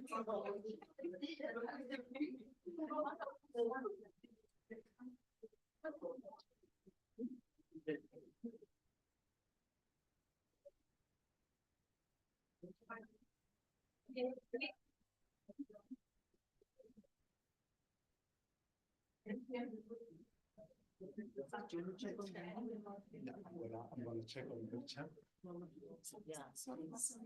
Okay, so So good afternoon again, colleagues. Warm appreciation for the energy and the exuberant approach late in the afternoon. Very encouraging. Means that we could have gone for another 2-3 days maybe for future. I'll ask each of the groups to make their inputs, maybe a 5-minute, I don't want to call it a presentation, but a 5-minute reflection on your discussions, including online group 4. And we'll do it in reverse order. So let's start with group 3, and then group 2, and then group 1, and then so that we can have a chance to see how the technology favors the online group. So without further ado, group 3, who is going to reflect? Okay, Mathilde.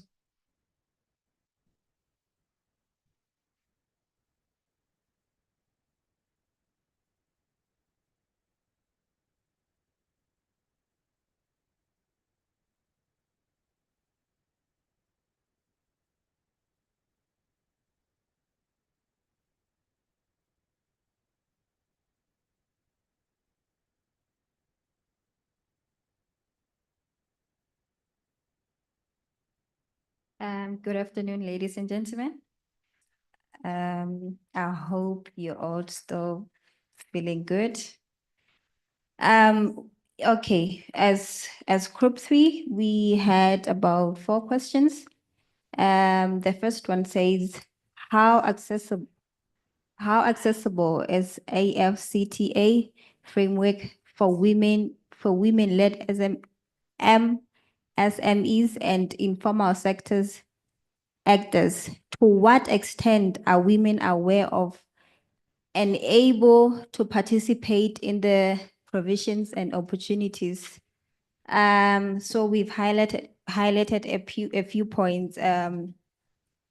We've said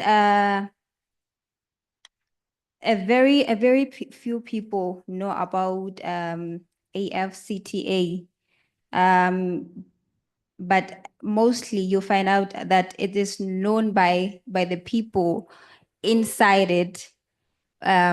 And not a lot of women are aware of AFCTA. Hence, we have made a request that there should be an awareness amongst MSMEs, mostly led by women. The other point is SADC has signed an agreement with other countries. AFCTA is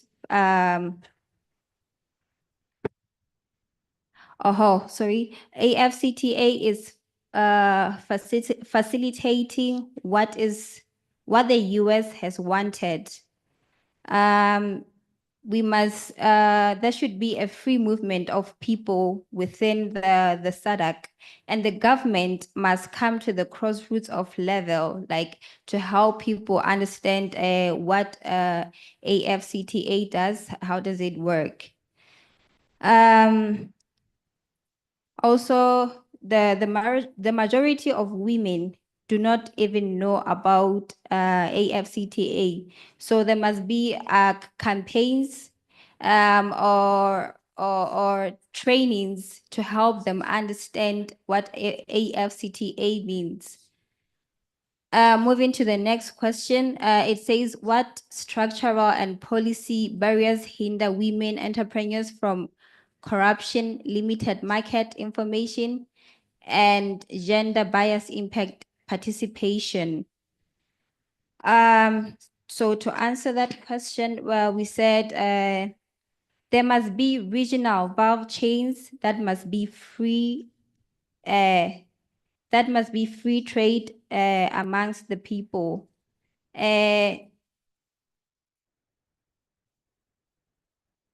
Sorry. Okay. And I think, okay.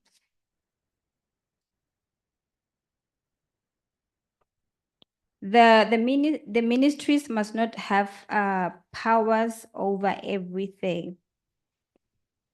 And moving to the next question, it said, what enabling conditions such as finance, infrastructure, digital access, and legal support are needed to unlock AFCTA's potential for women?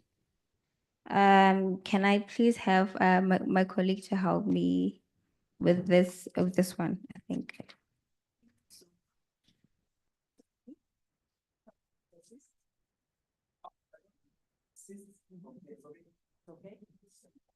So fundamentally, we're saying that all the mind.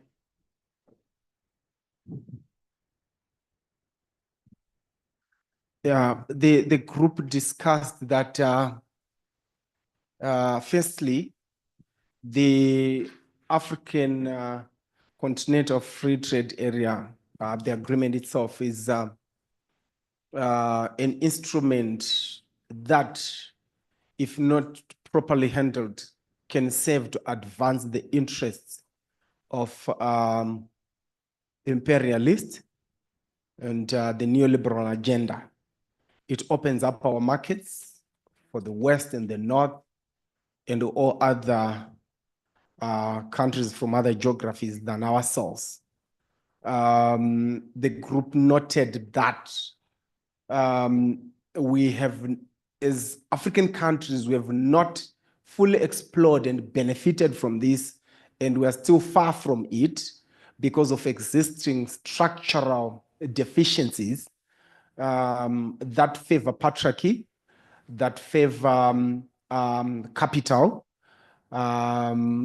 And we also underlined that when we talk about women, we need to unpack that to say that it's not a homogeneous group, but because half the times they are a group of women that are used for media and window dressing and say that we've empowered women.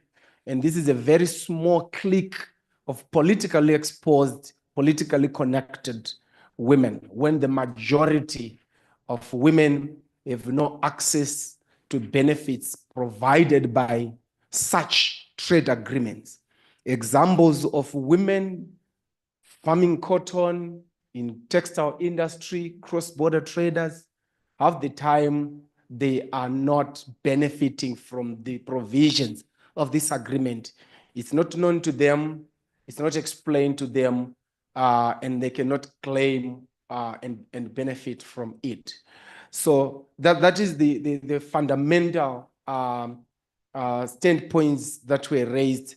Everything else follows from that to say that we need to rethink and redesign whether this is something that is for us and going forward. Thank you.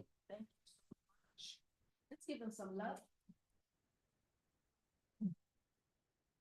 So I'd like to just jump straight to group group two, to also make some comments, and then maybe we'll integrate the questions and answers to the forward-facing conversation on strategic direction. So group two. I think at this point of the afternoon, you can be right where you are. Thank you.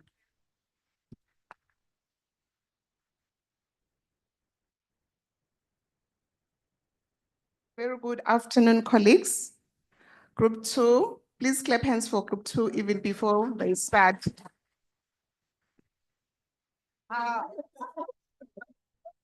Our thematic area was on leveraging after for women-led enterprises. And the first question was, how accessible is the after framework with reference to women-led MSMEs and informal sector actors, as well as to what extent are women aware of and able to participate in its provisions and opportunities? One snag is that we need to note that countries in the north are well ahead of us in the region, especially our SADC bloc. There is need to interrogate the concern on more capacity development initiative for women, especially at grassroots level and beyond, to know more on what exactly after entails. So which means all in all, the snag is there's limited information in terms of all the frameworks at hand to do with trade, and there's a loud call for awareness and the need for popularizing this particular concept in terms of livelihoods. In terms of participation, there is need also to have more levels of engagement as well as levels of awareness like we have said, because they are quite minimal.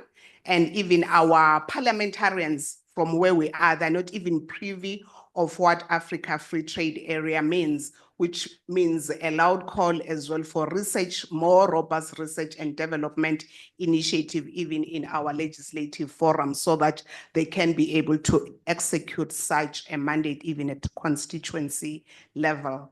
Also, we are in the digital era. We are noting with concern that there is such a digital divide in terms of trade, especially on women, who are always left behind. They need to be capacitated so that they also understand the principles and norms of the said protocols at hand so that they can apply themselves accordingly. And also, which calls for a robust need for advocacy on parliamentarians especially, as well as the civil society who are always working on the ground with people at grassroots level, okay? And then there's the question on what structural and policy barriers hinder women entrepreneurs from scaling and engaging in cross-border trade, and how do issues like border corruption limited market information, and gender bias impact on our participation. We've already highlighted that there is inadequate resources on what is best to unpack what entails with respect to trade, especially on small-scale businesswomen. On the parliamentary side, we want to say we have noted that no robust debates on what all entails issues of trade have been made. Such information, like we said, is not cascaded rightfully at grassroots level, and then women are left behind, and such issues need to be, topical issues need to be discussed at parliamentary level involving all stakeholders as well as practitioners, which means there is need for a loud call for nationwide engagements. With reference to structural and policy barriers which hinders women from engaging meaningfully on cross-border trade, our economies, if we can be mindful, all of us as we're here, is that we're still operating in patriarchal systems where women are always left behind in the code of what we call policy sovereignty.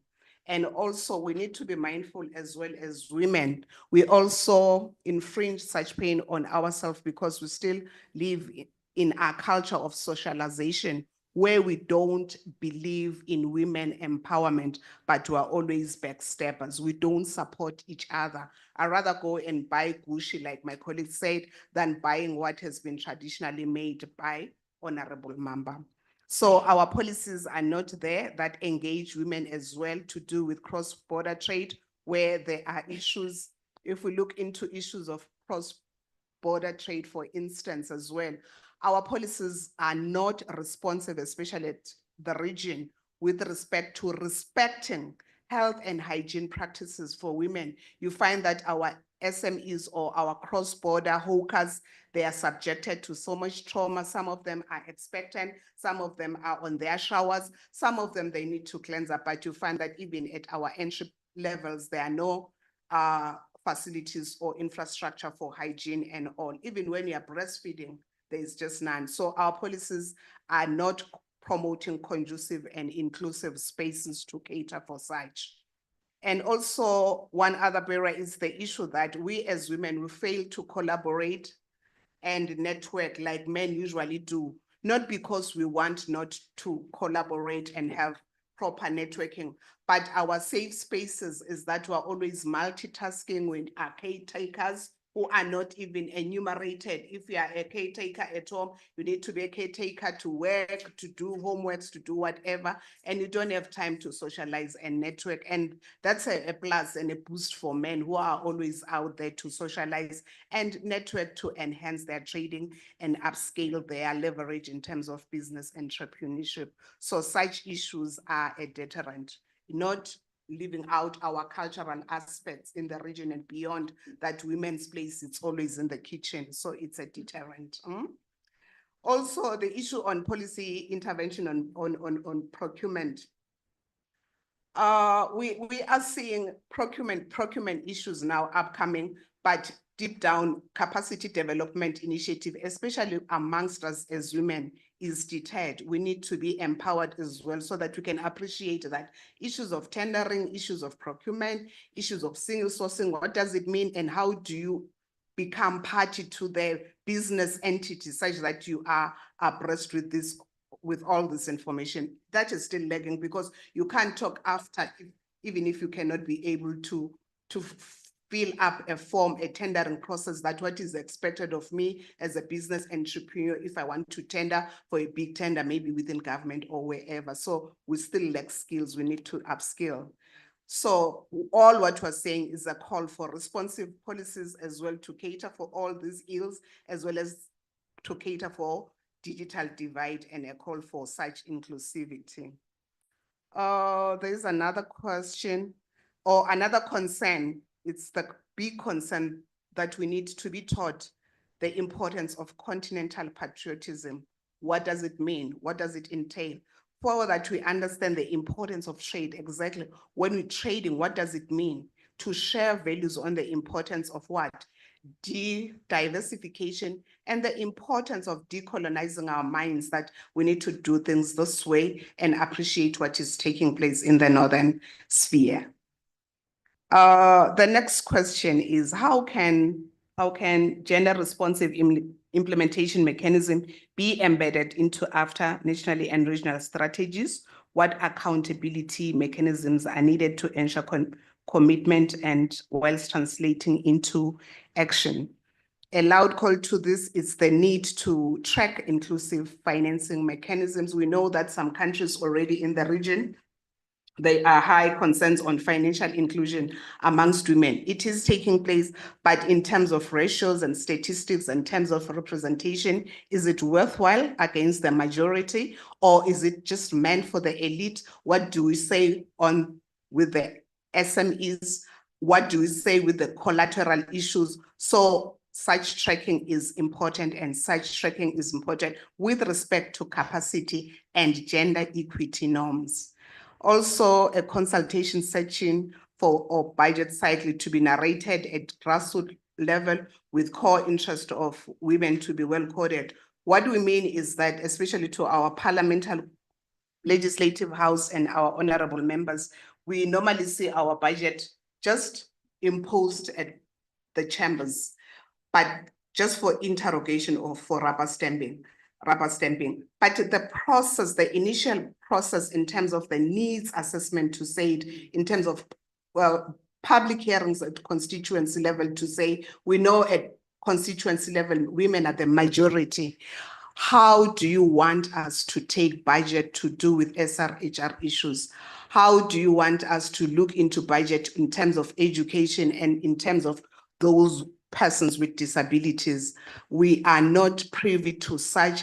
Instead, we just see a budget being handed over, and we are supposed to say, yes, it's not coded, it's not prioritized. And it's a pitfall, because if it's not prioritized, we know the needs of women who are always frontliners of families, frontliners of our economy, they are affected. So that gives us a call that if public hearings have taken place as an initial stage, then it can release the norm for gender responsive budgeting. Otherwise, that's why our budgets are always skewed towards the male's interest. For agriculture, for public works, true public works and defense, it's public works has got to do with infrastructural development, fine, but more on defense and what? I'm not politicizing this issue, but I'm being honest. Can I kindly interrupt you, May? The minister is waiting to make his inputs online from this morning.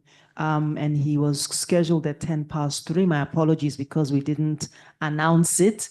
And I'd rather we allow him to speak so that we are not falling foul of other protocols. So I'm going to very, very regrettably but courteously request that can we just allow him to come in, because I really think that what you have to share as a group is extremely important, and I don't want to be standing here looking at you as though you need to be rushed. I'm so sorry, but the minister is waiting right now online. Can we just allow him, and then we can come back and have a much more fluid conversation. It's okay, my moderator. You're welcome. Thank you so much. Thank you. So with regret, but please let's just hold the thought, but also with anticipation. Can we kindly allow Muhlompe, the minister, to come on to make the remarks that they would have rendered this morning? So the Minister of Trade and Industry for Lesotho, Honorable Ndate Mokgethi Shelile. Ndate, are you ready for us?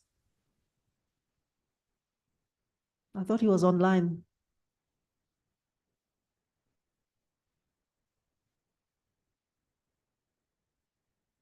Yes, while we're tracking the minister, by all means, go ahead, ma'am. And then the last one was on what platforms or coalitions can amplify the voices and demands of women entrepreneurs. The platforms were parliaments, where there is a call to streamline even the role of portfolio committees, as well as civil society organizations, the SADC Parliamentary Forum, people at constituency level, who are people at grassroots level, as well as the education forum where the curriculum is there to promote high concepts of entrepreneurship, as well as the involvement of academia, not leaving out the religious forum. That's the last one. Can you clap hands for group 2, please? Definitely clap hands for group 2. That was a tour de force. Can we kindly move to group 1? I think they're still going to try and track the minister. So can we kindly go and move to group 1? Who's the speaker or the reflector for group 1?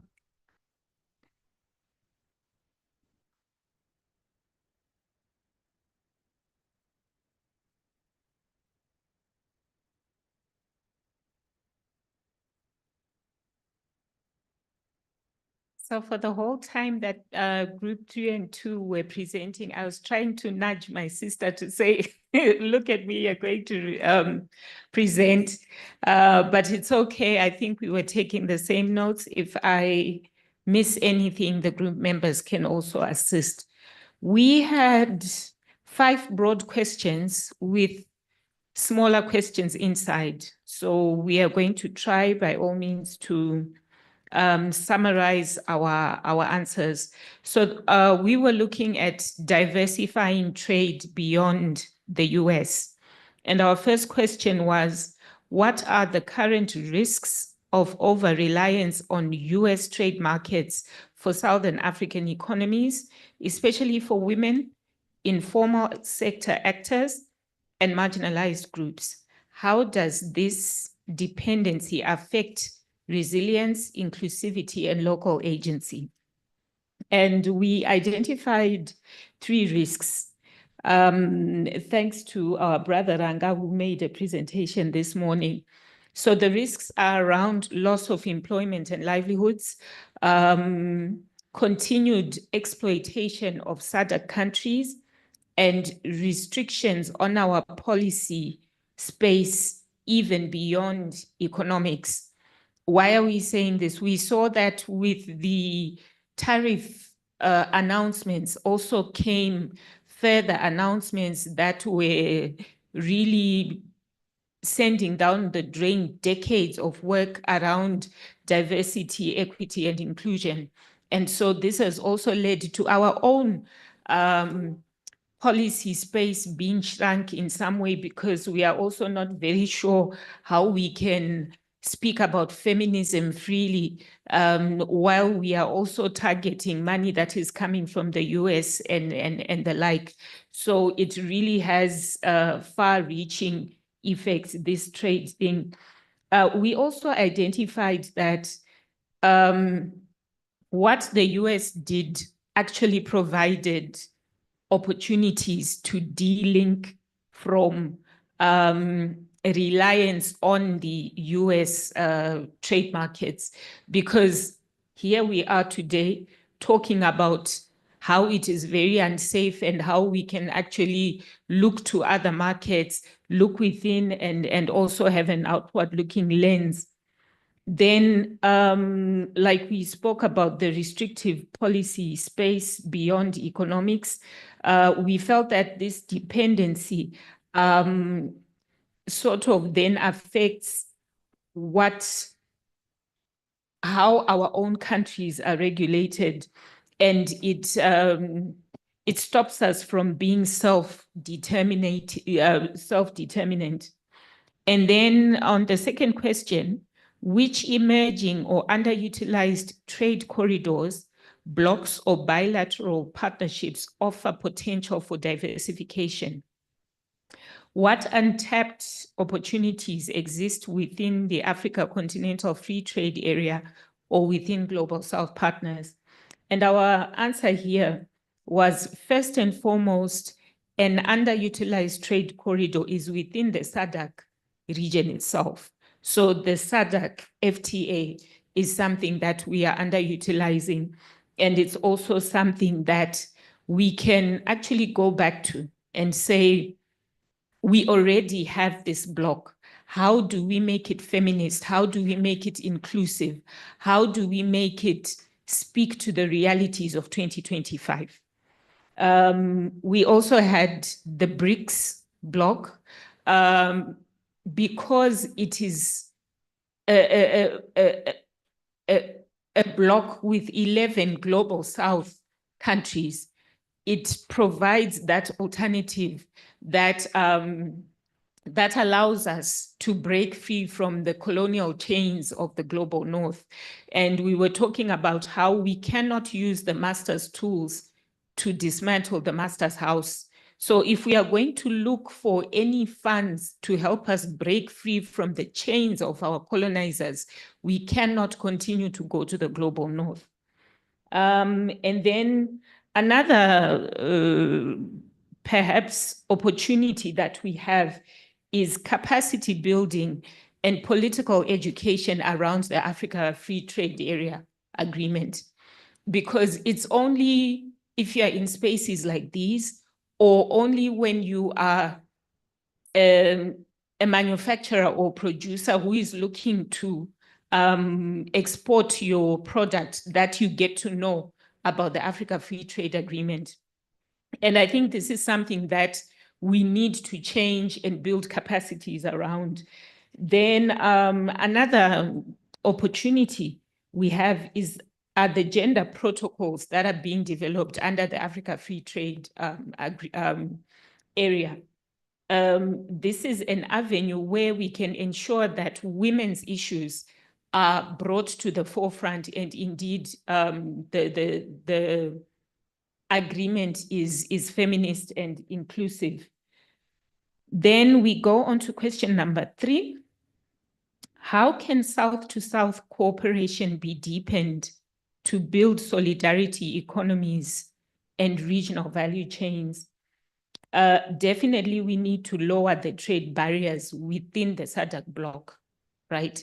There are a lot of issues to do with trust amongst SADC countries. We need to address those issues to enable us to lower the trade barriers and then, you know, open up our borders to each other better. And then we need to control our growth through the Africa Free Trade Area Agreement, as well as reteach Pan-Africanism. You know, there are some words that we always talk about: Pan-Africanist, feminist, inclusive. What does it mean? Does the younger generation really know what Pan-Africanism is all about? I like what Nancy was talking about, to say we need to teach ideology, because the people we are up against are strong on teaching that ideology. So if we sleep on the job, they're going to walk all over us, and we'll remain with policies that do not serve us as Africans. And then question number 4, what policy reforms or investment shifts are needed to unlock these alternative markets, and who needs to lead these reforms? First of all, the policy reforms should be around inclusivity. Are we ensuring that all the marginalized groups are included in the discussions, in the conversations? Do they own the policies? Do they own the means of production? Because for the longest time, we know that women make up 60% of smallholder farmers, but do they own the means of production? How do we ensure that they own it and they are at the table when these discussions are being made? There's also the issue of transformation of the SADC PF into a regional parliament, to have reform conversations that are centering Pan-Africanism. So if we are going to talk about strengthening ourselves as a regional bloc, we need to center Pan-Africanism in our discussions. And then finally, the last question was, what would a decolonial approach to trade and diversification look like in practice? How can trade be reimagined to center local sovereignty, foster equity, and historical redress? we need to practice our policy. Africa has so many policies that have youth inclusion, gender as cross-cutting issues. But how are we actually operationalizing these policies at a country level? We need to ensure that we need to work together, both parliamentarians, civil society, and other actors, so that we implement the policy in the right way. We need to have a relook at existing policies that, for example, are not gender transformative or are even gender blind, right? To say, yes, we have this beautiful document on SADC FTA, but how can we ensure that it is an inclusive policy? We've reviewed policies so many times and we feel that this should not be an exception. We should also align our policies so that they speak the same language. Because in one policy, we are talking about inclusivity. We are talking about ensuring that Africans remain in control of their resources. And in another policy, we are opening up that same Africa to the rest of the world to say, if you have your money, please come and invest, elbowing out the Africans that we say we want to empower. So the issue of aligning our policies to make sure they say one message and speak in the same tone is something that is very critical. Thank you very much.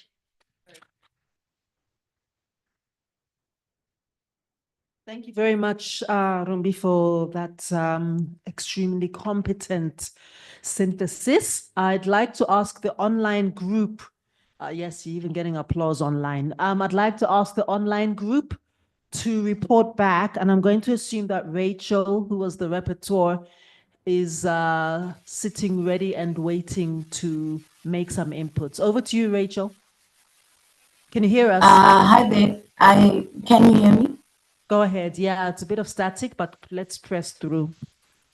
Okay, thank you. I think the good thing of coming last is that you get to echo what the other groups have also presented. But I think the one point that we just want to hammer in, and those who are online can actually see, also for the rapporteurs, most of our points are actually captured on the chat. So also speaking to the fact that women not only means of production and how that is contributing to a form of oppression. The main point, I guess the last point which we were debating and talking about had to do with attitudes and the lack of political will and the like. And I think a question that we asked ourselves had to do with the fact that is there an African identity that we can actually build on to say, you know, because when we talk about a collective voice, there has to be some sharedness. So do we have a shared identity? Because then that thing builds in shared principles, shared values, and shared positions, which then inform how you then move, especially in entering into negotiations, in creating or strengthening ourselves as an economic bloc, a collective economic bloc.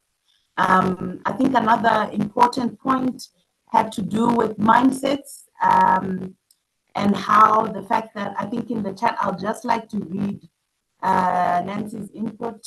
We can't talk of shared Pan-African values when the heteropatriarchal social contract locks Black women out of the economy, denies access to the means of production, forces them to carry increasingly high and social reproductive burdens, and oppresses them through intolerable forms of gender-based violence. Then we also think that that's a forward-looking point, that in terms of advocacy and alliances, a framework, so to speak, in the next session, I think those are some of the things that would need to be taken into account. I think Steya also had a point in the chat around strengthening mechanisms. So strengthening non-state actor involvement in the monitoring of protocols, in the monitoring of commitments, would be a strong way in which to make sure that there is inclusive conversation on the agenda, but also making sure that voices are actually part of the table, whether the table is plastic and rickety, but ensuring that the voices are indeed there, whatever form it may take. And then also strengthening non-state actor involvement in SADC processes overall. I think that's what Stair was also going for there, to say mechanisms such as SADC national committees, where states and non-state actors come together to reflect on policy proposals, to reflect on policy implementation, to also come up with recommendations on strengthening or taking corrective action where implementation may not necessarily have taken us to where we had envisioned. So that's an accountability mechanism that we are wanting to see be strengthened. Yeah, I think that's in broad strokes, yes. But there's quite a lot in the chat. Thank you. Thanks, Rachel, and thank you, because being online is very challenging. Much appreciated. Very crisp indeed. I am now going to hand over for the next session, which is to be co-facilitated by the Trust and SAPSN, taking us through a strategic session towards a region. Lapse this with what would have been the penultimate session of the day. So I'd like to invite the Trust and SAPSN to facilitate, but also receiving inputs and assuming that the parties at hand are prepared for their inputs. Siatini, SADC PF, SAT, of course, EJN, and Southern Feminist Futures through Nancy Online. And I hope Ms. Kachingwe was aware of this as well. So over to you. Thank you. Joe. Thank you very much. So this conversation, and I'm thinking we can really be very resourceful on the time, so we finish on time. If you finish earlier, the better. Would have been a very good feminist space that is respectful of time, people's time, and we can let people go and rest. The idea is for us to really think from the conversations that have gone on in the room with the people that are in the room, and in the room includes online. We want to just have a strategic conversation in terms of where are the opportunities, and I think some of the questions in our groups were speaking to these opportunities. Could be in the G20, AU, the BRICS, the think tanks that are doing different work, and where are the south to south spaces and cooperation, and how do we deepen those in terms of what is going on currently. There are also people, organizations, and institutions that are already doing this work. And the idea as well there, because we want to really think in terms of alternatives, and we had come within this space to really look at the impact of the US trade tariffs in Southern Africa, but also on women and girls specifically. And there is a paper that was presented to us. It was then to say, from the reflections that have gone on, how are we making feminist principles or lens be a key takeaway and a critical ingredient in how we engage in the trade justice conversations, which is where we wanted to also hear from Comrade Maketo in terms of, after presentation of the paper that you have done, what are the key takeaways that we are taking? How do we support the work as well going forward? And what partnerships are already as well coming out from this? And I was thinking in terms of the textile industry, and I was like, what can we crochet What can we knit? What can we weave? What can we sew together as we go? What is it that we are picking? Which brings in the different strategic partners to also share what you are taking from this and what are the commitments, or what have you already been doing that we could probably continue to work on. So that's who is where, what are they doing, how do we leverage on that, and how do we work together on that. From the trust, I think just throughout the whole day, my thinking is that our commitment, I hope I won't be fired. So I can give to Comrade Maketo, then it goes as Dr. Peko has said, to all the different partners, ActionAid, Rumbi, from the feminist alternatives portfolio that you're building, where the opportunities, what do you think we will, how do you think we move forward from this space? And because we've already as well noted that even the questions in the groups are deep questions that require deeper reflections, probably even working groups in a way of saying, let's go deeper into this and convene those kind within the space and really think about these issues in a more strategic way, and how do we move going forward. But from the trust, I think the commitment is that would like to continue to convene and facilitate and enable our own platforms and spaces for reflection, for co-creating alternatives. We think it is a strategic move to also curate and support nature partnerships that are respectful and offer solidarity, which we believe has been lacking as we remain fragmented, disjointed, working against each other, competing even within the space of trade. We also believe, as we are talking, there's a lot of learning in political education that we're saying has to continue. But I think we need to continue to envision a feminist future in the economic justice space and across sectors. And how do we do that? And I think for us, we have a strategy that is new, that offers a lot of those opportunities for us to work together to enable and facilitate the space to evolve towards that Pan-African space, to ideas, alternatives, feminist alternatives, being an approach, the youth engagement, giving that space and allowing and enabling such kind of space in a respectful solidarity way. So we hope that we can engage on that. We have members of parliament as well. We have had the opportunity of the SADC being transformed into a parliament. Is that an opportunity that we can leverage on? How do we engage on that kind of an opportunity in space as well? The national parliaments that are represented here, how do we carry the work forward and reflect and play that oversight role on our executive, hearing what the people are saying who are impacted the most by what is happening within the current trade regime. So I think that's how the conversation is like, and is to give each other the mic towards that, to just so we can pick on, knit, weave, do whatever we have to do as we leave so that we'll be able to put it all together. I don't mind a popcorn for those that have been coded already to do that. Okay, thank you so much, Janet, for this.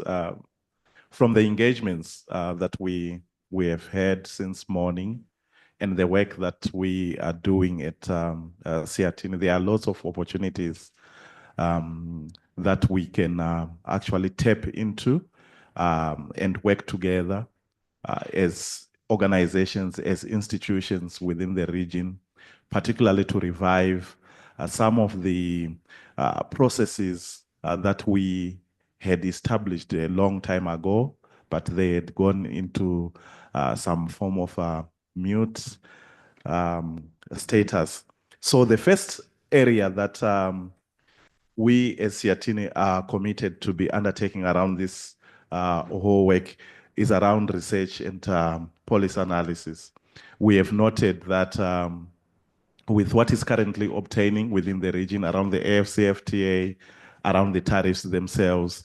There is limited research that has been undertaken around this area, and because of the strength that Siatini has around this area, we are actually available to undertake research that is appropriate and linked to our own processes within the region, particularly in masking how some of these agreements are actually tied to the challenges that we are experiencing at the grassroots level, and to try and popularize some of the complex issues, bring them down into popular literature for ease of understanding. In this regard, I'm talking about developing policy briefs that can serve different constituencies within the non-state actors, either for parliamentarians or for grassroots organizations. We are available to undertake this kind of work. And then secondly, which is one of the most important areas that I think we need to be doing, is the development of a toolkit for engaging, particularly on the AfCFTA. We have the African Continental Free Trade Area. It's here to stay with us. But in terms of engaging on it, we realize there are quite a number of loopholes that are in there. And we are actually available to be developing a toolkit for engaging, particularly for the different constituencies, providing trade information, market information, but at the same time to also bring together the different aspects of negotiations that are taking place around the different areas. So you will notice that we have different protocols that they've been developed around the AfCFTA. We have the protocol on competition policy, protocol on women and youth, protocol on intellectual property rights. But if you look at all these protocols, although they have been developed, some of them, most of them, they still have annexes which are still to be developed. And these annexes, they actually constitute the meat of how the AfCFTA itself is going to be functioning. So it's important that as we engage on it, we are also able to collect the voices and to collect the different positions from different constituencies that can feed into the development of these annexes. You will notice that we have negotiations that are also currently taking place to finalize some of these annexes to the protocols. And it's important that the voice needs to be added into that area. So we are available for undertaking that. And then finally, we have spaces that we participate in at the continental level, as well as at the global level. At the continental level, we have the African Trade Network. It's a very important platform for engaging, especially in these areas. Actually, next week, there is a cadreship development activity in Accra, Ghana, to try to build a new crop of young activists who can understand these issues and who are able to take the torch forward in terms of trade justice, in terms of debt issues, in terms of issues related to other economic justice areas. So we have been participating in this also as part of SAPSIN, but we need to revive this under SAPSIN, especially to categorize our work around SAPSIN for the trade strategy group, for the debt. I think for the debt, it's there, it exists, but we also need to link it with other areas within that. And then, of course, our World is Not for Sale network, as Siatini, we've been participating in that, and to try and take the voices also globally to know what is happening in other areas, particularly with civil society in the global north, where we can have some linkages, where we can see how we can work together around that. So basically, these are some of the key takeaways that we are seeing that we will be able to facilitate as Siatini. But to top it all, the issues of capacity building and training are really important. And as we undertake the research, as we undertake the analysis, the different trainings we are able to also offer, particularly around the trade areas, the trade issues, to contribute to the movement that we are building. Thank you.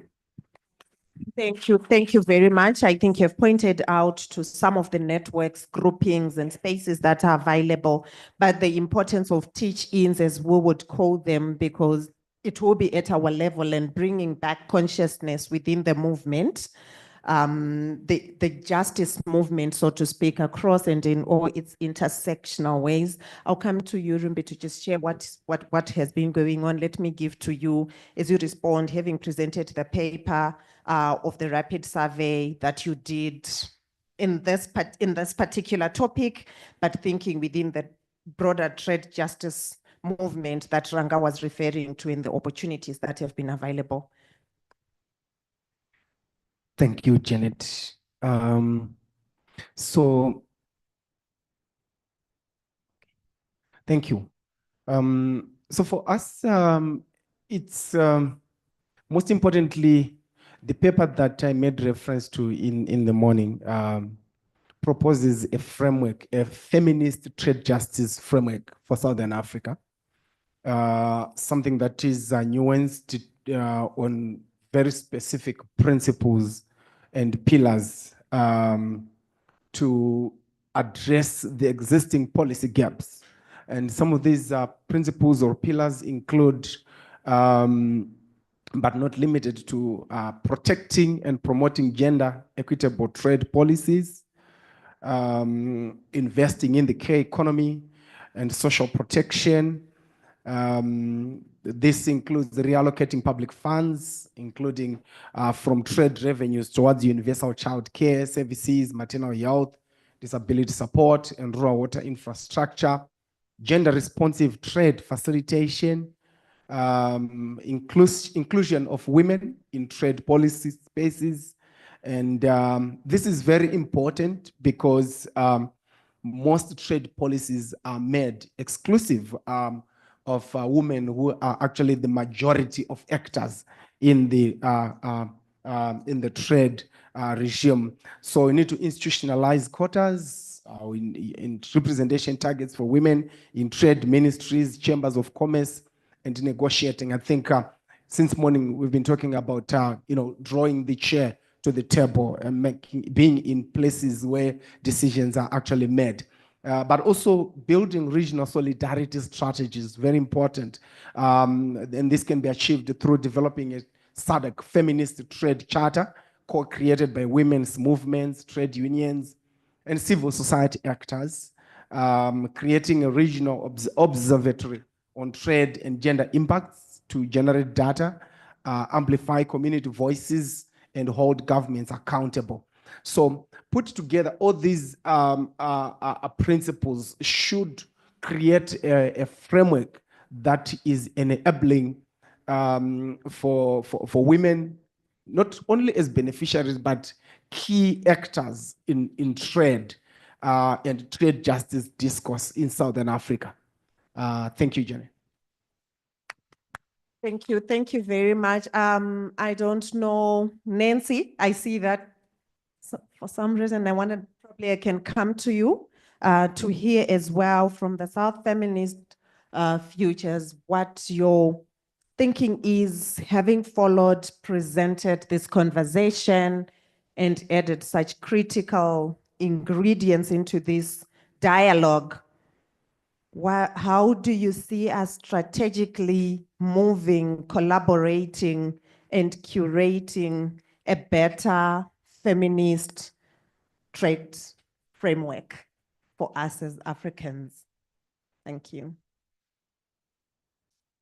Thank you, and congratulations again for creating this space and being very bold and unabashed about bringing the feminist, the F word, into the conversation around trade. It is it's important to acknowledge that many people are shying away from it, and but actually, you know, stating feminist is a very important political statement in terms of the direction we want to go. So congratulations again. Where our South Feminist Futures is based in Southern Africa, but we are a global South organization. So I think the ways in which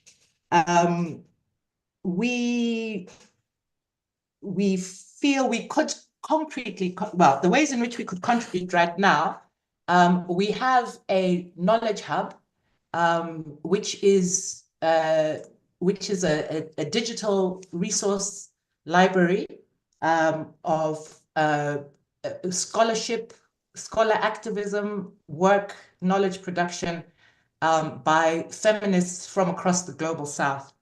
And certainly I will work with colleagues to say, let's have a look at what we have in there that is thinking and feminist thinking from across the global South around questions of trade. We do curated reading lists for that, and we can try and make those available. We're not necessarily a frontline advocacy organization, but if we can offer resources to shape thinking, not just from the region, and there are many feminist groups that are working on questions of trade, Lebohang Peko being one of them, with the Gender and Trade Coalition, for example, that are there. So I think we can really work to build resources and offer resources from feminists on that. We do have political education as one of our main activities. We would like to encourage everybody to have political education as their activities. We do sort of monthly teach-ins, but we're happy to, we would be happy to look at ways that we can offer more in terms of like discussions and political education around questions of how we can build feminist alternatives for just, equitable, sovereign, people-centered trade regimes within Southern Africa and across the global South. I think I think that us, along with many other feminist organizations, do need to lobby hard for more funding to be put towards research around these questions of gender, trade, and alternatives. Trade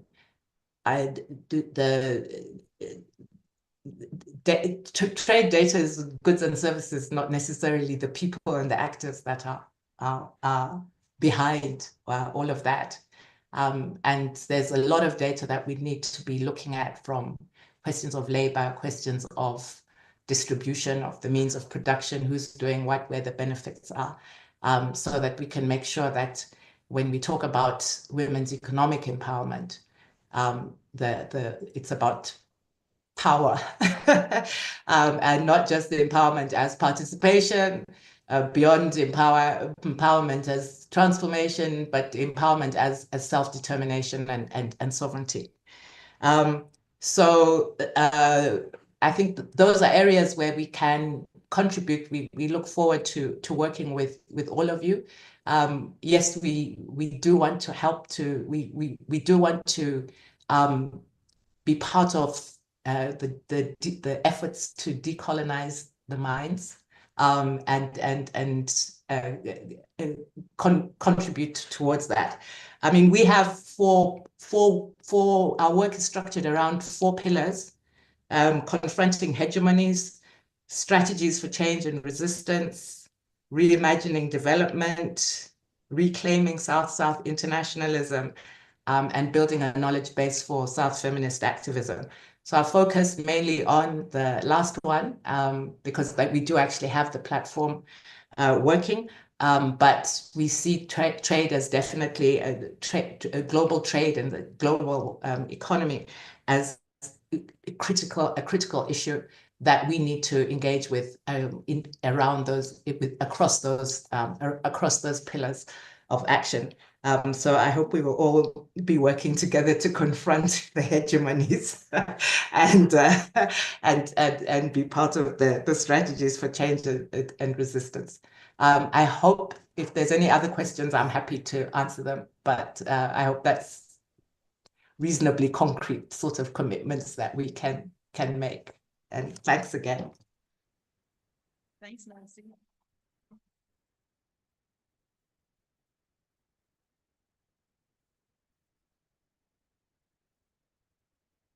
So it seems at the moment, if I may, to the chair who's the chair, that we're trying to get the minister online, Dade Mokgethi Shebilile, you know, right? Thank you very much. Could you please welcome my Minister of Trade and Business Development from Lesotho, the Honorable Minister Shedile Mokgethi Shedile. Thank you.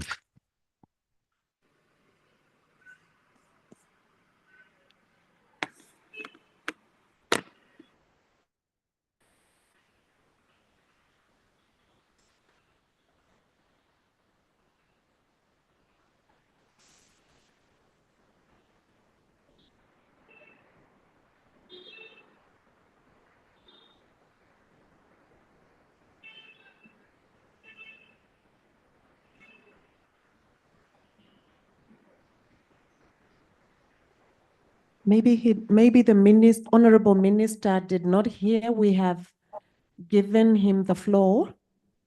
Oh, thank you very much. Thank you. I was not aware that I already have the floor. I hope I'm clear, audible enough that side. Good morning.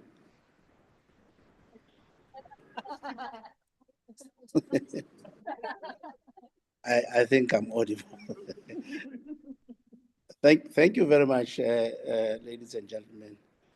I bring you warm greetings from the Kingdom of Lesotho and stand in solidarity with all of you who are gathered at this high-level dialogue. Let me first start by extending my sincere appreciation to all our regional partners for convening this timely and necessary conversation. We are meeting at a time where our geopolitics demands clarity, courage, and collective imagination. The recent announcement by the United States to impose sweeping reciprocal tariffs, including 10% baseline on all imports, is not merely a policy shift. It is a profound signaling of deepening economic nationalism and a widening chasm between the global north and the aspirations of our people in the global south. Let me be clear.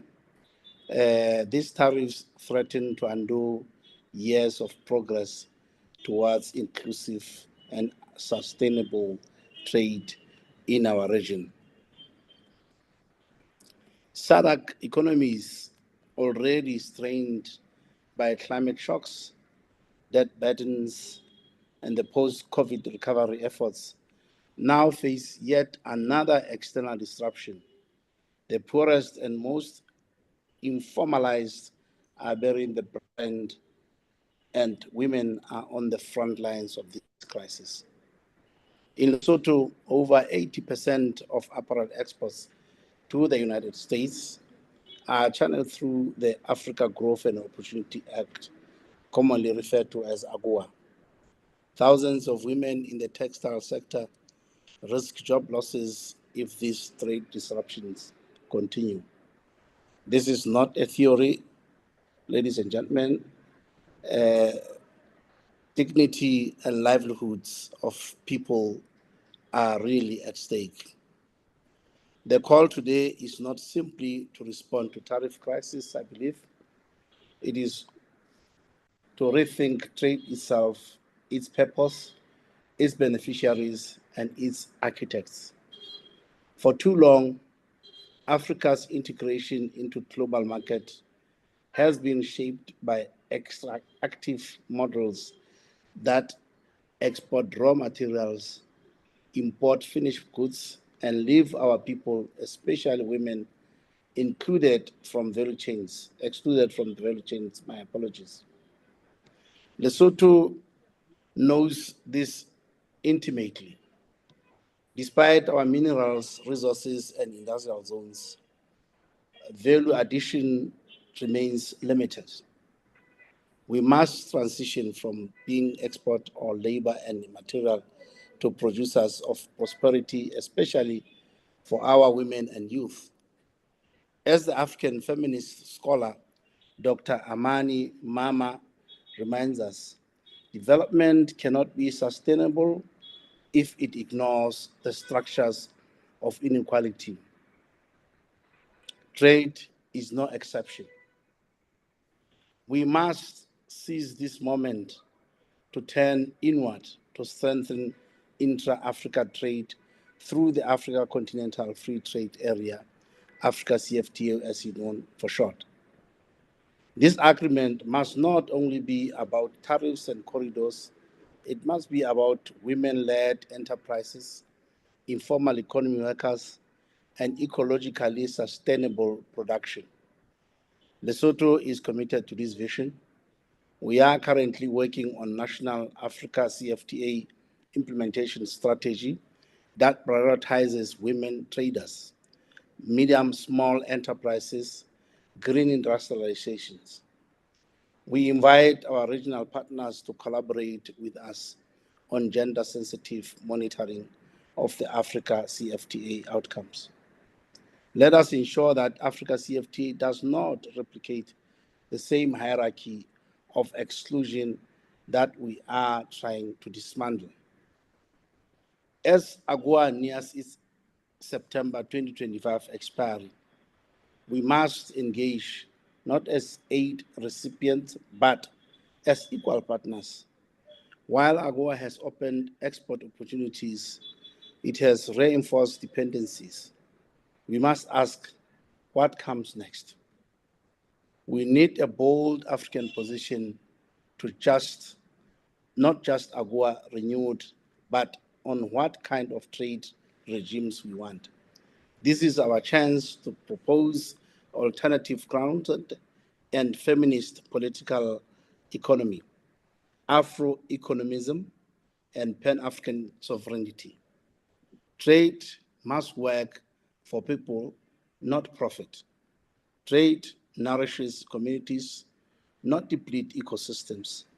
Trade must empower women, not entrench patriarchy. In closing, I wish to make the following commitment on behalf of the Lesotho government.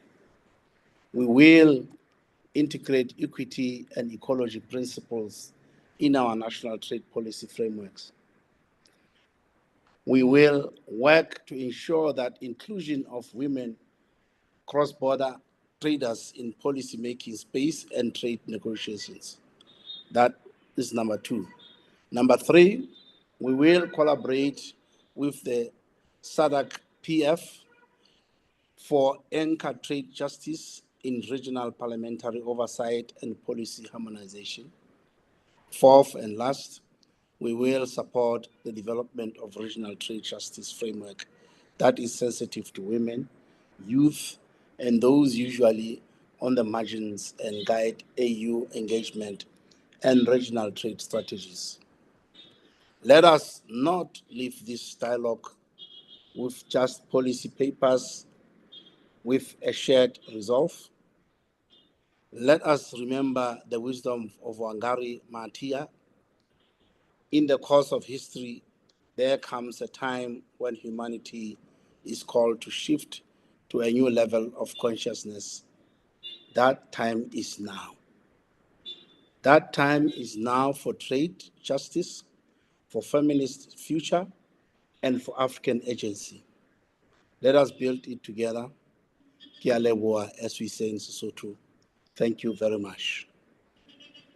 Thank you. Thank you very much, Honorable Minister, for those remarks that resonate with the discussions and the dialogue that characterized the whole day. Rich conversations and dialogue, testimonies, sharing of lived realities and experiences as well came from Lesotho.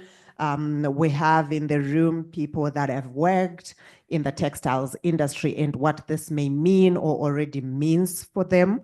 We have the honorable member, the chairperson of your ministry, the committee that plays the oversight role of your ministry, who also has shared as well in terms of what the Lesotho government has been doing and commits as well to do. So we're really privileged and honored to have also listened to you speak the same language that has been spoken in this room. So we are very grateful and we thank you. Another round of applause for the minister. Thank you very much for your time. We hope that with your indulgence, if you're still online, you can hear just the few conversations that are going in the room before we close off the day. And we will move on to ActionAid International in terms of just sharing the strategic interventions and work that you've also been doing at that international level in terms of formulating alternatives and then linking that with the conversation and dialogue of today. Where are we going? Where do you see opportunities? Where are those spaces and who is where and what role can you play as well in reigniting the trade justice conversation with the new lens? Thank you very much, Janet, for that, and thank you for the opportunity. Like I mentioned in my introduction, I lead the work we do on feminist alternatives to neoliberalism. And so in February, we had a convening of Afrofeminists on the continent to speak about alternatives, right? To say, for the longest time, we've been hearing this conversation about feminist alternatives, but those conversations are only happening in the global north, right? And for us, it is a problem because we are the people that are affected by neoliberalism. We are at the receiving end of the neoliberal effects of the current way our economics is going. So it was a very enriching and at times emotional discussion that we had, because like I said, when you look at the roots of all these challenges, they are coming from the colonial era.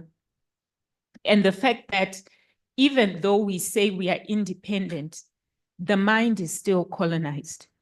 And what we saw is an urgent need for political education, right?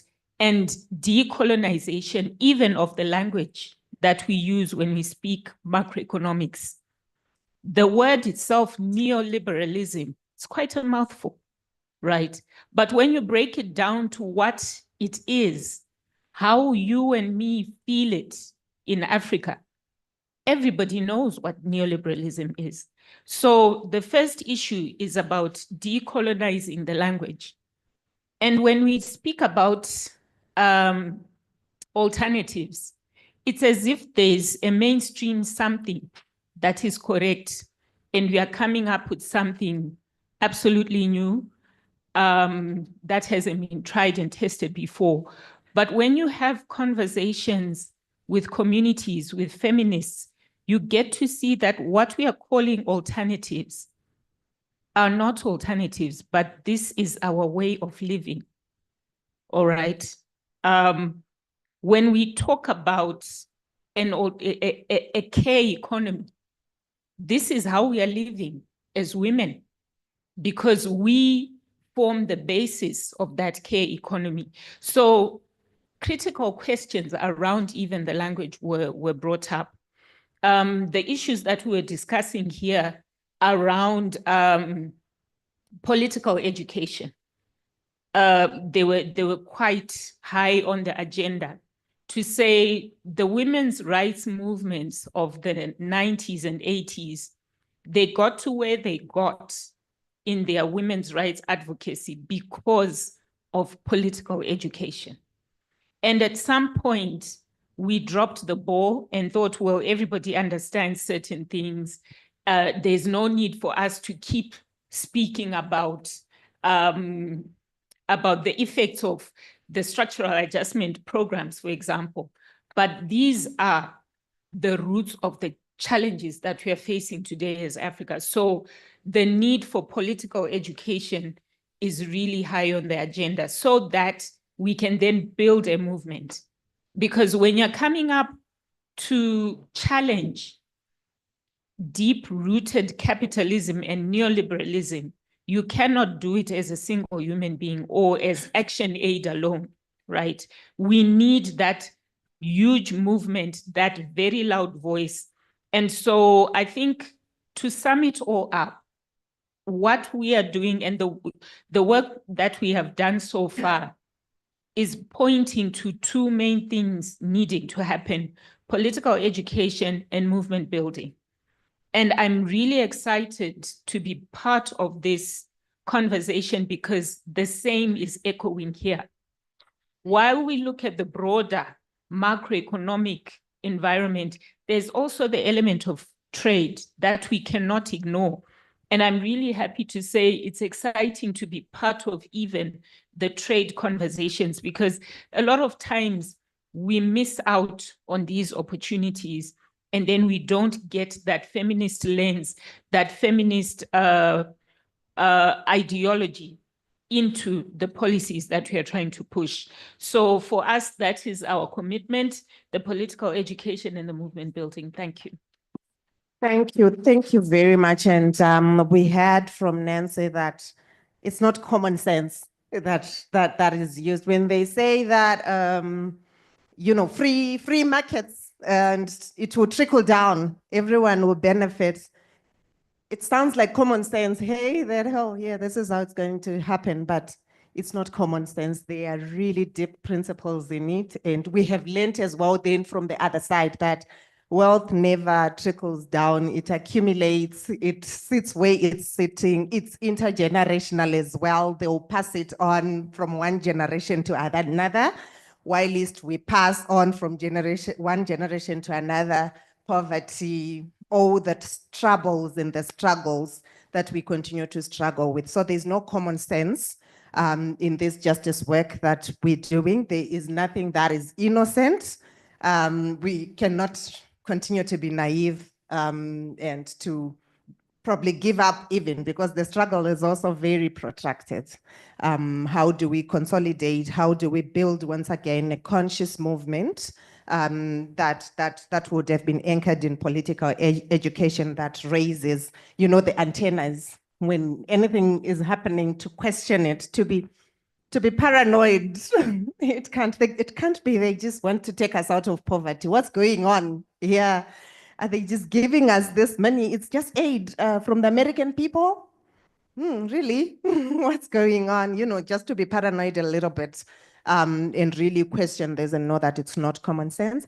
I want to come to you, Mapole, Economic Justice Network, just to have a conversation on what I know that in the morning you unpacked many strategic platforms for engaging and where you're sitting as EJN, but reflecting as well from conversations from others as we move forward and step forward.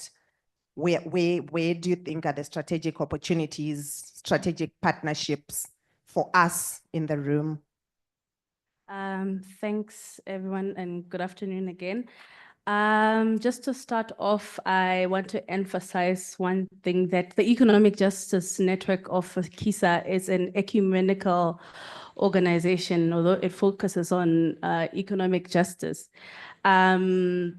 I touched on this earlier on to highlight that this year is a year of Jubilee, where the focus is going to be on ecological, economic, and social justice. So all the things that we have been discussing this morning and this afternoon feed into, or can feed into this current discourse that us as Economic Justice Network of KISA are focusing on. So we've got like a network of various other networks So the one is made out of the 12th National Council of Churches.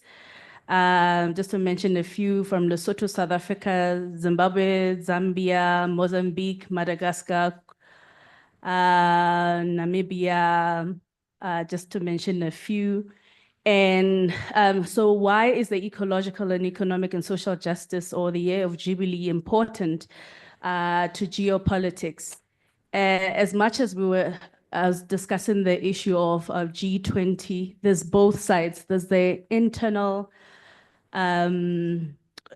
frameworks, and then the outside track, what we call the outside track. So when we're talking about the outside track, we then try to like influence international or global spaces, such as the upcoming 4th International Conference on Financing for Development, which is going to occur in or be hosted in Spain on the 30th of June.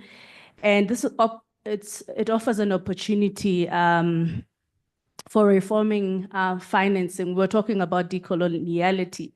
So it's a space for government institutions, civil society organizations, financial and trade institutions, where they're going to be coming together and to unpack this current international financial architecture and make sure that it's inclusive for all, addressing the financial challenges, preventing us, to push or accelerate the sustainable development goals, and also looking at the debt crisis. So the other networks that we have the Pan-African Climate Justice Network, which is made out of about plus or minus 200 civil society organizations. And in particular, there's a summer school that's going to be happening in Nairobi. I'm not sure whether it's in September, where there are 10,000 youth that are going to be participating in that space. I'll invite you to participate in that summer school. So it offers like an opportunity to unpack not only from a climate justice perspective, but integrating the other conversations that we're having, even from a feminist perspective. PACJA does collaborate within the AACJ project with Natural Justice and FemNet and Oxfam South Africa. So it's quite a big movement, which ensures that those feminist principles, or tries or attempts to ensure that the feminist principles are integrated across the debates or the discourse that we are pushing. And yes, stemming from the issues around capacitation, there's also the alternative mining in Durban, where we have like a group of artisanal mining activists that are quite actively involved in advocating for a just energy transition that is people-centered, and also looking at energy poverty and energy addition. So it is quite another opportunity to engage all these discussions into that process. I mean, it happens annually in February. The Southern African Trust was part of the partnership that we fostered this year in February to ensure that mining affected communities across the region from different countries participate, not only from South Africa, participate in that space. So there are quite a number of other what you call networks, like the SADC regional network that EJN is also part and parcel of. I mean, it would be a great opportunity for us. We were talking about resuscitating that space, but we didn't have the capacity. So it would be great to build alliances in terms of making sure that we rebuild that particular space, especially ensuring that the youth participate in the spaces. Yes, thank you. I think that's all.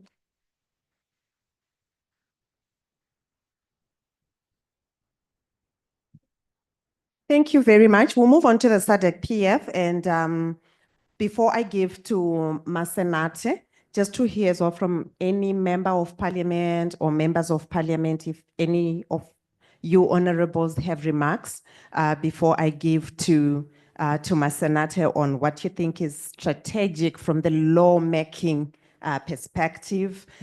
We know the roles of or responsibilities of parliament or the legislature in terms of your oversight, your representation, and your lawmaking. So where are those strategic partnerships? And Honorable, I'll give to you. I've recognized.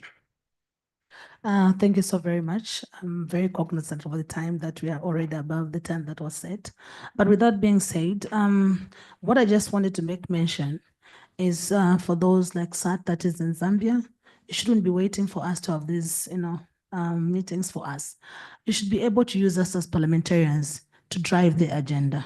For example, there are so many privileges that exist in parliament. We can ask leading questions. So you as technocrats, you see, Honorable Member of Parliament from Wand, I want you to ask this question. That leading question can urge government to do something in regard to what you want to see done. So those things exist. Even when we're discussing the budget, leaders also, I'm an accountant. There are so many things that I would not know in the certain space. So it's important for us just to keep that constant communication so that we can take advantage of the oral questions that exist on the floor of the House. We can ask leading questions. We can also whip the MPs to debate in a certain way when it comes, for example, to feminine-driven budgets. So I think let's take advantage of what is already existing in Parliament for us to be able to do certain things. Thank you. Very much. Any other honorable? I see you are. Yes, thank you. Thank you very much. In my other life, I remember we formed our own caucus with honorables as champions of our work, and we would give them questions and they would ask and really engage and get engaged. Really, it's quite very important to work with the members of parliament. We are representative of the people, and we represent people in parliaments. We make sure that we become their voices in parliament. And as a result, we also do oversight to the relevant ministers that could be responsible for issues like this. And therefore, I really say we have to use them. We have to use our capacity. We have to use us because of the level of decision making, the influence that we can do. I think it can really work for initiatives like this, where there is power. Thank you very much. Thank you, Honorable, and I'll give you to Masenate and a few remarks as well. Thank you. I'd like to comment particularly on the issue of what Madam was saying over there on decolonizing. We have a lot of laws that are still centered around the laws that were in the era where Africa was colonized. Right now, the SADC PF is looking at prison oversight, and we're looking at Zambia as a model. Now we're looking at the crowding in the prisons and how the prisoners were being held and how they were affected in the prisons. They would sleep, they're literally sleeping standing. Some, if you're sleeping, you cannot turn because of the overcrowding. And some of the laws are because of the era that the laws were developed in, where Africans only deserved to be in overcrowded prisons. So I think it is time that we look at all laws holistically, especially looking at the new gender lens, if we are going to talk about the economic justice of women. But also, I don't know if I'm the only one who gets challenged by the word feminism. It comes across as, you know, in those days when feminists were people who were viewed as people who were fighting, and we have to now deconstruct the word that we're not fighting. We are fighting for the alternatives for women to fill up spaces, to be included at the table, to have laws that are inclusive, especially in financing, in trade, because these are women. Women now are carrying society, you know. We used to think that men are leaders. Women are carrying the society now, and they have to be given the space through policy, through legislation that enables them to thrive in society. And that is where the SADC Parliamentary Forum comes in.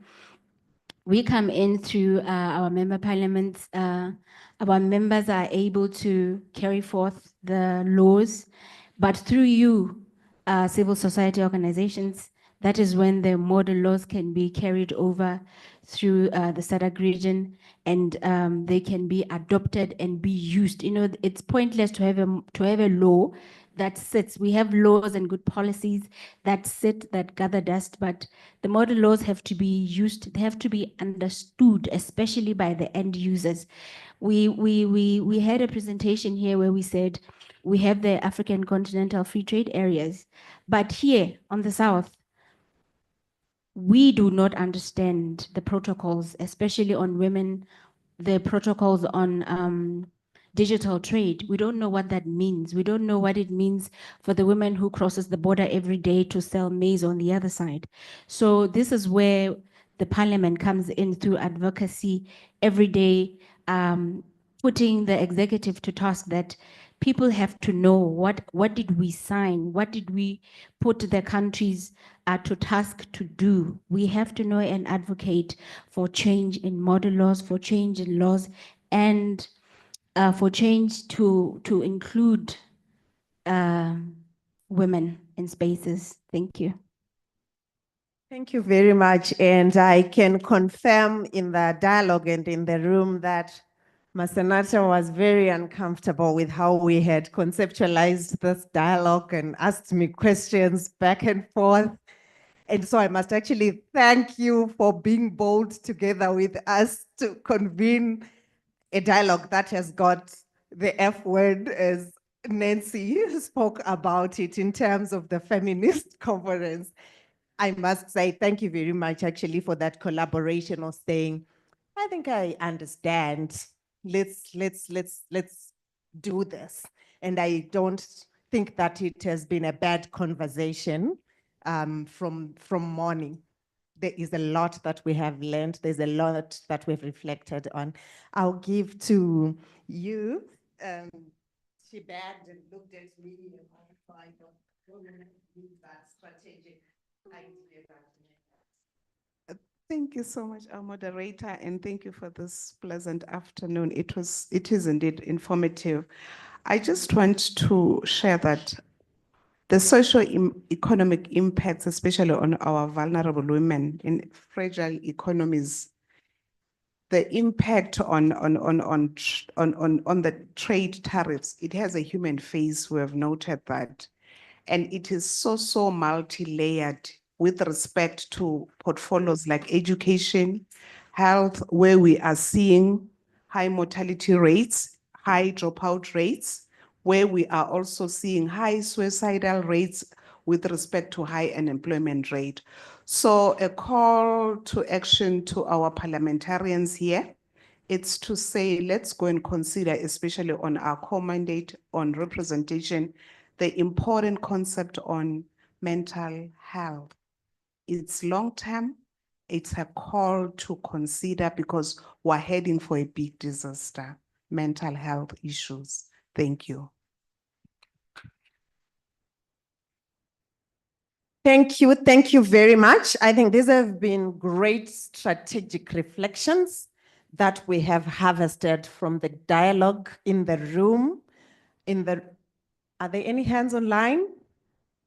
It's clapping, applause. There is? It was an applause, eh?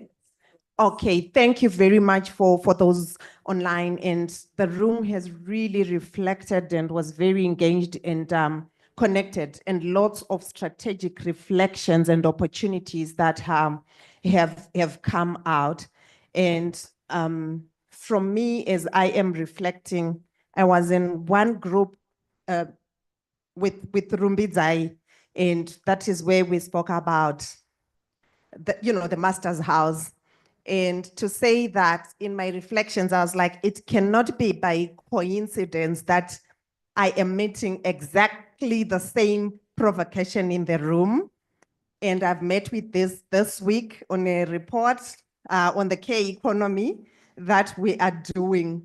I thought that the movement towards justice is rethinking how it has been approaching the struggle to eradicate poverty, inequality, and all the injustices that we live in and live through daily.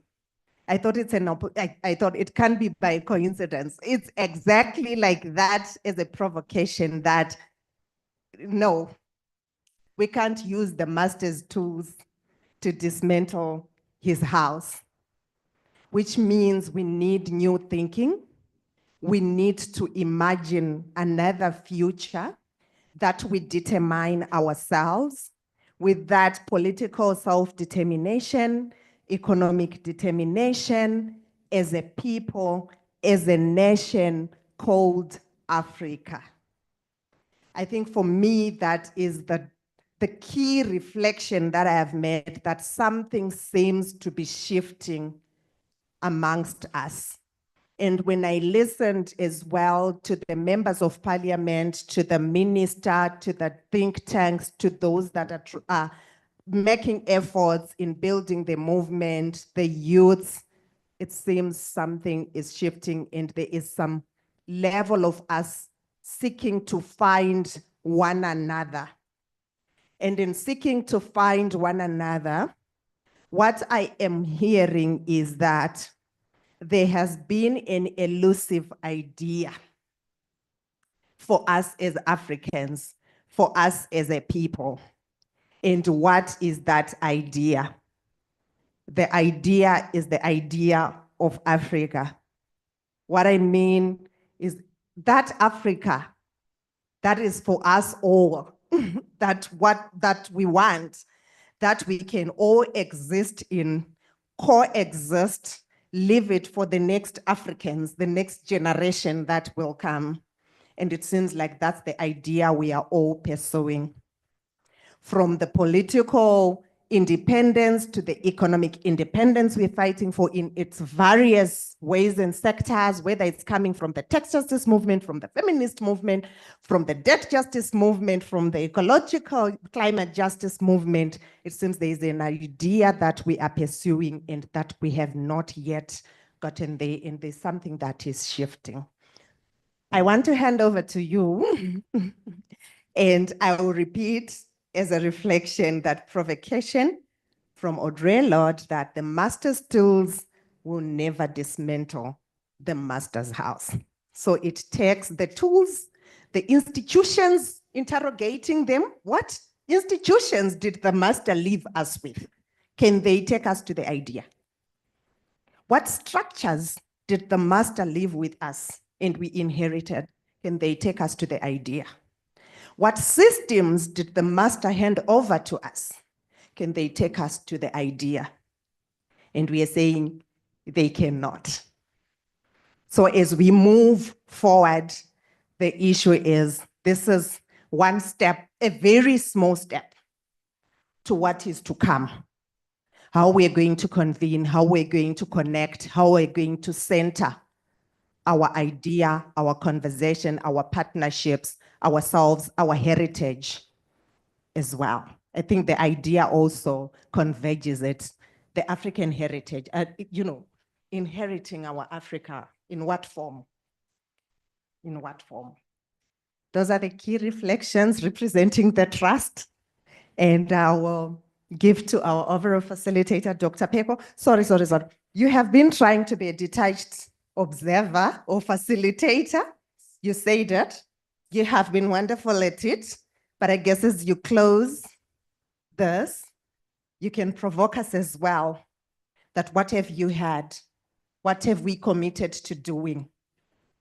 And how do we take this forward? So what a wonderful day. And yes, let's give us some love.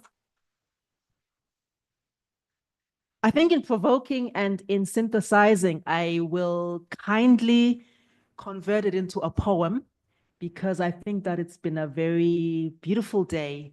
And I sometimes like to land things with words. And I also sometimes forget that the left side of my brain is much more vigorous than I give it the ventilation to come out to play as often as I'd like to. So firstly, the quote by Thomas Sankara, and it says, "You cannot carry out fundamental change without a certain amount of madness."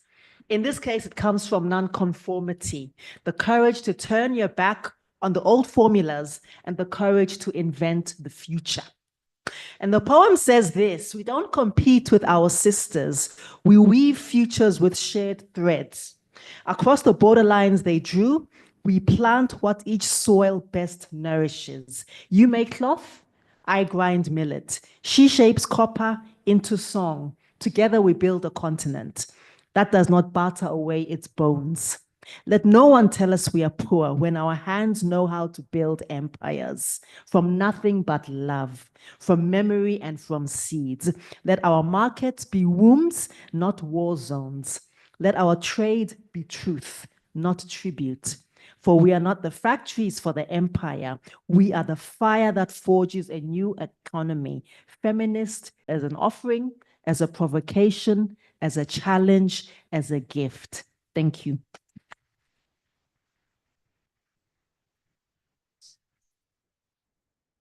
Participants online, it's difficult. It's really difficult to be connected the whole day. There are names that have seen there from since morning participating. A big applause from the room.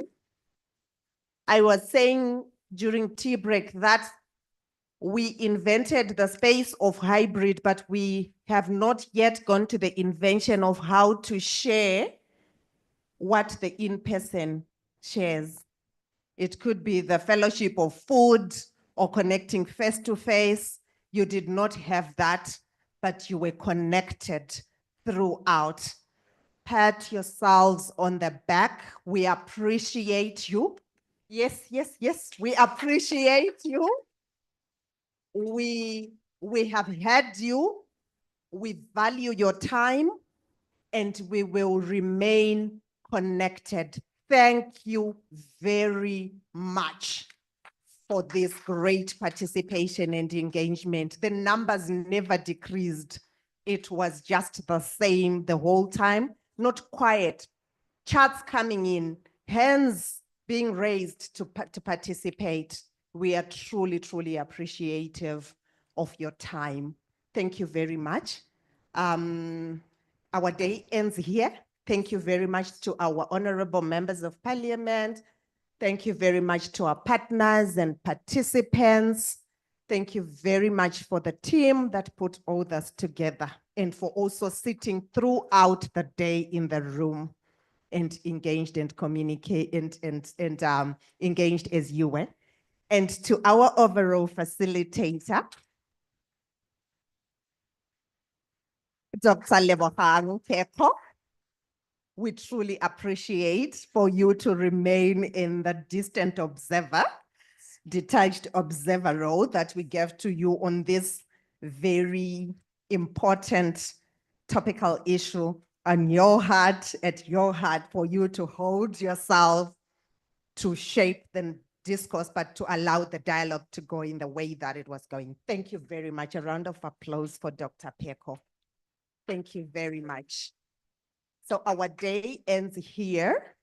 And there are housekeeping, I'm sure, announcements that have to be made. One that I have for sure is about the registration forms for those that did not register. Those will allow us probably to also be able to do all the other housekeeping issues that follow. Please make sure that you have registered on the attendance register so that that helps us to do all housekeeping issues properly. I have my colleagues that are working on that. Maybe they'll be outside there with the forms, and we will address that in that way. Thank you very much. Respectfully, in solidarity, looking forward to sharing with you the outcome document, the knowledge briefing that will come from this dialogue, and for us to then agree to take the commitments forward.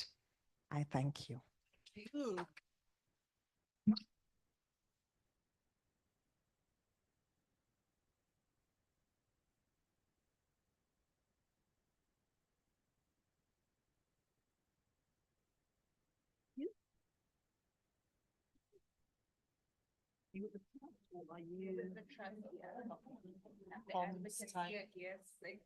All in one. That's right.